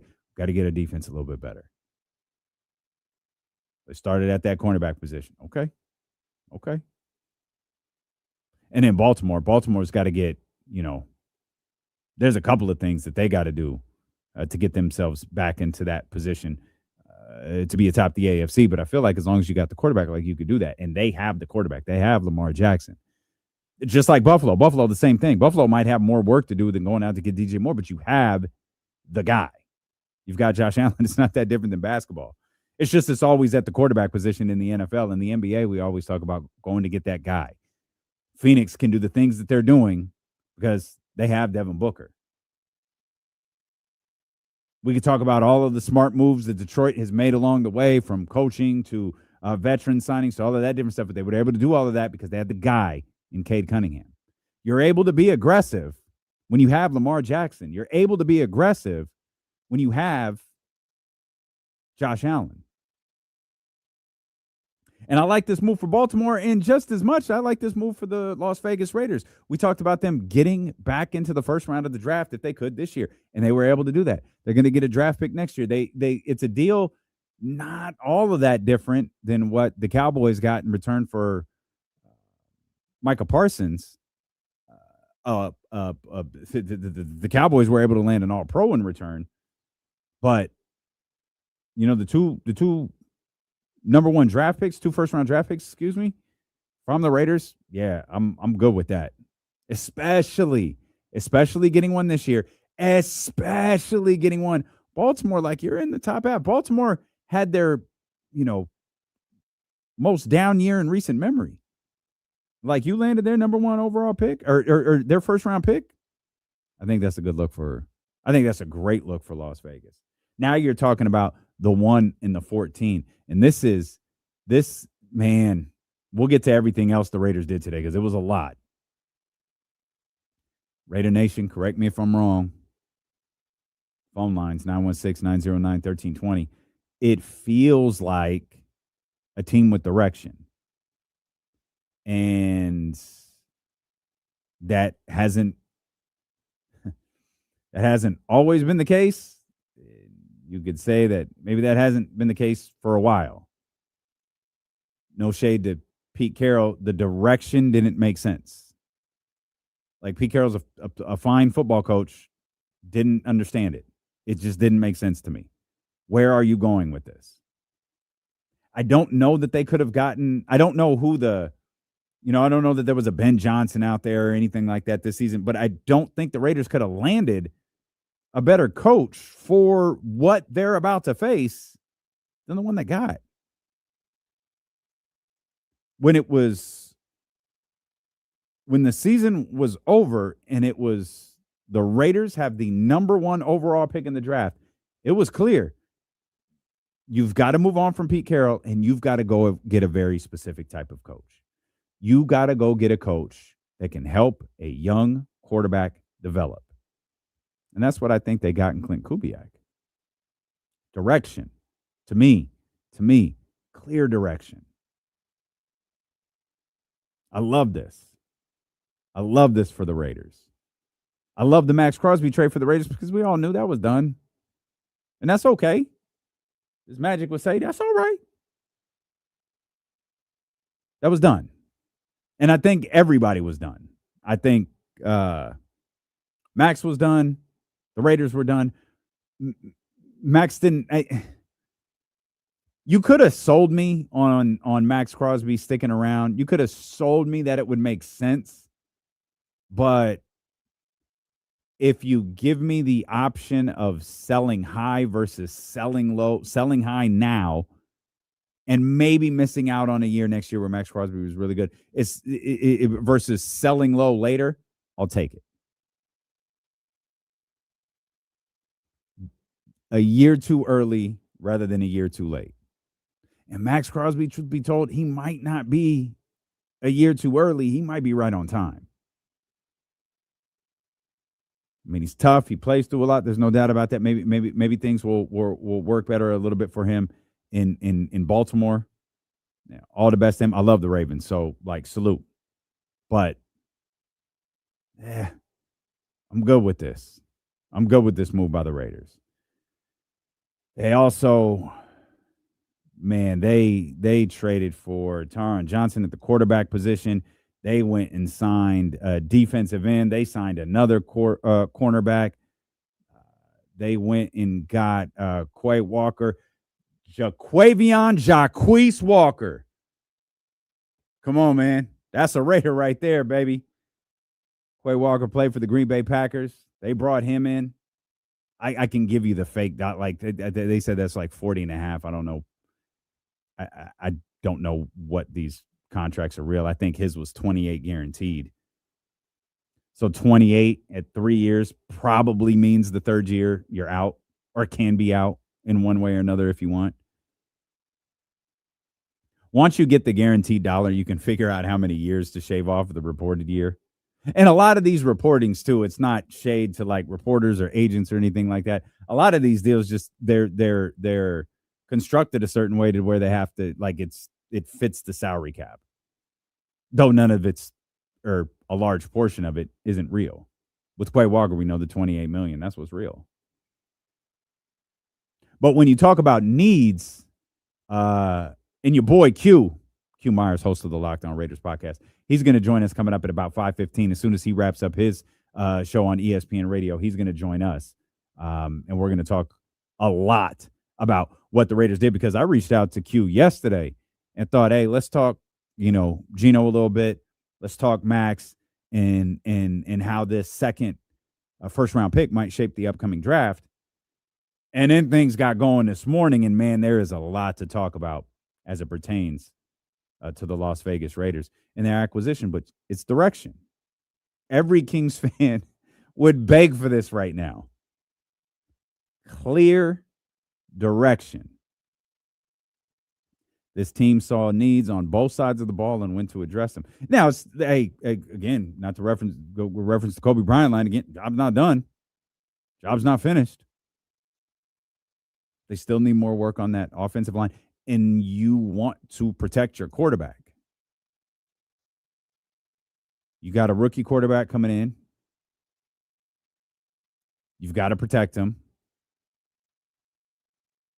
Now you've got, was it the number 14 pick? Is that what I said? The number 14 overall pick that you got from Baltimore.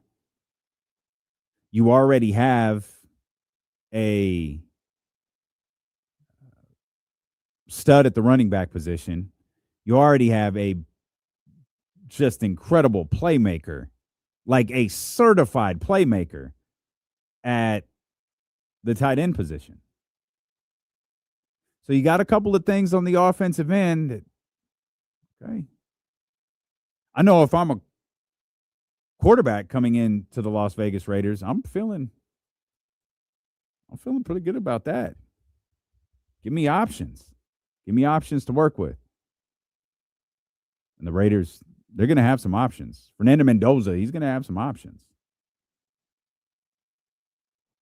49ers also signed Eddie Pinheiro to a 4-year, $16 million contract. Again, you talk about the different things that are happening around the league. Kenneth Walker, Super Bowl MVP, signed with the Kansas City Chiefs. Kansas City Chiefs. I don't know that they officially announced it, but it sounds like Travis Kelce is coming back. 1 year, $15 million deal, 12 years guaranteed, 12 million guaranteed. Excuse That's me. Travis's deal? Yeah. Okay. So that's official. He's back. I guess so. Shout out to him. Shout out to Travis Kelce. I don't And think you Patrick. mean that. No, I don't. Patrick Mahomes probably will be the week 1 too. Travis Kelce should do whatever he wants because he's a grown man. But I think we're at the point we probably should have retired him. Well, was it? We're going like 3 years of him kind of contemplating it, and last year was tough. Well, that game where he dropped the pass. He dropped the pass, and maybe it led to an interception. I don't remember, but the camera caught him on the sidelines, and it was like, oh my God. I think he's like retiring in his head. Like it was one. I felt bad for him. It looked traumatic. Like what he was experiencing in that moment on the sideline looked just terrible. Just absolutely awful. You know, he called Pat. He's like, just one last ride, brother. How about that? Just one last one. So the Patrick Mahomes thing is interesting because Fox reporter Jay Glazer was on with Dan Patrick. I think it was early last week maybe. And he was talking about Patrick Mahomes and how like far along Patrick was in his rehab. And he talked about Patrick was able to get the surgery like immediately. There were no complications. There was no swelling. There was nothing. He was immediately able to start his rehab process. And according to Jay Glazer, he said something along the lines of there's not going to be I think as we get closer, there's not going to be much of a conversation as to whether Patrick Mahomes is going to be ready week 1. All things I'm hearing and all things I'm seeing, Patrick Mahomes is going to be ready long before week number 1. And I can also understand from the Travis Kelce perspective, because I absolutely thought he was going to retire. I can also understand last year was a terrible year for him, on the football field. It was a terrible year for him. It was a terrible year for that football team. And I wonder if it's the simple, I'm not going out like that. I can't go out like that. Yo, let's see what, let's see what the team does, put this group together and let's run it back one more time. See, you say like Travis says like, oh, I can't go out like that. But Travis, what if you are that right now and you go out like that twice? Yeah, and that very well might be the case because there's been a steady decline in Travis Kelce, as my man Steven pointed out. It can get worse. Oh, maybe it can. It was pretty bad last year, though. Like it was really, really bad for Travis and the Kansas City Chiefs. And there's a lot of Travis Kelce is popular in many circles these days. Maybe, I'm not sure. Let's talk about the Kenneth Walker signing for a second, because that's an interesting one. Kenneth Walker obviously had a fantastic postseason as a part of the Seahawks run to being Super Bowl champions. He had a fantastic postseason, fantastic Super Bowl, wound up bringing home the Super Bowl MVP. And it was almost immediately reported it's still not sure that this does anything for what Seattle wants to do with it moving forward. And he split duties in Seattle. I don't know. I want to be in on this, and maybe with Patrick Mahomes, maybe with Patrick Mahomes, maybe with Travis Kelce, maybe there is, another layer, another level to Kenneth Walker. Again, a solid running back, and maybe that's all you need if you're Kansas City, because of the ultimate offensive weapon that you have in Patrick Mahomes. But maybe that's all you need is a good, solid running back. There aren't a lot of I don't know how many game-changing running backs are in the league. Like, Walker got a deal. It was kind of what Jacobs' deal was in Green Bay. Like, kind of around that. Obviously not as high as Saquon's. But I feel like with running backs, when you sign them, you get like 1 year. You get 1 year where they really, really might cook. And maybe that's all Kansas City is looking for going into this season.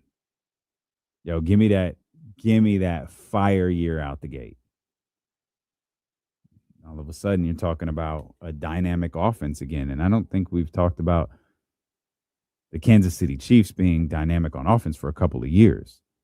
They were dynamic in game-winning situations 2 seasons ago.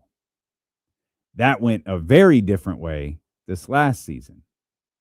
But when you talk about the explosive nature of that Kansas City Chiefs offense, can Kenneth Walker bring something back to that? And if he can that open up things for Travis Kelce a little bit to have a better season, hopefully, for Chiefs fans, a significantly better season than they did last year?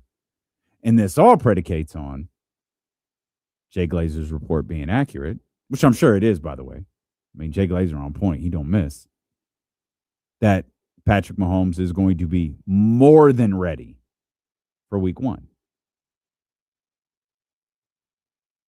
Atlanta appears to have a new quarterback in Tua Tagovailoa. I only bring that up because Atlanta's quarterback situation will never not be funny to me. And the only reason it will never not be funny to me is when the Baltimore Ravens were going through that bizarre contract situation with Lamar Jackson. Lamar Jackson was representing himself in these negotiations, and Baltimore publicly stated Lamar can go seek a trade. He can go find a trade partner and contract and all of that stuff. And the first team to say, no, we're not interested in the Lamar Jackson, were the Atlanta Falcons. So forgive me if I don't find great joy in watching the Atlanta Falcons fail at the quarterback position year after year after year. As I mentioned, your boy Q Meyers, host of the Locked On Raiders podcast. He's going to join us coming up right around 5:15. We'll talk more football with him. We'll talk more Kings basketball and NBA basketball. And D'Lo and Casey return here on Sacramento Sports Leader, ESPN 1320. All right, y'all, I need a second. I'll be right back. Right back.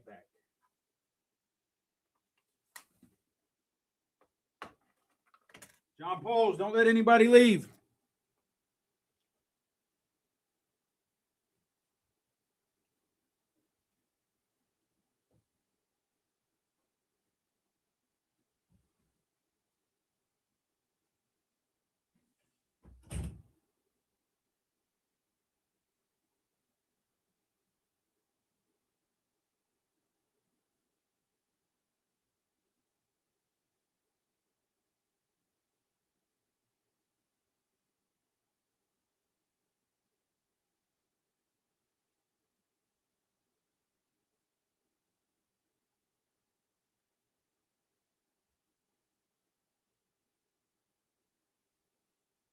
Yeah, David. It was just a matter of another team was going to overpay him or not. But if not, yeah, he was always going to end up in Miami, it seemed.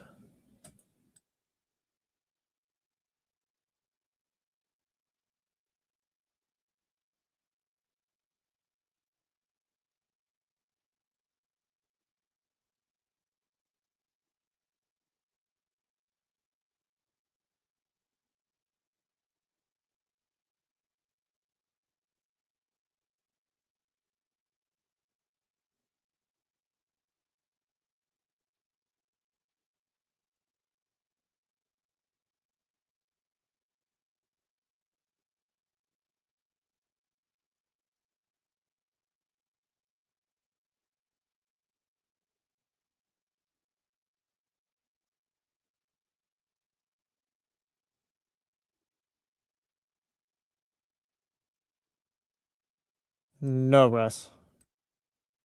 Always no. Still no. Probably gonna be no forever.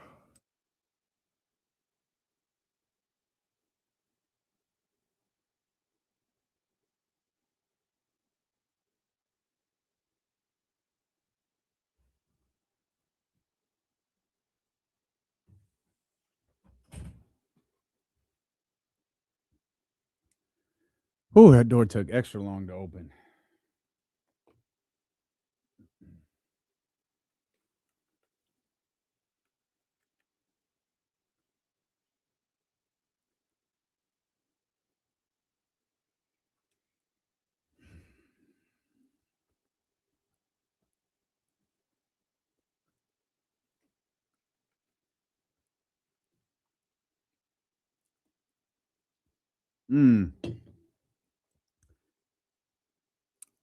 I was wondering about that.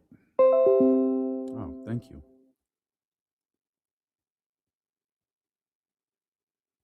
You got to sign a veteran quarterback. Remind me to bring that up with Q. Let me put that note in. Where's Q?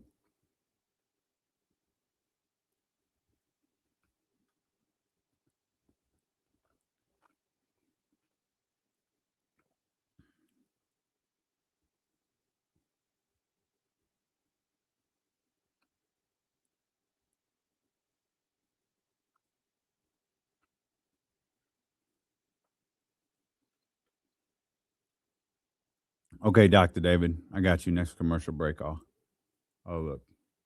Eat my little chicken bites real quick.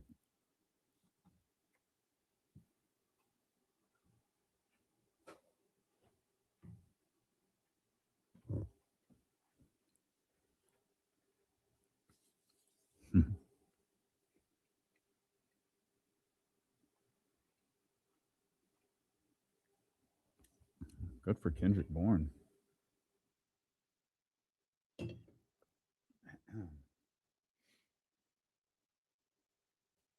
Wasn't Kendrick Bourne out of the league last year until the 49ers signed him? Go for him.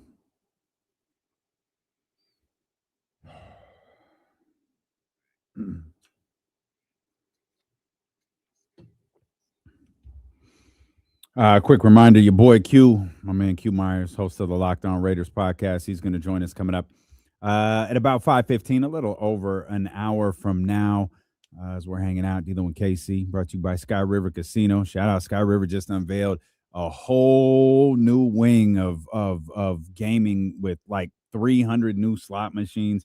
Sky River is expanding in a major way. And it's already such a fun place to hang out. It keeps getting better. I'm excited to get back there. Hopefully pretty soon, man. We don't really have anything on the book, so I'll be really excited when we're able to get back out there to Sky River Casino. Shout out to my man, John Poles.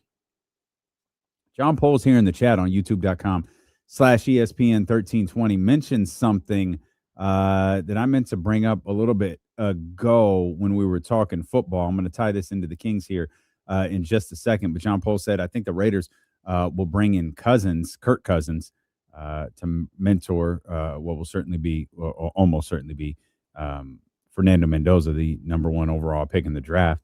And it does seem like with Geno Smith gone, and, you know, with all due respect to Geno Smith, he probably wasn't the guy for this role anyways.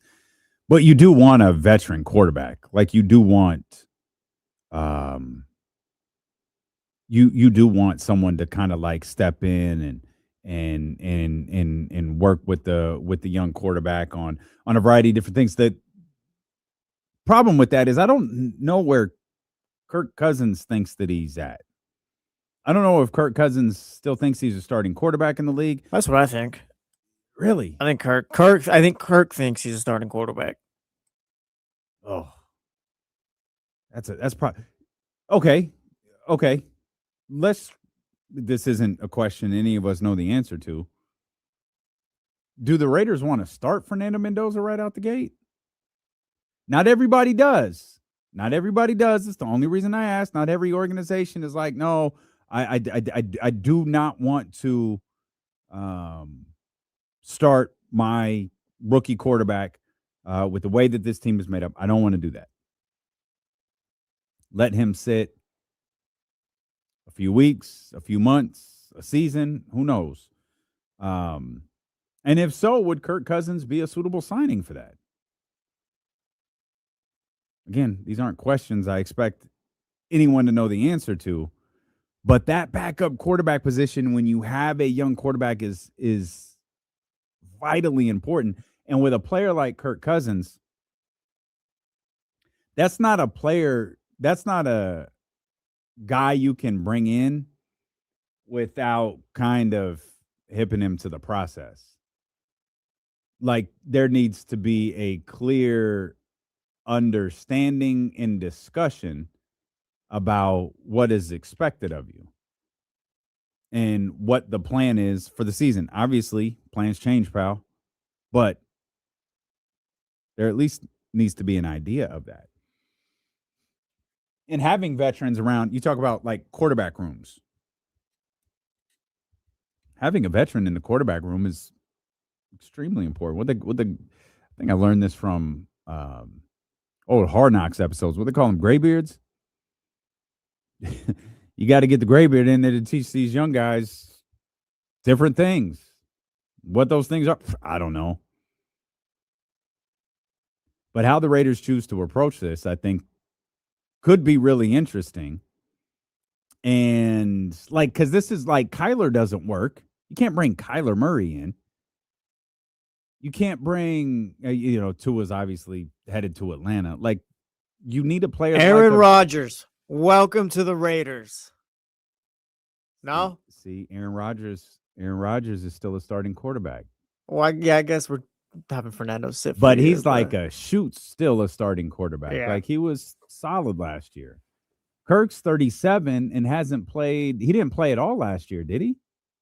I think he had one start against the Dolphins that wasn't great. Maybe 3 starts total in the season, but I think Michael Penix was out for a bit. I'll look it up, but yeah. Yeah, I don't know. Again, 37 years old. I don't know where if Kirk Cousins thinks he's that guy and that job is out there for him. Hey, salute. I don't want to get in his way. But if there's a conversation about, hey, come on in, man. Let's get you in this quarterback room. You're probably going to play some games maybe at the start of the season. At some point, we are going to turn to Fernando Mendoza. We'll see. Kirk went 5-3 as the starting quarterback for the Falcons last season. Last season, Kirk Cousins played 8 games last season? Yes. 1,700 yards, 10 touchdowns, 5 interceptions. How many games did he play the year before? Do you have that? 14. Led the league in interceptions at you. He played 8 games last year. I couldn't tell you a single thing Kirk Cousins did.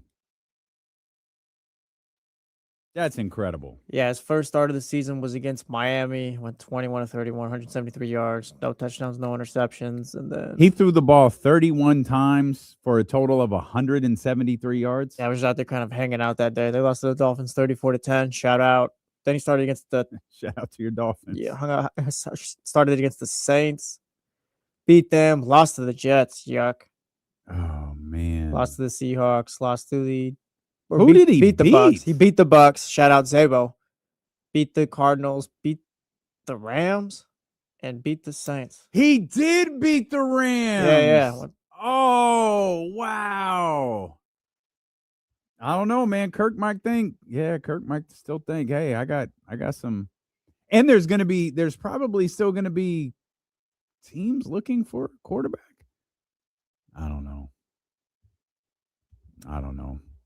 I'll be fascinated to see. You brought up Aaron Rodgers, what Pittsburgh winds up doing. Traded for Michael Pittman today. Where did Kenny Pickett go? Was that Carolina? It's a great question. I thought I saw Carolina. Maybe that was wrong. I don't know. Joe Flacco will be available if the Raiders need. But we'll talk to your boy Q about that coming up at 5:15. And yeah, Kenny Pickett is a Panther. All right. That's fun, man. That's cool. I'm all for it. But we pointed out, or as I was attempting to point out, like vets are important to the locker room. They're important to the quarterback room. And it goes back to the conversation that James and I were having a little bit ago. How important are vets? Like, I know everybody wants this.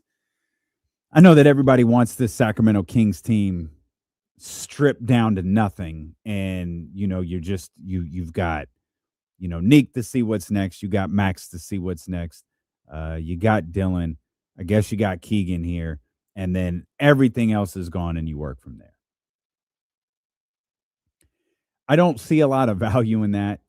I don't see a lot of value in trying to put together a team of, your first round pick this year. Let's say something goes really right. You're able to get a second first round pick and then multiple second round picks. Like, I don't see like true value in that. Like, you want the team to develop. You want them to get better. And I know, much like Doug Christie, I'm the wrong guy to talk about Russell Westbrook. But it sure feels like Russell Westbrook is having a positive impact on this team. And I feel like that bugs a lot of people. Like, they were really hoping that the impact that Russell Westbrook would have would be negative. But it's not. And you hear that when Maxx talks about him. You hear that when players around the league talk about him. You hear it when Russell Westbrook talks.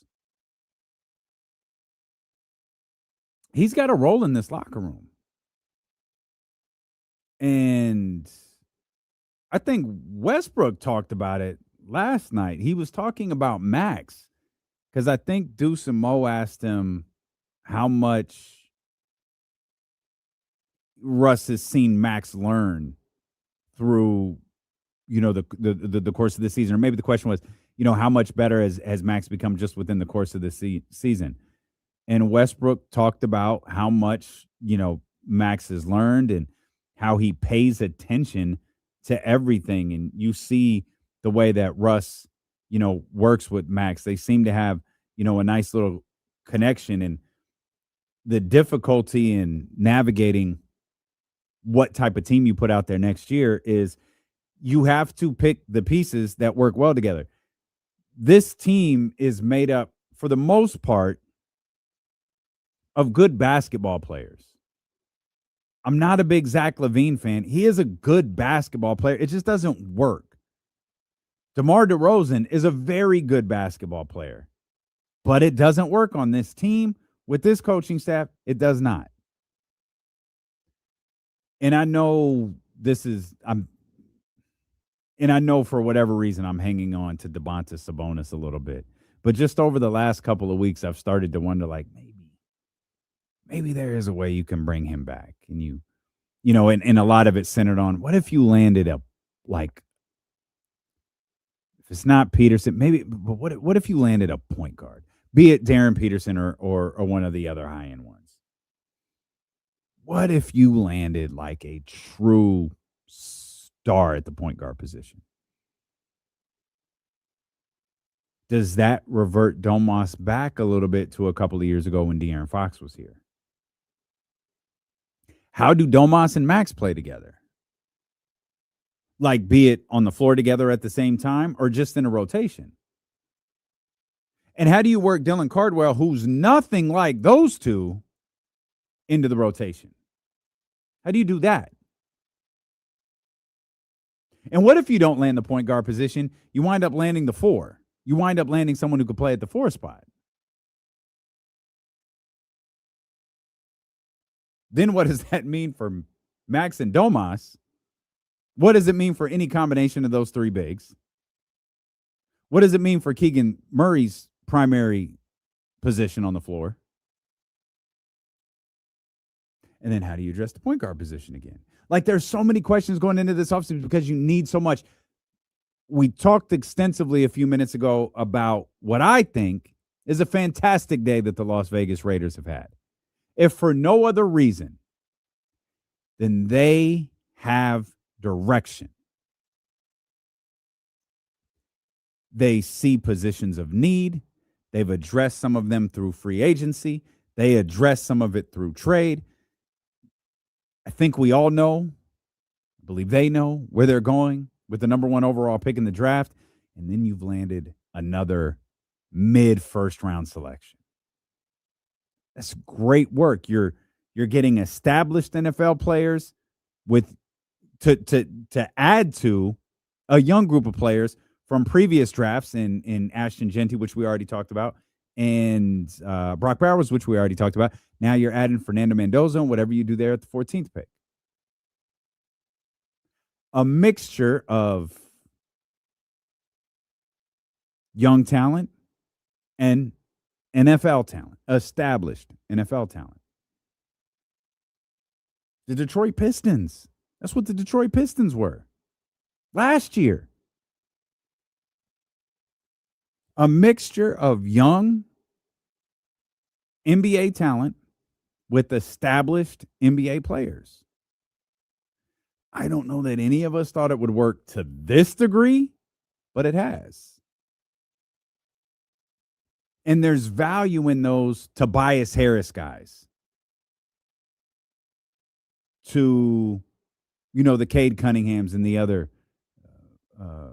group of young players in Detroit. There's value in that.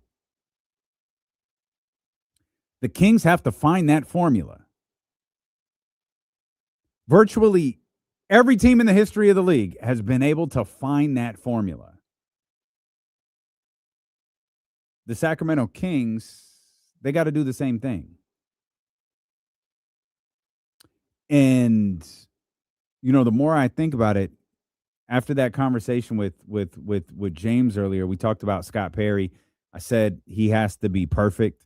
He cannot have misses this offseason.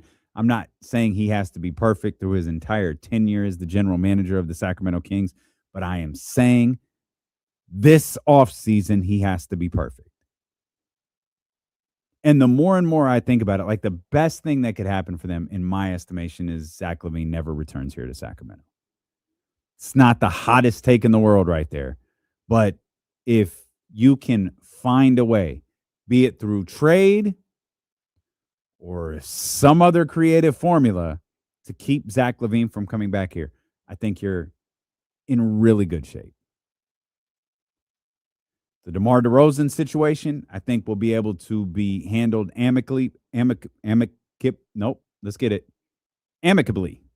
There it is. Professional broadcaster. And that'll be able, 10 million guaranteed, 10 and some change guaranteed. You'll be able to figure that out. I think you'll actually be able to figure that out relatively easily. You do that, now I think you're in great shape. And I feel bad about that because that's like me putting all of the blame on DeMar DeRozan and Zach LaVine. That's not fair to either one of them, but I also recognize, shout out Mason Cam, it is what it is. You've got to go in a different direction to how you want to build this team. And those guys don't work with the obvious direction, or those guys don't work with the direction that this team has had. I don't know what direction those guys work in, period. Your first-round draft pick is going to be vital to everything that you're doing this offseason, just like the Las Vegas Raiders. Their number one overall draft pick has influenced every move that they've made.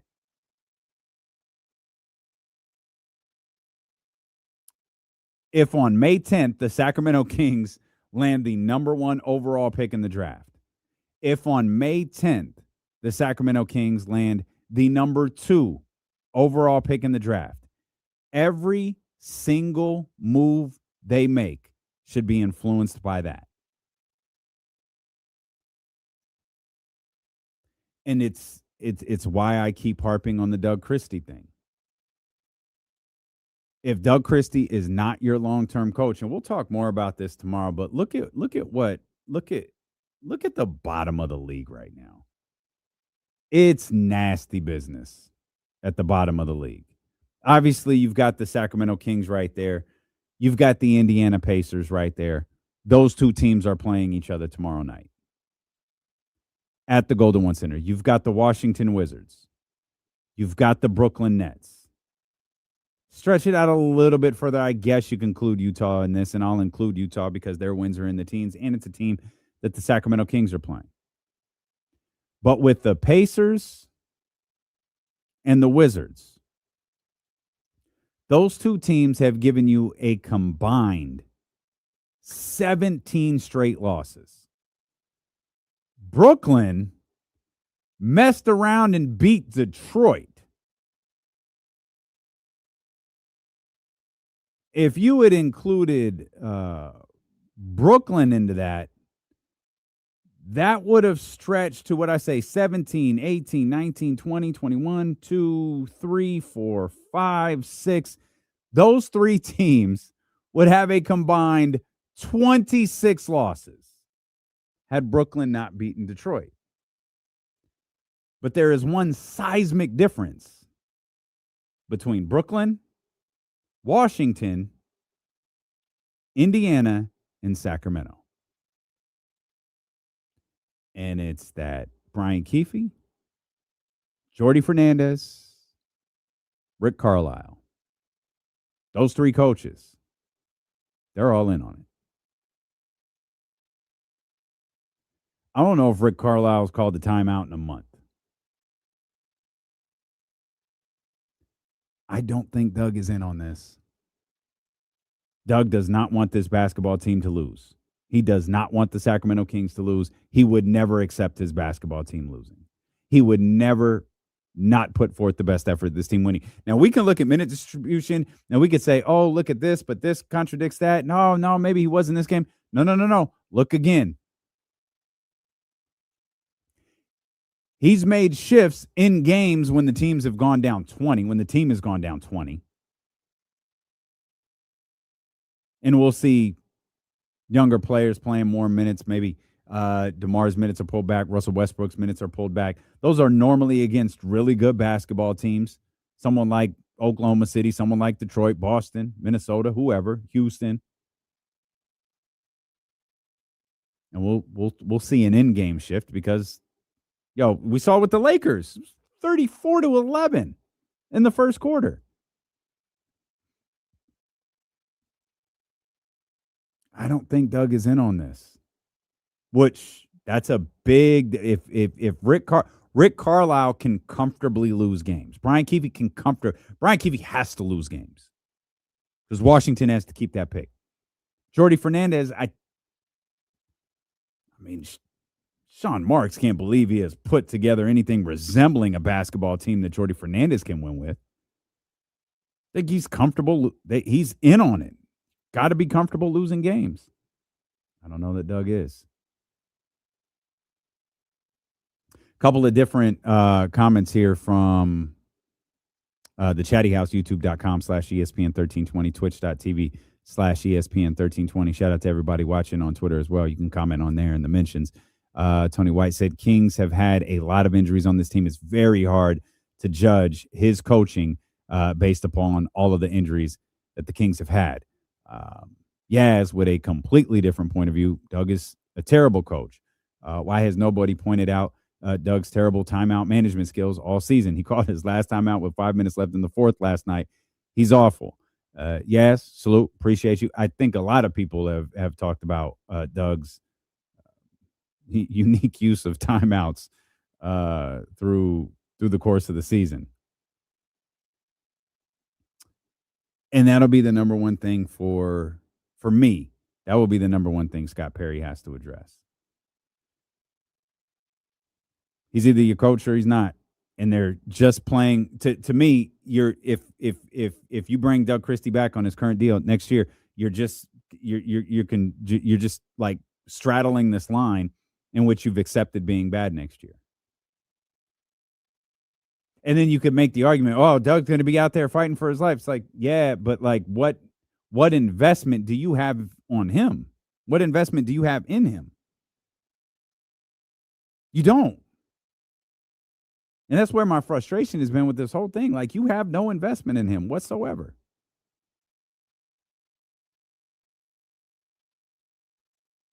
Oh. But I think there is a world where if you can clear out the big money of Zach LaVine, you can clear out the dominant on-court presence of DeMar DeRozan, and you can come back next season with Domantas Sabonis on your roster. You can come back next season with Malik Monk on your roster. Now, again, like we could talk about cap space and all of these different things. I don't know what the Sacramento Kings are doing with cap space. And we could talk about trade situations that absorb salaries and we could do that to death. Like, I don't know that any of it is ever realistic for Sacramento. Of course, you have to have the space to do that, and they don't. So maybe if they do, then all of a sudden Scott Perry can be a more aggressive general manager when it comes to acquiring certain players. Or maybe it just means absolutely nothing. The cap space is there. Great. Like, cool. Tell me about the players on the floor. How do they work together? Because this disastrous last last year. Yeah, last year was a disaster. This disastrous last 2 seasons has been because the players don't fit together. And I don't even know how to read value in these games. Like Daquan Plowden was terrific yesterday. Absolutely terrific. Okay. Cool. He was playing a Chicago Bulls team that is done. That's not a knock on Daquan Plowden. I just don't know what to do with the information that's been given to me. 26 and 11 for Maxime Reynaud. Excellent. He was playing that same drop-dead Chicago Bulls team. What do I do with that information? With Max, it's a little bit different because I have a much longer stretch to talk about him, to analyze him, to look at tape of him. Much greater sample size. Daquan Plowden has been shining, but he's shining in these games where it's like, what do you do with him? And James mentioned earlier, like the Kings do have a decision to make here coming up. They've got to make a decision on Killian Hayes and whether they're going to bring him back and sign him to a contract for the rest of the season, given he's on his second 10-day contract, and you can only sign a single player to 2 10-day contracts. Or do you give that roster space to Daquan Plowden and convert his contract to a full season contract? We'll come back. There's a lot of other things to talk about in the NBA. We're going to get back to football as well. As I mentioned, your boy Q, he's going to talk Raiders with us. He's the host of the Locked On Raiders podcast. He's going to join us coming up in about 45 minutes. Am I out of line? I really do think it's been an exciting day for Raider Nation. So we'll touch on that as well as pretty exciting NBA weekend. That's ahead here. Phone lines open for you, 916-909-1320. Stilo and Casey, brought to you by Sky River Casino on Sacramento Sports Leader, ESPN 1320.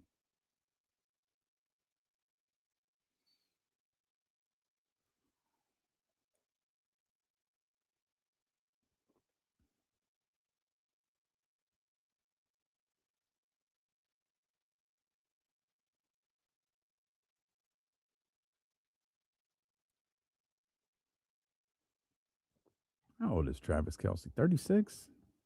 That seems too old. I don't think he's that old. Travis Kelce. Well, he's 36. All right, then.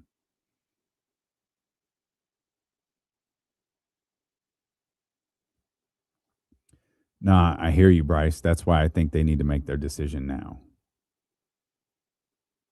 Andrew, what up, baby? That's why I think the Kings need to make their decision immediately and not put anyone in a position where they're coaching for or where they're playing for a coach that the general manager is just going to get rid of the next season.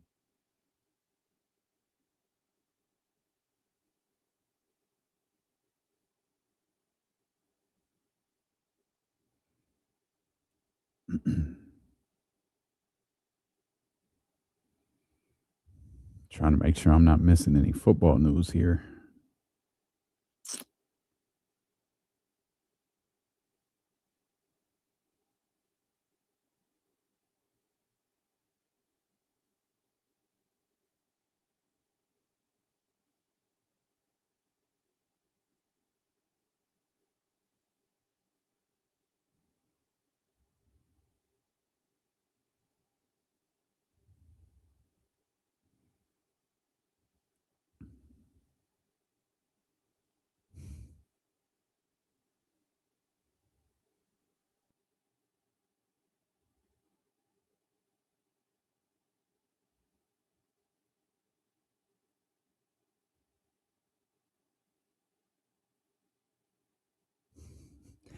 Jeff Walls is such a bitch. I can't stand his stupid ass. God bless Duke for beating their ass over the weekend. They didn't beat their ass, they won in overtime. But still.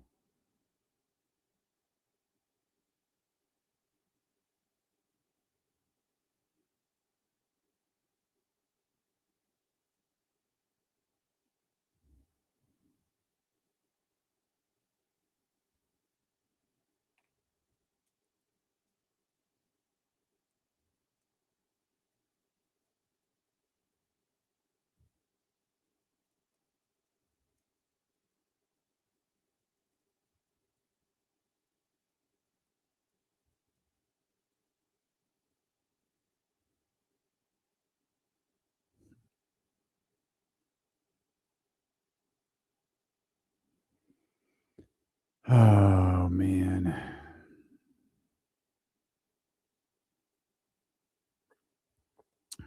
Yeah, that's great NFL news.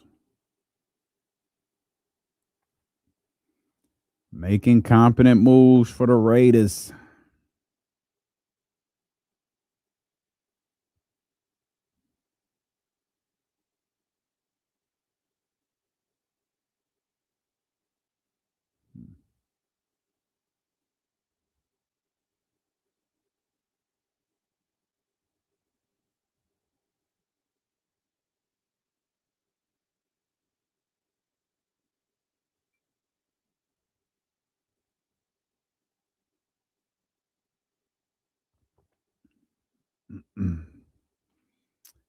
Well, Drew Down, I think the thing is,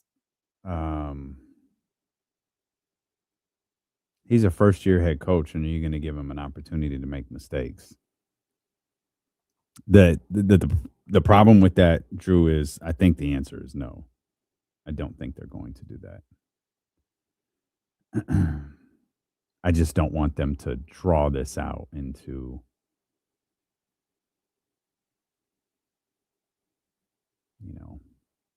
another off season or whatever.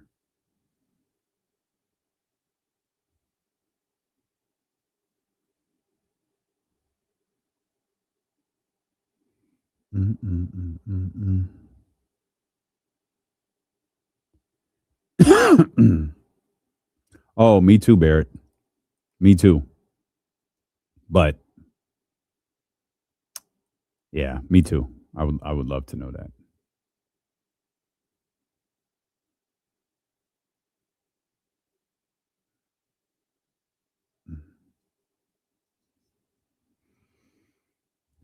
Just a quick note, man. We're going to be back out at the Golden One Center Thursday, March 19th. The Westfield Galleria at Roseville is giving fans a chance to win instantly. You can scan their QR code on the ad at the Golden One Center to play the instant win game with prizes from top retailers. Again, that is Thursday, March 19th, when Sacramento takes on Philadelphia. Every player is entered to win a $250 gift card. Westfield Galleria at Roseville is awarding 25 winners to celebrate their 25th anniversary. And don't miss the hot shot activation on court as well. You can take a shot, hit the target, and win even bigger. Scan, play, win with the Westfield Galleria at Roseville inside the Golden One Center at the Kings game coming up on Thursday, March 19th. Shout out to the Westfield Galleria. That'll be our fourth game together this year. I had a great partnership with them this season that started when we did the Kings tip-off celebration out there at the Galleria. Me and Katie hosted that, and that's when we did the little player check on who Kings fans were excited to see. This was right after Russell Westbrook signed. Russ got a huge reaction, but it still paled in comparison to the reaction that the pizza guy got.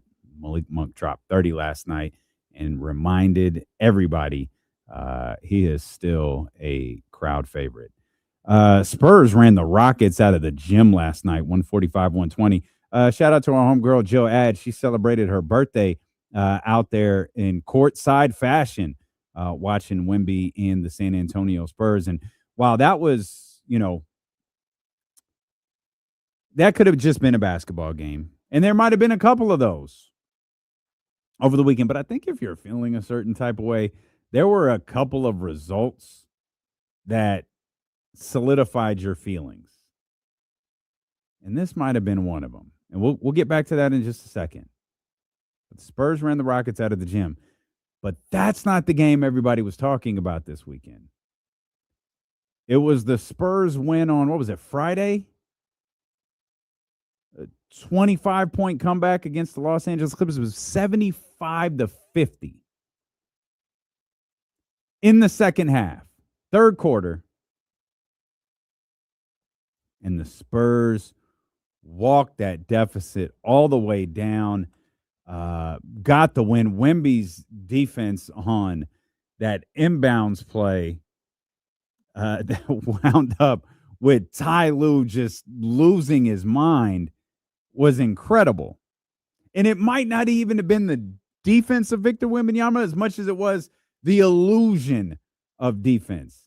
As Batum went to pass that ball in, decided they had Wemby on the back screen, and Batum saw it and didn't throw it.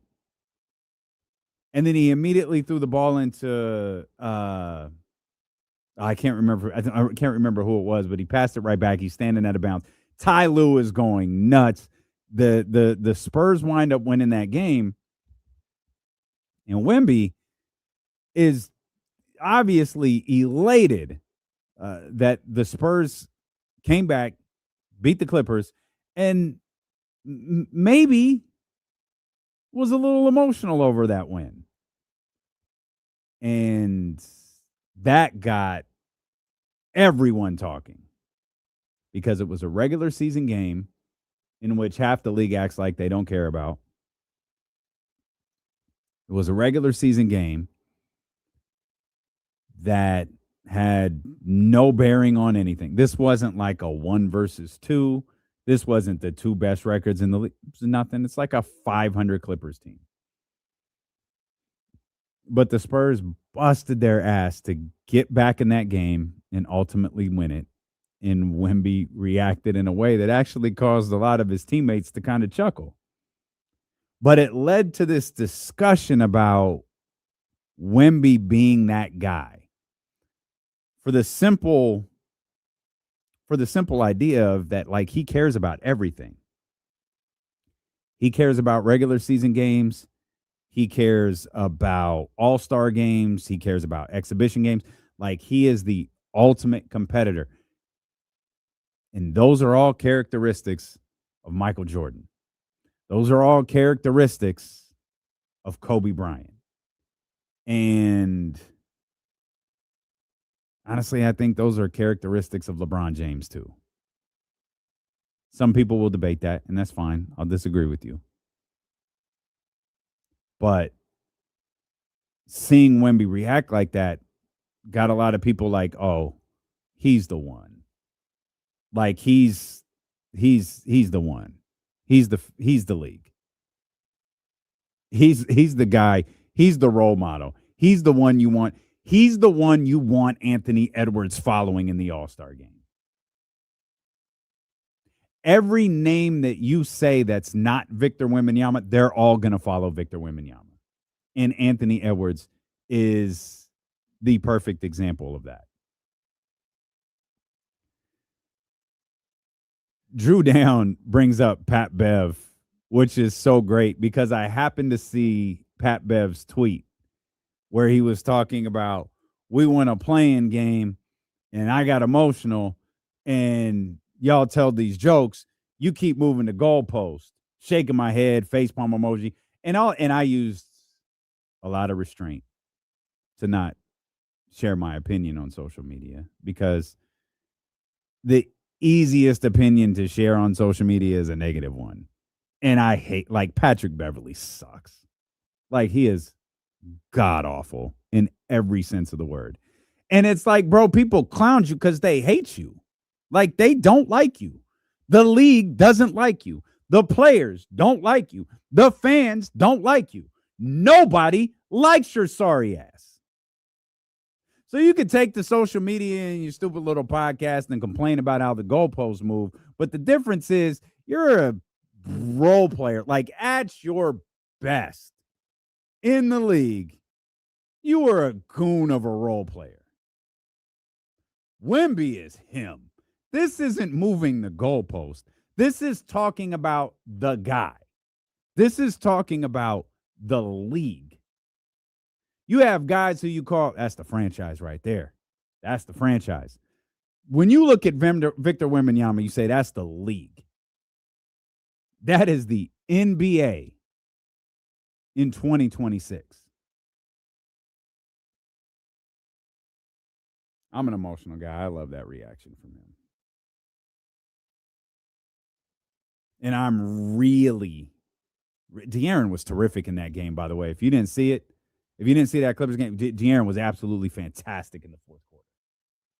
Absolutely fantastic. The Spurs as a whole were fantastic. Obviously, you come back from 25 down. You're doing a lot of things right. But De'Aaron, salute. Absolutely terrific fourth quarter against the Los Angeles Clippers. I love this Spurs team. Like, I'm all in. I really do enjoy this team. Might be the best team in the league right now. They might be. Well, they might be. They might be for now. Because those boys in Boston look pretty good, too. And that was the other story this weekend. It looks like a seamless fit. Who would have thought? So, like, okay, there are a lot of people out there, like my esteemed executive producer, who are poking fun at the idea that Jayson Tatum or perhaps the Boston Celtics, they would have trouble integrating at this stage of the season. And I think it's a fair concern. Now, I don't think there is reason for concern, as these, like Tatum, all things considered, looks terrific. Like he looked, he obviously the shooting is a little rocky, but he came out in his second game. I think he had 12 points in that one. 12 in the first quarter. He had 12 points in the first quarter, and it was like, oh, okay, yeah, he's back. He's back. But I get the question is completely fair.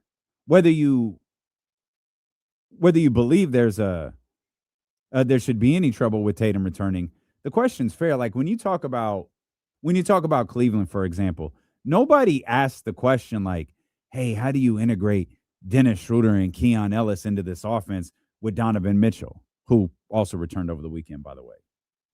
No, that's not what they asked. They asked, how do you integrate James Harden into this offense with Donovan Mitchell?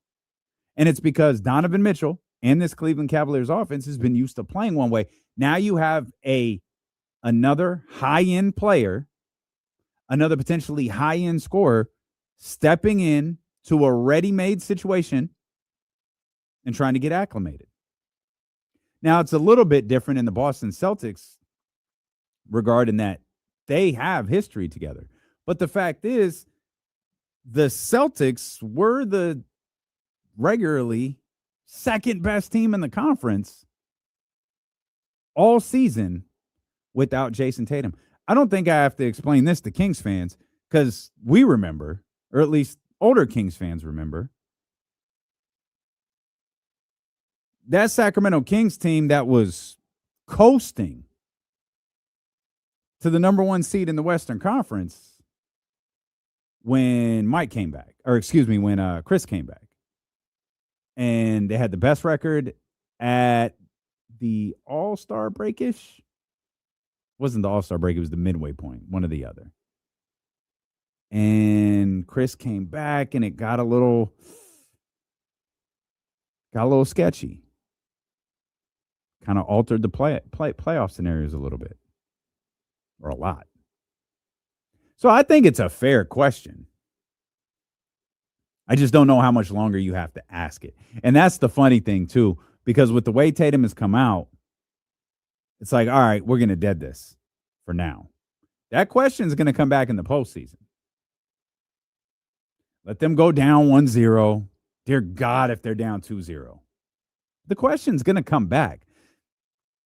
It's fair to say it has no validity. at that point, especially because you would have played 18 games together by that point. They wind up finishing with 14-4. We're going to complain about the return of Jayson Tatum. You've got one of the best players in the league coming back and joining one of the best players or one of the best teams in the league. The question stopped having validity after they won the title, no? Well, no, because I don't think it's a question of Jaylen Brown and Jayson Tatum playing together. I think it's a question of integrating Jayson Tatum into this particular version of the Boston Celtics that has played 60-some-odd games without him. I think that's the thing. We keep saying, like, this version of the Boston Celtics, it's the same Boston Celtics, except maybe Derek White's in a bigger role and other guys are filling out different. But it's the same identity. It's like they're playing the same way, which is maybe why I'm having such an issue with it. Okay, so it's not like they had to play a completely different way and throw out the game plan and all that stuff because Tatum was out. It's just guys took on different roles, I feel. No, but right. And now they've got to take on different roles again.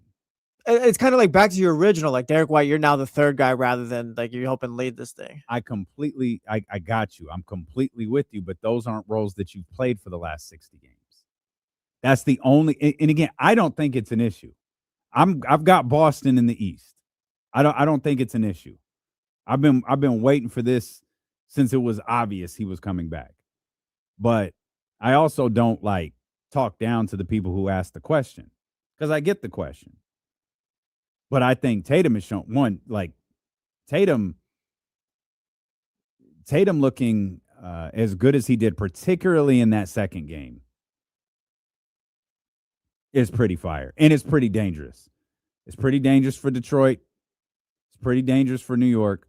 And that was the other out. That was the other. Let's stop with the Celtics love for a second and talk about the New York Knicks because they got their ass kicked by the Lakers. And we have talked so badly about the Lakers in recent weeks.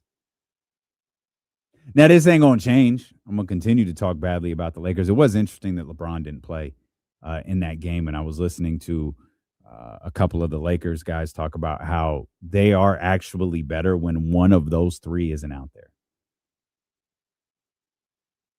When either Luka's out, LeBron is out, or Austin Reeves is out. They're better when it's two of them versus three of them, with the explanation being none of them are good defensively. So when you have three guys that are bad defensively, it's really bad for your basketball team.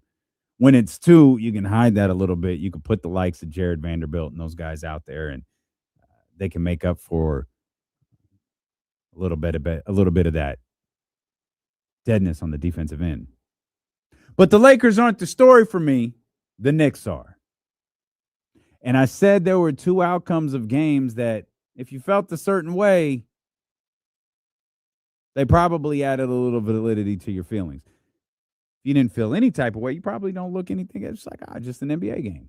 One of them was the Rockets getting walked by the Spurs. The other one was the Knicks. Now, I've asked questions about the Rockets that no one wants to hear. I've been told they're a playoff team. Not they'll make the playoffs, but they're going to accelerate. They're going to step the game up in the playoffs. Okay. I'm going to need to see that, dog. I'm going to need to see it. But I believe you. I'm like that referee with Michael Jordan. I believe you. I'll watch. Hey, I'm watching. But the Knicks, on the other hand, I can't get behind the New York Knicks. I do not think the Knicks are going to beat the Boston Celtics. I'm not sure if the New York Knicks are going to beat the Detroit Pistons. And I think I can go so far as to say I'm all the way out on the New York Knicks. I might be a little bit higher on the Cleveland Cavaliers than I am the New York Knicks. There's something about this team. There's something about that team that I just can't get behind. I love Jalen. I have questions about Jalen Brunson, but I love watching Jalen Brunson play, especially in big game situations. He's not perfect. There's evidence by this weekend, but that's fine. Like, I'll watch the Knicks play in the playoffs. But there's something about them that I just keep, and maybe it is. I've tried to like fight this. Maybe it is Karl Anthony Towns. Maybe that's why I just continue to look at them and kind of chuckle. Is because I can't take Karl Anthony Towns seriously. Like looking at a Karl Anthony Towns stat line can be impressive. Like, oh man, 17-17, 6 fouls. Oh man, look at that. But then you watch the game and you're like, yo, why is he so clumsy? Can Cat at that size, can he get pushed around? You want to play him at the 4? Stretch out like, what do you want to do with him? I'm out on the Knicks. I'm out on the Knicks, and I'm all the way in on the Boston Celtics. I think I'm in on the Celtics and the Spurs. I don't know if I'm ready to call that the NBA Finals. I'm not predicting stuff is stupid. There's no point in doing that. No one cares when you're right or when you're wrong. Well, no one cares when you're right. They'll laugh at you when you're wrong, as evidenced by my stupid-ass opinion on the Sacramento Kings basketball team before the season started. But I really like the San Antonio Spurs, and I really like the Boston Celtics. I'm anxious to see where those two wind up. I don't like Boston catching Detroit isn't crazy because Detroit is going quiet at the wrong time. We mentioned they lost to Brooklyn. The Pistons, they lost to the Brooklyn Nets. What we didn't mention is the next night, yesterday, they lost to Miami. They've lost 4 straight. Now, they have Brooklyn coming up again. These dudes got 2 games against the Washington Wizards. And they end their season with the Indiana Pacers. They have a couple left against Minnesota. Detroit has a couple left. They haven't played. That's crazy. They have not played Minnesota yet this season. They'll play the Timberwolves for the first time on Saturday, March 28th. They'll play them again April 2nd. They've got an Oklahoma City game in between those two. They got a game against the the playoff-bound Toronto Raptors. So they have a couple of tough matchups ahead, but not very many. I think they're likely to finish with the number 1 overall seed. I don't think Boston is going to, not the number 1 overall seed, excuse me, the number 1 seed in the East. I don't think Boston is going to catch them. But I think this is Boston's playoffs. And I'm so excited to see what San Antonio does. If you haven't watched a highlight video, like if you're not into watching like the whole basketball game, if you don't have League Pass, you don't want to pull it up, just find a highlight. Just find one of them 10-minute highlights of the Spurs and Clippers. It's fantastic. Cinema. Then the emotional ending from Victor Wembanyama. I love that. Absolutely love it. The Spurs, man, like this when we talk about teams, and we did this a little bit, and most of it led back to like Giannis. But if the Spurs fall short this season, do they ride it out? Like, do they just like, no, we're just gonna run it back. Let's get out there. We got Wemby, we got De'Aaron, we got Castle, we got Harper. Like, we've got everything. Or they get a little antsy. Do they get a little aggressive? I don't know that I necessarily want to see Giannis Antetokounmpo on this basketball team. And I don't know who the player after that is. Like, Giannis seems to be the ultimate move this offseason, you know, should the contract situation, or because I don't think we're never getting a trade demand. We're never getting that. We're going to get the Bucks offered Giannis a contract extension, and Giannis said no. That's where we'll get the trade conversation. Let's see what Cole talking about here. 916-909. Oh, Cole, I know what Cole's talking about. 916-909-1320. Cole, are you upset that I went with the Spurs over your Thunder? Here we go again. KC gone now, David. You just like KC. What y'all not realizing is what I put in the chat. The one game we beat them this year was when everybody was healthy. All the other games, we've had a major piece missing. So everybody's like, oh, the Spurs are going to whoop them or beat them and whatnot. Look at how the game went when everybody was healthy. It is not the same game. That's the first thing. Okay. Second thing, good. Wemby get a pass? Why Wemby get a pass for crying after a game, but Pat Bev got destroyed for crying when they won the play-in game? Like Pat Bev tweeted. Do you want the unedited version or the edited version? I want the unedited Because version. Patrick Beverly's a little bitch and no one can stand him.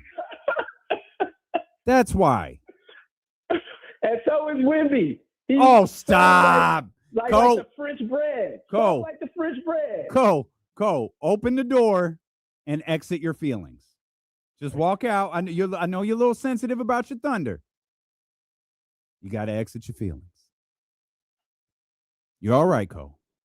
Cole, come on, man. Your Thunder are nasty.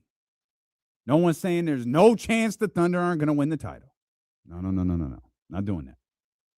I will say this, Cole. Your basketball team is boring. They don't have a single compelling storyline to them. But they are good. They're very good.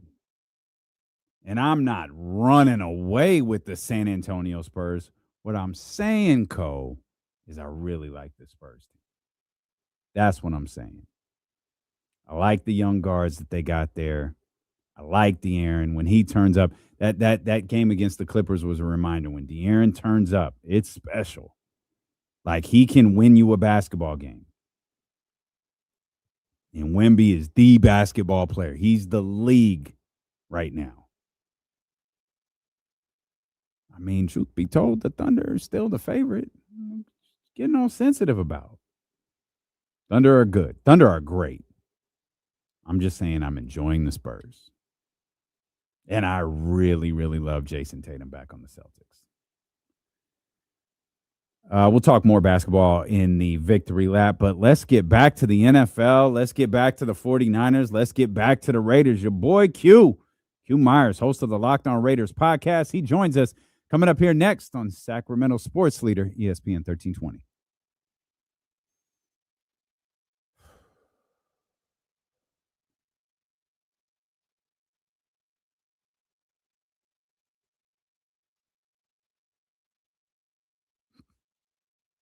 Who said that? Yeah. Okay. Has he gotten back to you? Has he sent you anything? Oh, okay. Do you need my help with anything? Okay. All right.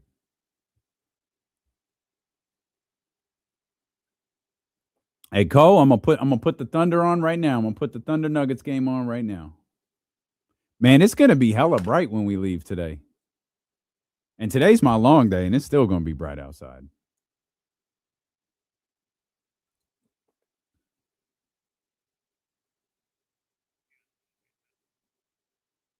Yeah, weather's getting better and better too. Yeah.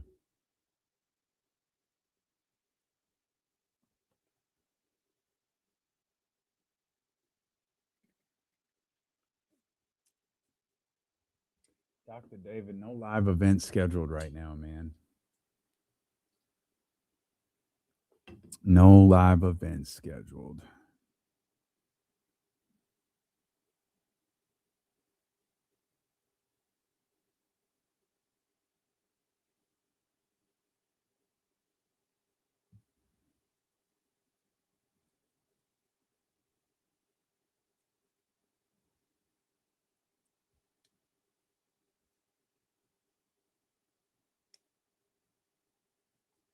Yeah, right.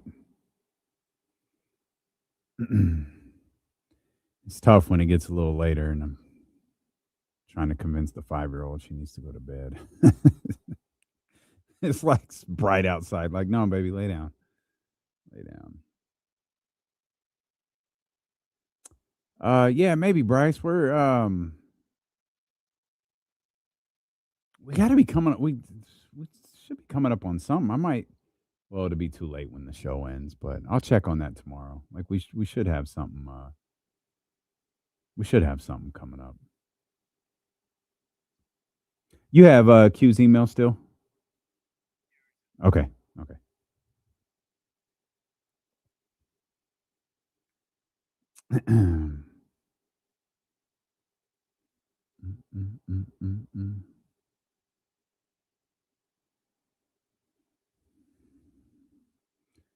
Man, I don't know what you're working OT on, but Monday's my long day too, so I'll be here for a while.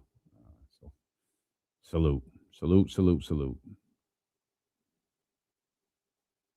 I want to do one like we did that Friday. That I think it was a Friday night live show. I want to do one like that again.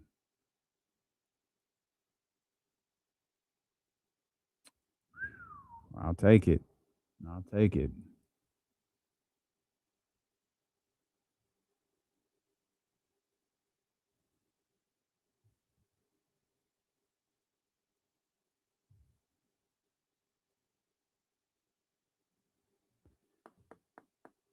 Yeah, Katrina, that one.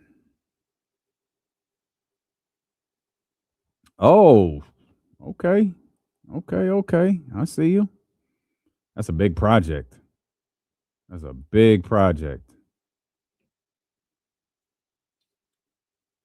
Well, I'll tell you this, Bryce, next time we won't do that. We'll just stay right where we are and mind our own damn business.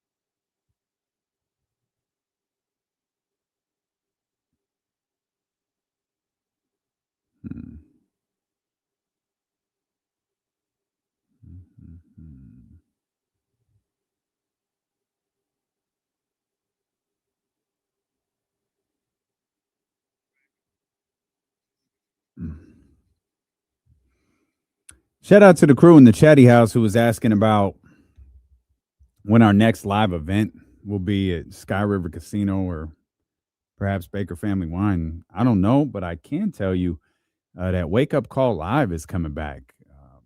Text the word live, LIVE, to 916-909-1065. That'll send you a link to buy tickets. I'm going to be a part of that. I haven't been told how. I've just been told I'm going to be a part of Wake Up Call Live. So it's not a D'Lo and KC live show, but it is a live show. It's at the Crest Theater. It's next month. It's going to be a blast. If I was a true professional, I would tell you the exact day, but I have no idea. I think it's April 24th, probably-ish. Just text the word live to 916-909-1065. Grab your tickets to Wake Up Call Live. Your boy Q Meyers, host of the Locked On Raiders podcast, is going to join us in just a couple of minutes. And what a day in the NFL it has been. Kenneth Walker signs with the Kansas City Chiefs. Super Bowl MVP Kenneth Walker signs with the Kansas City Chiefs. Of course, Travis Kelce looks like he's going to be back in Kansas City for another year. For those who haven't been keeping up on the Patrick Mahomes report, Jay Glazer said Patrick Mahomes is well on his way to being ready for week number 1 in the NFL season. Then you got the Raiders. The Raiders have had a very, very busy first day of free agency here. Started on Friday when they traded Maxx Crosby, a long rumored trade that it seemed to really start to gain steam late last week. And man, it moved quickly. Maxx Crosby headed to the Baltimore Ravens in exchange for 2 first-round picks, one this year, which I love because that's got them. That's got the Raiders picking at 14th, and then another one coming in next year. And the word that we have used for the Raiders today is direction.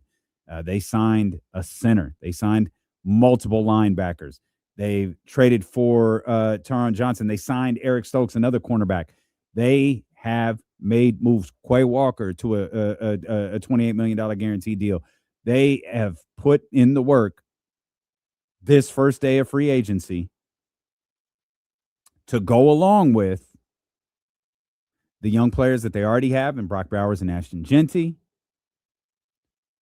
to go along with the young players that they're going to draft at number 1 and number 14. Almost certainly Fernando Mendoza there. What direction do they go at number 14? They still need some help on the offensive line.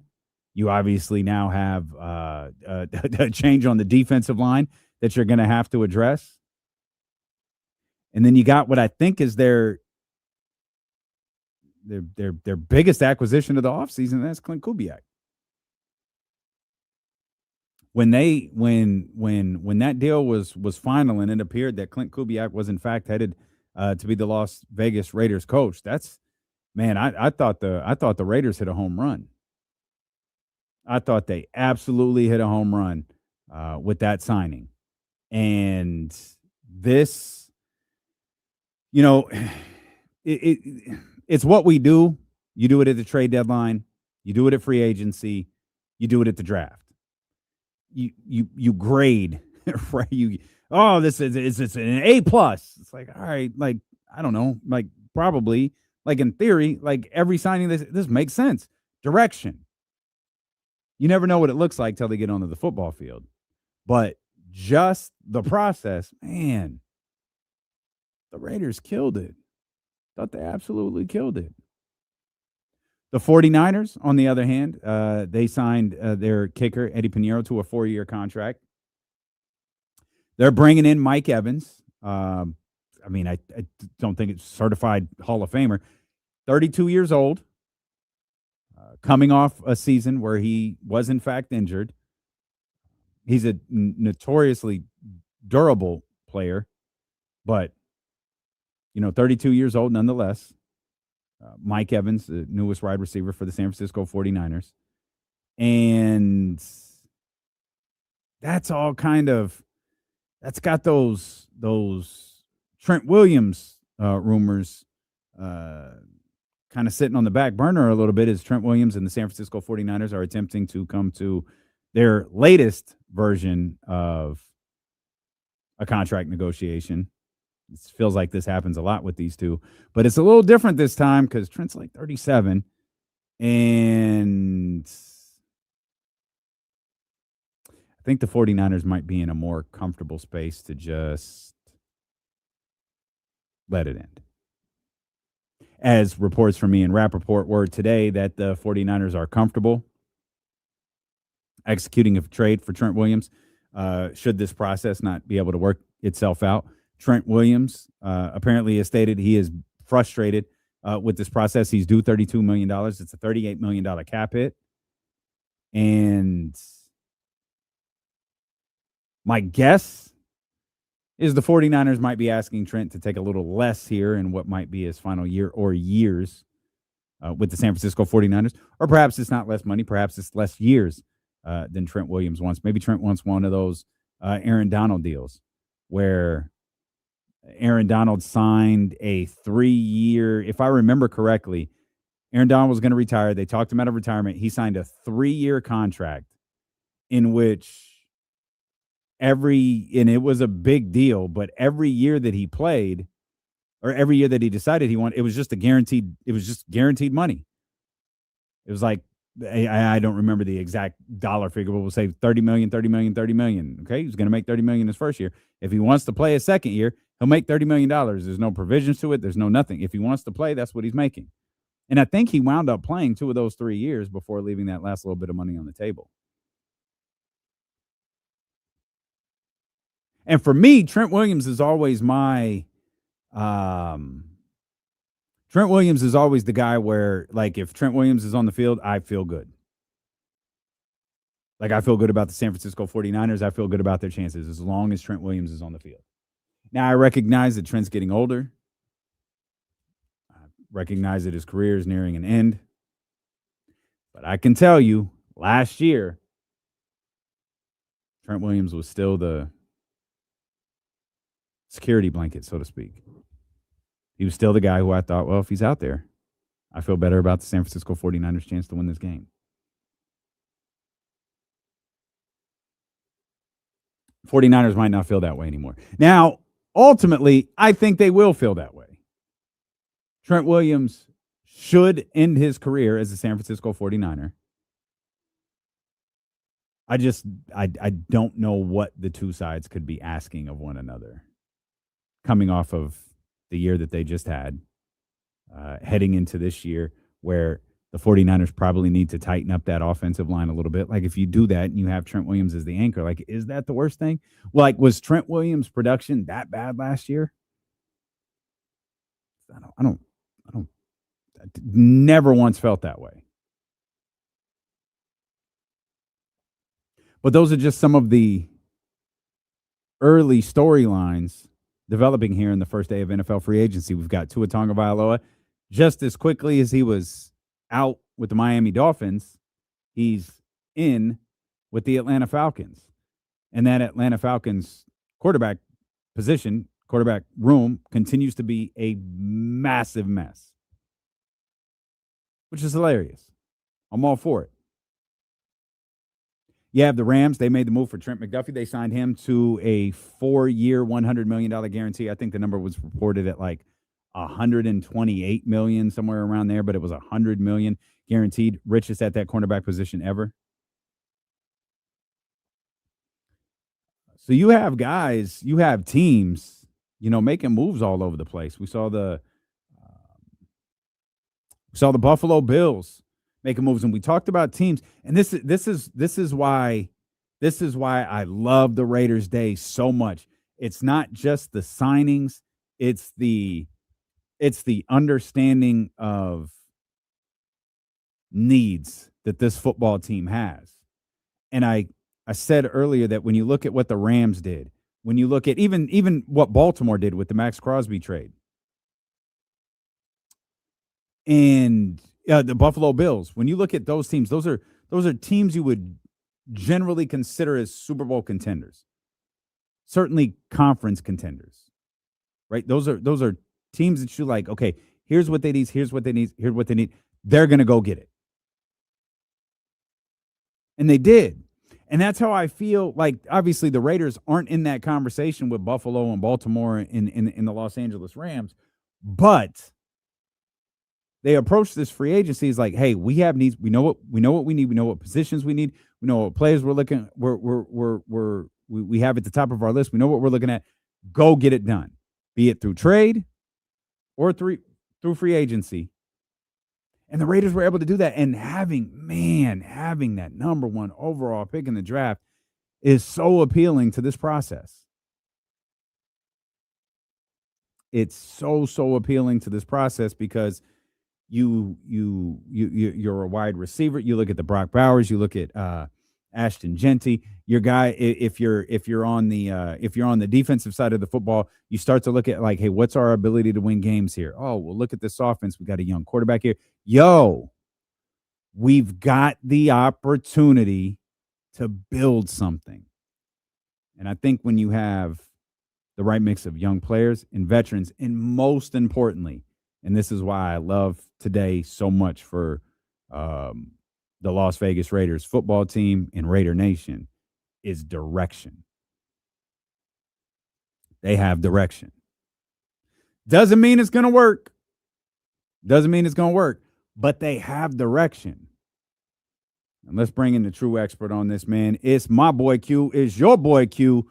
Q Meyers, host of the Locked On Raiders podcast. Q, man, one, I appreciate you. I can't imagine how busy your day is doing with signing after signing after signing for the Las Vegas Raiders. Yeah, man, it's been crazy. Thanks for having me on. I definitely appreciate it. Yeah, it's been one of those things that you just didn't know how it was going to go because John Spytek and company haven't been in this position with the Raiders before. So you just don't know how aggressive they were going to be.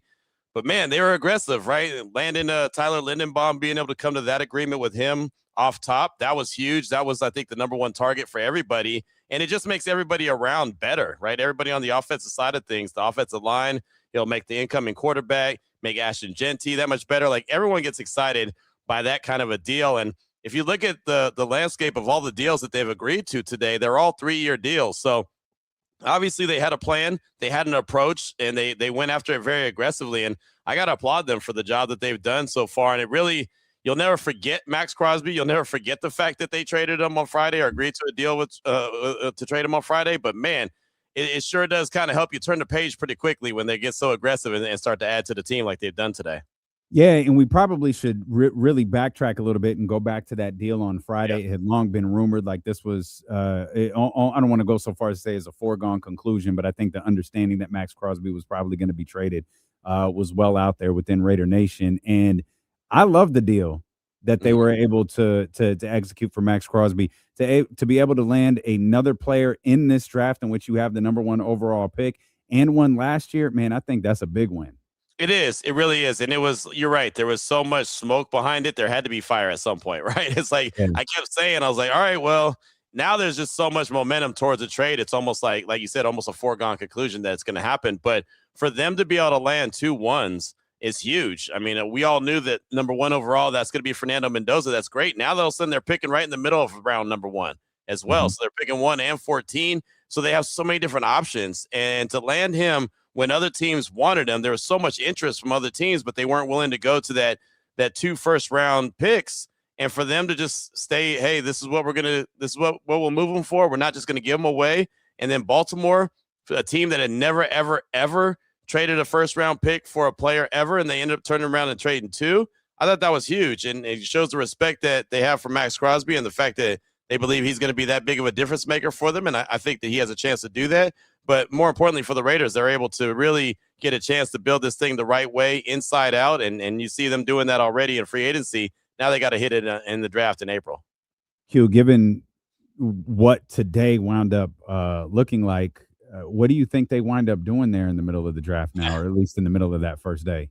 That's the $1 million question, right? Because like I said, there's so many different directions that they can go in. Me personally, if it's me and this guy is on the board, I'm running up the pick there immediately at pick number 14, and that's the guard out of Penn State. Venga Ioane, I'm going and I'm doing backflips on the way up to the podium to give it to the commissioner, just because you have Tyler Lindenbaum that you already agreed to a deal today for the center. Colton Miller comes back healthy. You put Ioane there at the left guard spot. Then you have JPJ most likely at the right guard spot, and then you have a battle for the right tackle. Now all of a sudden you have an offensive line that looks like a bunch of the top flight securities that kick people out the club. You know what I mean? Like, ain't nobody getting in the VIP section. Like, we kick it in here. You ain't getting in here. That's what I like, but that's me. And we'll see what they do. They have a lot of different directions they can go. So that's interesting. You talk about the VIP section. The VIP section, of course, referring to the quarterback. Yep. Quarterback, Fernando Mendoza, or is it someone else starting under center for the Las Vegas Raiders this year, even if Fernando Mendoza is taking number 1 overall in the draft? I think that someone else will probably start. Tom Brady has been very, as a matter of fact, for some time, that he doesn't like rookie quarterbacks to start. He doesn't think that it's good to put them out there right away. You have to dumb down the playbook for them. So he wants to allow them to have some time to grow. John Spytek said the same thing at the combine. Like, you don't want to put a rookie out there and get him killed right away. Now, look, he might go and ball out in training camp, and it just makes all the sense of the world. Like, he has to start, but they're not in a position where they have to force him onto the field. And that is, to me, that's the best bet, is that he just gets to sit. Remember, there was a time back in the day where no rookie quarterback started. I'm right? old enough to remember that. Yeah, right. I'm old enough to remember that. Me too. But now we live in a microwave society. So it's like, hey, man, 30 seconds. Let's go. This thing's got to be going good to go. So I think that there's a chance that he doesn't start. And I don't think that that's a problem, especially for a Raiders team that I don't expect to be a playoff team in 2026. But the way that they're building this thing up, they might be a playoff team sooner rather than later if they hit on these picks. CQ, that was the word that I was using a lot today when describing the Las Vegas Raiders, was direction. Yeah. It feels like they have a direction and they've stuck with it, and it's a great mix, especially when you include the likes of Ashton Genty and Brock Bowers, and now you've got what will almost certainly be Fernando Mendoza and whoever you take there at 14. It's going to be this beautiful mix of established NFL players and young NFL players. And to me, that's a recipe for something really special. Yeah, it is. It really is. It's just having direction, period. I mean, how many times have we looked at the Raiders as a team? It's like, well, what are they trying to do? You know, all these different years they've had all these different head coaches. I can't tell you what the identity of the team's been. I can't tell you what the plan of this team has been. I can't really pick up from what they've done. And I'm around the team all the time. And it's just like, okay, are you trying to win now? Are you trying to build for the future? Like last year when they did that, I didn't think that was possible. Like it's hard to have 1 foot in and 1 foot out. You know, it's like either you're going to jump into the water or you're not, right? All this tiptoeing around the edge of the pool ain't going to work. And it didn't. That's why they only won 3 games. So, and now they're picking number 1 overall. But at least it feels like that they have a direction. And again, I go back to all those deals that they agreed to today. 3 years, 3 years, 3 years, 3 years, 3 years. So it's kind of letting you know how they feel about this team. And then in those 3 years, you're also allowing your young guys that you draft, say this year, a chance to develop and build as well. So I feel like that there's a plan in place and you can just kind of follow those 3 years and you can follow the money and feel like, okay, I got an idea of how the Raiders team is trying to be built. Your boy Q, host of the Locked On Raiders podcast with us here on D-Lo and KC. I still think the biggest thing that they've done this year is Clint Kubiak. Oh, yeah. That was such a terrific launching point for everything that Brady and Spytek have done so far this offseason. Yeah, I agree. You know, and he's a guy that he's a sharp offensive mind. And that's why it was so important that they fire Pete Carroll, even though I'm not a big fan of one and dones. They had to fire Pete Carroll. If you know you're going to bring in the quarterback, you've got to be able to line them up and be on the same page, right? You don't want to do like the Giants that brought in their quarterback and then fired their head coach halfway through the season, or the same thing that happened with Caleb Williams his rookie year, or Cam Ward his rookie year, or insert whatever quarterback it's been that has had that situation happen. The Raiders said, we're not going to do that. We're going to be smarter than that. We're going to get rid of this coach. We're going to marry these two together, and they're going to build as a team, as a unit, as 1 and 2. And that's why I think it was so important. We've seen Clint Kubiak do some really good things with quarterbacks, whether it's Kirk Cousins, Derek Carr, Sam Darnold. Now he's going to have an opportunity to do that with Fernando Mendoza. And regardless, when Mendoza actually gets onto the field, you know that those two guys are going to be joined at the hip. They're going to go as Clint Kubiak goes, and Fernando's going to go as Clint, and Clint's going to go as far as Fernando. You know what I mean? Like those two guys are a 1-2 punch. I think that's the right way to do things. Well, it also feels like too, yeah, and you're 100% right in that whole assessment. But I also feel like we talked about that veteran quarterback. Yeah, coming in. He's got to be on the same page as all of those individuals you just named, which makes the selection of that quarterback really tricky in my mind. I mean, I'm looking at maybe Kirk Cousins. Right, that's the name that keeps coming up. Yeah, that's all I can really come up with. I mean, you see other guys. Case Keenum's already been snatched up. You know, you see other quarterbacks. Tua goes to Atlanta. Not that I thought that Tua was an option, but you see all these other quarterbacks. Kyler Murray, to me, is not an option. Kirk Cousins is a guy that's got familiarity with Clint Kubiak, but he has to understand that he's literally a bridge. Like you're not going to be the long-term starter. You're not going to be a multiple-year guy. You're maybe a 1-year guy maximum. Right, maximum. And I don't even think you last the whole year. I think he lasts maybe 6, 8, maybe even 10 games. I don't see him playing the whole year. So he's got to understand what his role will be if he does, in fact, agree to a deal with the Raiders. Whoever comes in to hold that spot down, that bridge quarterback spot, has to understand that they have Aiden O'Connell under contract, but he's not really a veteran quarterback. He is going into the last year of his deal. Could he be a guy that they line up to start? Maybe, but I don't think that really brings a lot of confidence with Raider Nation if they do that. That's the equivalent of putting Tua Tagovailoa out there. Like it doesn't make sense. Doesn't do anything for And the sentence Case Keenum has already been snapped up in 2026 is just an incredible sentence. Just amazing. You mentioned his name, you think Derek Carr is even remotely an option for this? No. Okay. No, I've had so many people ask me that. I'm like, no. You don't want to go in that direction, not because Derek's a bad guy or because Derek's a bad quarterback. I think he'd be ideal if he wasn't so polarizing, right? I mean, Derek Carr is that guy that you mention his name and like everyone gives you a reaction. It's either yay or no, right? It's one of the two. It's never like, oh, yeah, that's cool. Like we say Kirk Cousins, like, yeah, okay, that's cool, right? But Derek Carr, you can't do that. It's either you love him or you hate him. And if he is to be, signed by the Raiders, all of a sudden, then this guy, he's got to play all the time. He is the quarterback because the Raiders did him wrong. That's what everyone tells me. Oh, the Raiders did him wrong when they sat him down. And regardless how you feel about that, they sat him down. He ended up in New Orleans, and now he's retired. So, oh, by the way, if you were to get him, you'd have to trade for him as well. So yeah, I don't see a scenario where that's a good idea. I just think he's too polarized, and you don't need that distraction on a very young team with a very young quarterback. I don't think you need that. Okay.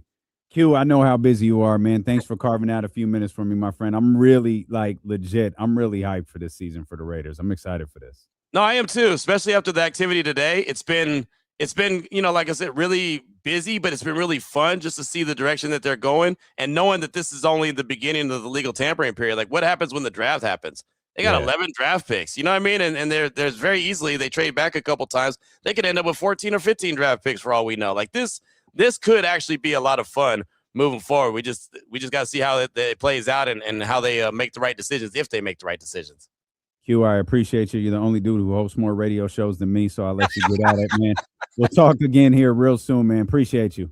Absolutely. Game recognized game. You know how that go. Yes, sir. Salute. Always, brother. Always. It's your boy Q, host of the Locked On Raiders podcast, man. Absolutely must listen if you're a Raider fan. Hey, Raider Nation, let your boy in.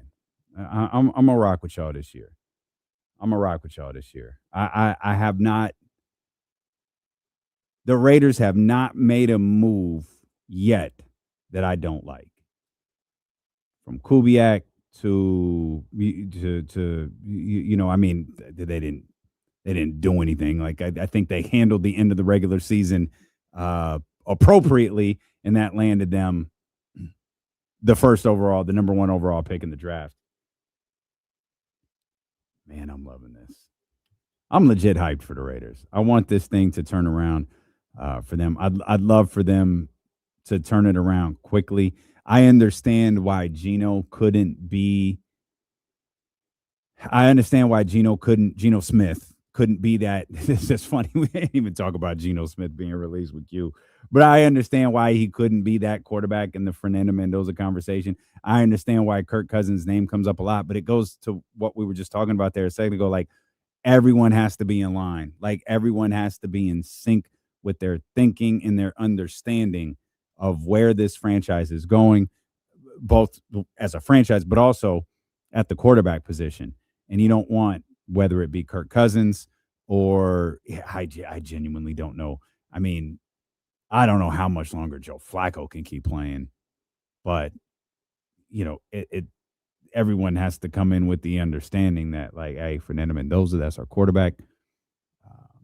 Ideally, and maybe this truly is the case. I mean, you could talk about your preference if you're Tom Brady or you're John Spytek. You could talk about this is what we would prefer. But if you don't have the player in that position to keep your number 1 overall pick from starting at quarterback, like, that's a different thing. Shout out Q, man. That was a lot of fun. Raider Nation, I'm with y'all this year. I'm with this show. We're going to cover a number of different things, including the 49ers, the Raiders, in a great weekend of college basketball. And, of course, the 15-win Sacramento Kings versus the 15-win Indiana Pacers. That's coming up next on the Victory Lap here on Sacramento Sports Leader, ESPN 1320.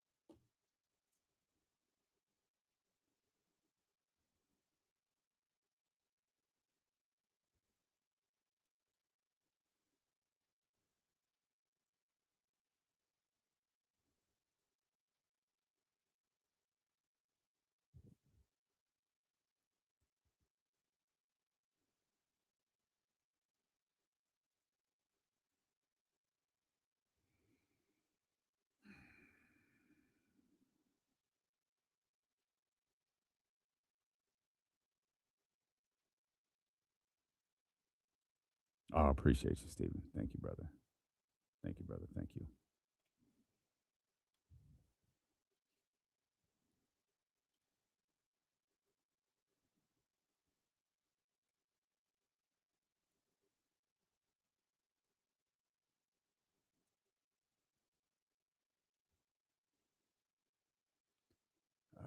do you think it would take for a Trent trade? We'll bring that to the air. If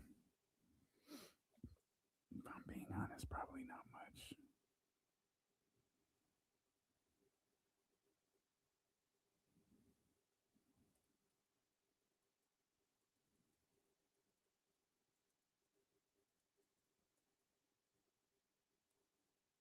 Oh, Roddy must not be here today because I know if he was, he'd probably be like F the Raiders, which I understand. I understand.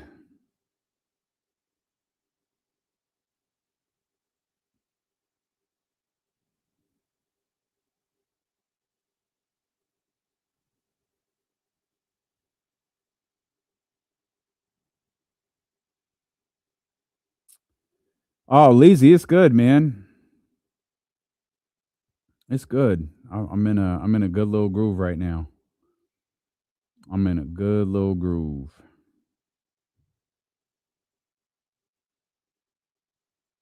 Bryce, I'd be shocked if it was a fourth. I think it'd be closer to like a sixth or seventh. Not a knock on Trent at all. Just, it's 37. Maybe hold on, is he 38?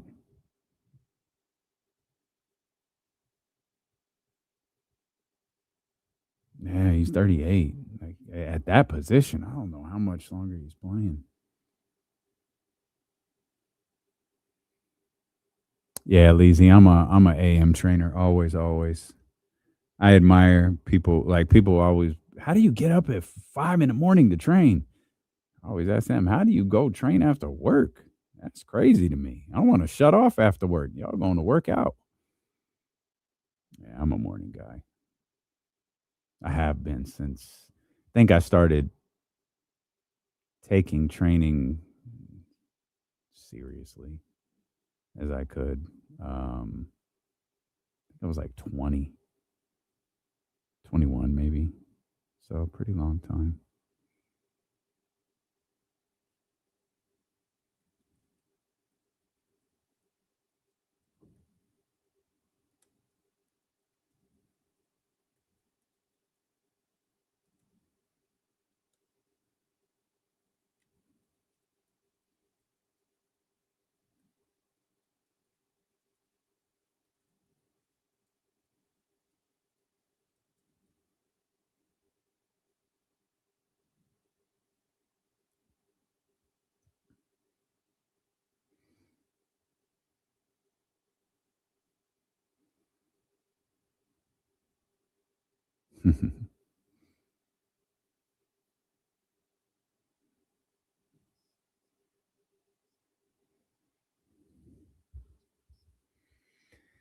It's the victory lap as we close things out here on this Monday. So happy you tapped in. If you're not caught up on what's going on here at ESPN 1320 for the next couple of weeks, our man Kyle Madsen is out of town. He is out of the country.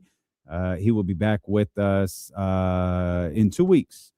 So KC is going to be, I don't know why I keep saying KC is going to be with Jesse on the jump, and I'll be hanging out here with you every day from 2 to 6. So appreciate y'all for tapping in, and shout out to everybody who spent yesterday out at Baker Family Wines and Bike Dog. I know they had a terrific time. If you weren't able to get out there, it's all good. They have great events. They post them all of the time on their social media account at Baker Family Wines. You can also check out the website, bakerfamilywines.com, if you're just interested in trying a bottle. Easy. The Nugget in Elk Grove, Granite Bay, and Roseville. They all got them. Select Rayleigh's and Bel Air locations. They got them. Look for the baseball stitch on the wine bottle. Baker Family Wines in the corner. They got a long list to choose from, whether you're crisp whites, dark reds, or that unique dark rosé that Baker Family Wines has. You can find them at those stores that I just mentioned, or you can head to the tasting room, which is in West Sacramento. It's on Industrial Boulevard. You can get the exact address at bakerfamilywines.com. And shout out to our manager, Dusty Baker. Hello, this is Dusty Baker. Welcome to the family. We were talking during the commercial break. Bryce asked, what do you think it would take for a Trent Williams trade? And truth be told, I can't even remotely guess, which is why I didn't think it would come to this. But I did see that Jason Lockenfora had a report that there has at least been a conversation involving Trent Williams and the Kansas City Chiefs. I'm not sure the validity in all of that. I don't know like how far into discussions they are. And I can't even remotely imagine what the return would be. I know Bryce said, maybe a 4 or 5. I kind of feel like it would be a 6. I mean, again, Trent is my ultimate security blanket when it comes to watching the San Francisco 49ers. I want Trent Williams on the field every game. And I feel better about the 49ers opportunity to win a football game when Trent Williams is out there. But he's 38. And I recognize the situation that the 49ers are in when you're talking about paying a 38-year-old at that position. I mean, and he's a certified Hall of Famer. No questions. He's a certified Hall of Famer. Again, he's 38, and it's kind of, tick-tock, tick-tock. I love the 49ers acquiring Mike Evans. Obviously, we've talked a lot about the Las Vegas Raiders and what they were able to do today. I do like the signing of Mike Evans. It can only be the Raiders were very, very active today. Very, very active. And like you really in the sea of signings, you were never able to react to one and go, oh, well, they still need it. None of that happened. It was like, oh my God, they signed like 7 people today. And this all coming off of the heels of the news that they made on Friday, which is a really big deal. They traded Maxx Crosby. They traded Maxx Crosby and got 2 first-round picks in return. That's a big deal. You trade a player the caliber of Maxx Crosby. You get a return of 2 first. That's big. And they quieted all of that noise. They quieted all of that news by in my opinion, the fantastic day of signings that they had. The Linderbaum signing, the Quay. Quay Walker from Green Bay, just a fantastic day for the Las Vegas Raiders. And I don't know, but in Q, I didn't even pick up on this. But shout out to Q. He pointed it out. 3 years, 3 years, 3 years, 3 years, 3 years. Like they are establishing a timeline. As much of a direction, they're establishing a timeline. And listen to Q talking about how many times have you watched the Las Vegas Raiders, or you looked at what the Las Vegas Raiders are doing, or the Oakland Raiders or whatever, and you're like, what is the direction of this bat? What is the direction of this roster? What is the direction of this front office? What is the direction of this coaching staff? Are they trying to go young? Are they trying to win now? And all I'm thinking is, brother, you are describing every single minute of being a Sacramento Kings fan. But the Raiders were able to get it right. And that's what Scott Perry has to do. And we'll get to that in a second. But women's college basketball was fun to watch this weekend. Shout out to the Blue Devils. Back-to-back ACC championships. A thriller against Louisville. They won in overtime. And I always love when they beat Louisville because I do not like Jeff Walz. I do not like Louisville's head coach. I strongly dislike that individual. And he gave me even more reason to dislike him when he's ranting and raving about the coverage of women's basketball and how enough teams aren't getting enough attention. Bro, shut your ass up. You're not getting attention because you're boring. You're not getting attention because no one cares about you. You don't give people a reason to watch you. All these other teams have found a hook. Your sorry ass hasn't. And you've been crying the same story for a decade. And salute to Jeff Walz for being employed for a decade. But he has been crying nonstop. Cannot stand that guy. But love Texas. Welcome. They beat South Carolina in the SEC championship. It's always a good day when South Carolina loses. And I cannot wait. I cannot wait for Selection Sunday. The only bad thing about Duke winning the ACC championship is prior to that game, everybody had Duke in the Sacramento region because they had them as a 3 seed. Now, everybody has them as a 2 seed. For some reason, that sent them to the Fort Worth region. All right. I'm hoping the committee looks at the potential storylines of the head coach of Duke women's basketball coming to Sacramento, where she has a history, and having the opportunity to make her first Final Four ever. That's ACC Coach of the Year, by the way. Shout out to the Duke women's basketball program. Shout out to women's basketball. Shout out to college basketball in general. It was really fun to watch this weekend. It's going to be a lot of fun to watch this week. And, of course, everyone's favorite time of the year is right around the corner, where Jen in Human Resources, who hasn't watched college basketball in her entire life, will win the office bracket challenge just because she picked her favorite names. We're the ones who are going to sit around and debate games because we think we're smarter than everybody. And they just, my friend went to Duke, so I'm going to pick them. And they're going to be right. And, of course, we're not playing for money because we would never do such a thing. But they'll win bragging rights. And all of that leads us back to your Sacramento Kings, who got a victory last night against the Chicago Bulls, 126 to 110. And that sparked, it's difficult. One of the difficulties of this season is, like, when you're this late into the season, the only thing that you could really discuss about the Sacramento Kings beating the Chicago Bulls, like, it's not positive. Because the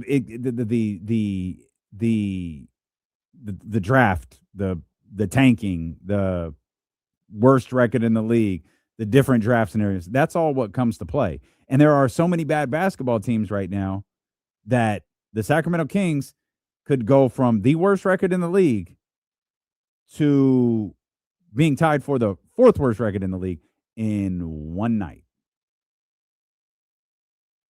Because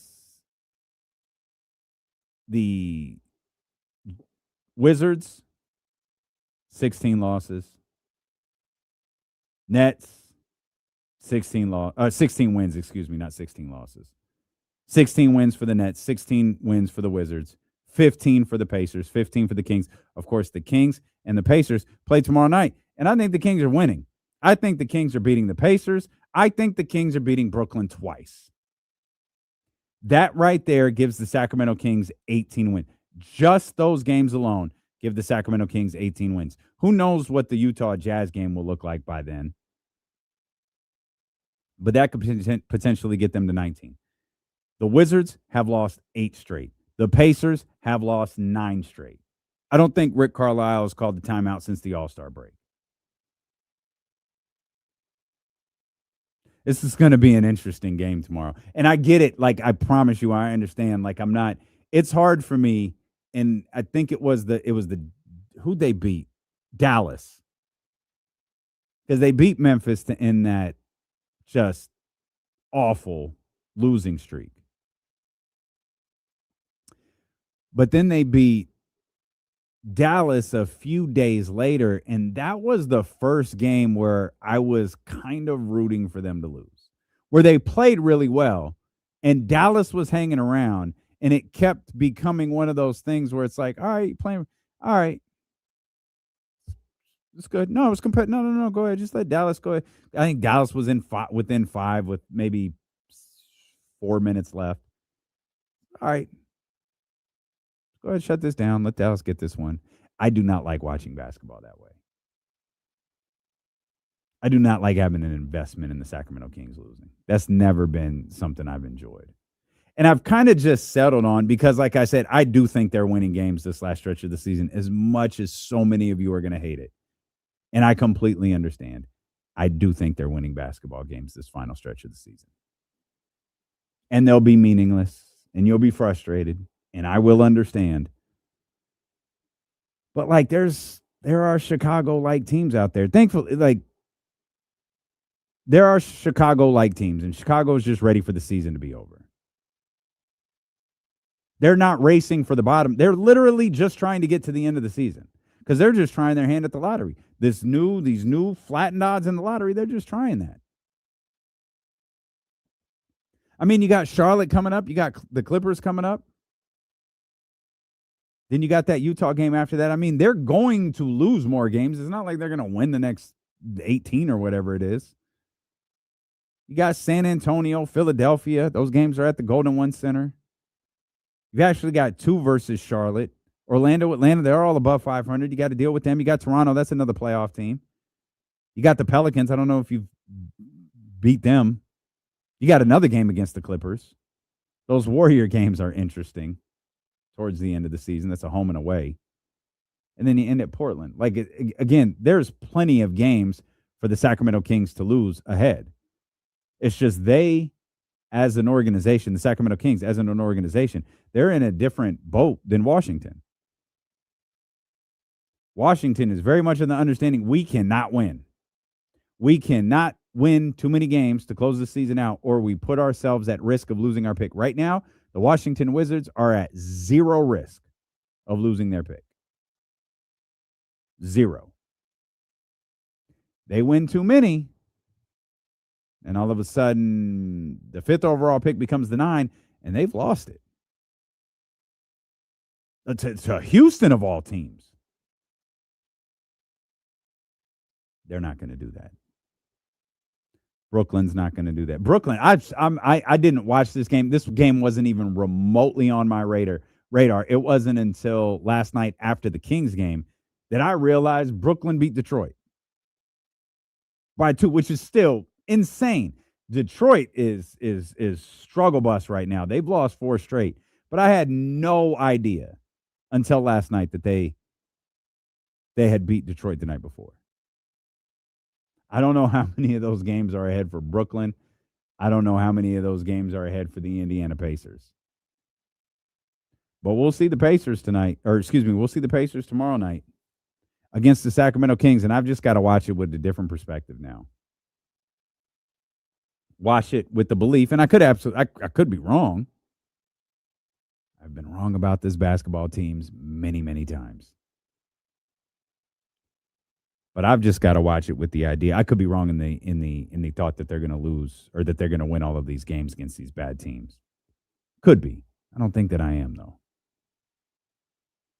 So I'm just going to have to watch it with all right. Let's see let's just continue to watch Max. Let's see if we can get if Indiana is truly that bad. Let's see what can we get from Nick tomorrow night? Can he have another one of those ultra productive games where he does a little bit of everything on the floor while scoring a bunch of points? What can I get from Max? Does Indiana get cute like Chicago did? They try to go small and Max and Russ run them out the gym? We do that? I'd really love for Dylan Cardwell to return too. I don't know how many weeks that we've got to be a pro, maybe a All-Star break, maybe a week out, maybe another week and some change before another week and some change before Dylan Cardwell's time frame is at 4 weeks. I'm sure it's a reevaluation process. But, man, I'd really love to see Dylan Cardwell play some basketball with Maxime Reynaud for the rest of the season. Keegan Murray, not so much. Don't need to see Keegan Murray back at all. But I'd really love to see Dylan Cardwell back. I actually forgot until James brought it up earlier that DeAndre Hunter was ruled out for the season. I knew he had the eye surgery. I knew that. I just completely forgot that it was for the season. Him, Zach, and Domas were all just knocked out in like one fell swoop. I think I had lumped him in with Keegan and Dylan in that that it was a returnable injury, and obviously it's very much not. That eye scratch, I've never seen an eye bleed like that. That was so crazy. He is a player I really would have loved to have seen play with Sacramento too. But we're not going to get that. So give me Dylan Cardwell. No Keegan Murray. Let's see what this looks like. Precious continued to play well. Like, Precious played 40. And then, like, is DeMar back tomorrow? The Kings might win in a blowout tomorrow. Like, if you've watched the Pacers, just even casually recently, there's no way the Pacers could beat the Kings. I'm telling you, I think the Kings are going to blow them out tomorrow night. Kings they won by 16 last night. It didn't feel like that, by the way. It felt like the Kings were in control for most of that game. But it never felt like they ran away with it. But they did. In that big second quarter, they were comfortable. And Kyle says, Pacers sitting everybody tomorrow. Who's left to sit? I mean, this could be. See, could you imagine the Sacramento Kings sending out a notice that says DeMar DeRozan, Precious Achiuwa, Russell Westbrook, and Maxime Reno are all out for tomorrow? That's probably what the Pacers are sending out tonight. But this goes to what we were talking about earlier and probably what we'll talk a lot about tomorrow. The Pacers, they know what time it is. The Pacers are in a simple position of, hey, sorry, we'll lose these games. We're just going to get through this season. We're going to land. It's a tremendous opportunity to make the NBA Finals one year. Game 7 go the way that it did. Your best player is out the entire season. Doesn't really pan out for us early. It's cool. We're just going to land a really good draft pick. We're going to bring our superstar back, and we're off and running next year. Everyone's comfortable with that. Washington, we outlined this a second ago. Just keep the pick. That's it. That's all we got to do. Just keep the pick. Got to finish top 8. That's all we got to do. We guarantee we finish top 8 if we have the 4th worst record, at least the 4th worst record in the league. Same page. Brooklyn, I don't know. We talked a lot about direction as it pertains to the Las Vegas Raiders today. I don't know what Brooklyn's doing. I have no clue. But they all seem to be on the same page.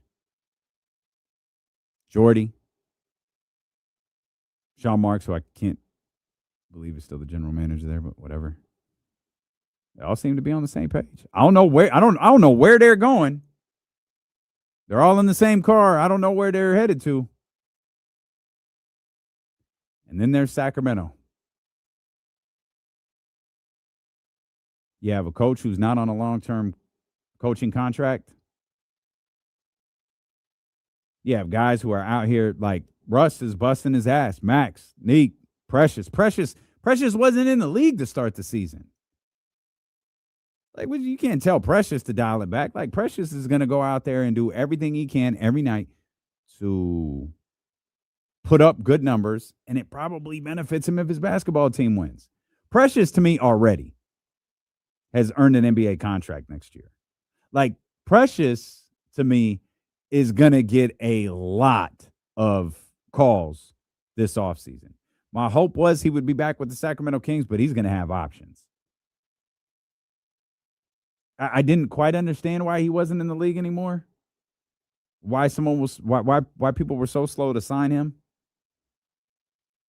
But I don't think that's going to be an issue for him this offseason. There's a difference between like the collective goal of an organization and individuals within that organization having goals. I think Washington and Indiana have collective goals as an organization. I guess Brooklyn does too. I just don't know what they are. And it's hard for me to believe with the contract that Doug Christie has that Sacramento has that. And that's the thing. I'm just going to harp on this until the season is over. I know this is as broken record as you could possibly be, but every conversation I have about the Kings, their future, the direction, what they do, it all traces back to the same thing. You don't believe you have anything when you have Doug Christie on the contract that you have him on, because you want your coach in place. Do you think the Raiders would have gotten as aggressive as they got today if Pete Carroll was still their coach? If they had preliminary talks before ever firing Pete Carroll and they knew they couldn't land, if they knew Clint Kubiak wanted to stay in Seattle another year, do you think they would have made the moves that they did? Because I absolutely emphatically do not think they would have. It likely started with them landing the number 1 overall pick. That made things look really, really great for Clint Kubiak. And that front office hit the ground running today. Scott Perry and his team in the Sacramento Kings can take note. We appreciate you so much for being with us. Hit the thumbs up if you're watching on YouTube. Hit the subscribe buttons on YouTube, Twitter, all of that good stuff. Hit the follow button at ESPN 1320 if you're watching on Twitter. Shout out to everybody listening on 1320 AM and 98.5 FM HD2. Make sure you are locked in tomorrow morning, beginning at 7 a.m. Jesse Tappy and Kenny Caraway here on The Jump on Sacramento Sports Leader, ESPN 1320. Man, it was a struggle a little bit. Couldn't get my words out.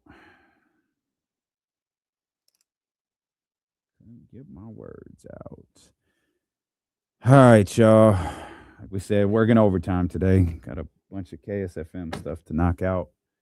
Appreciate you guys, man. Thanks for hanging. Y'all make the show fun when I'm by myself. That way I don't have to call on Jesse to get me through it. Y'all have a good day. Have a good night. And we'll see you guys tomorrow morning.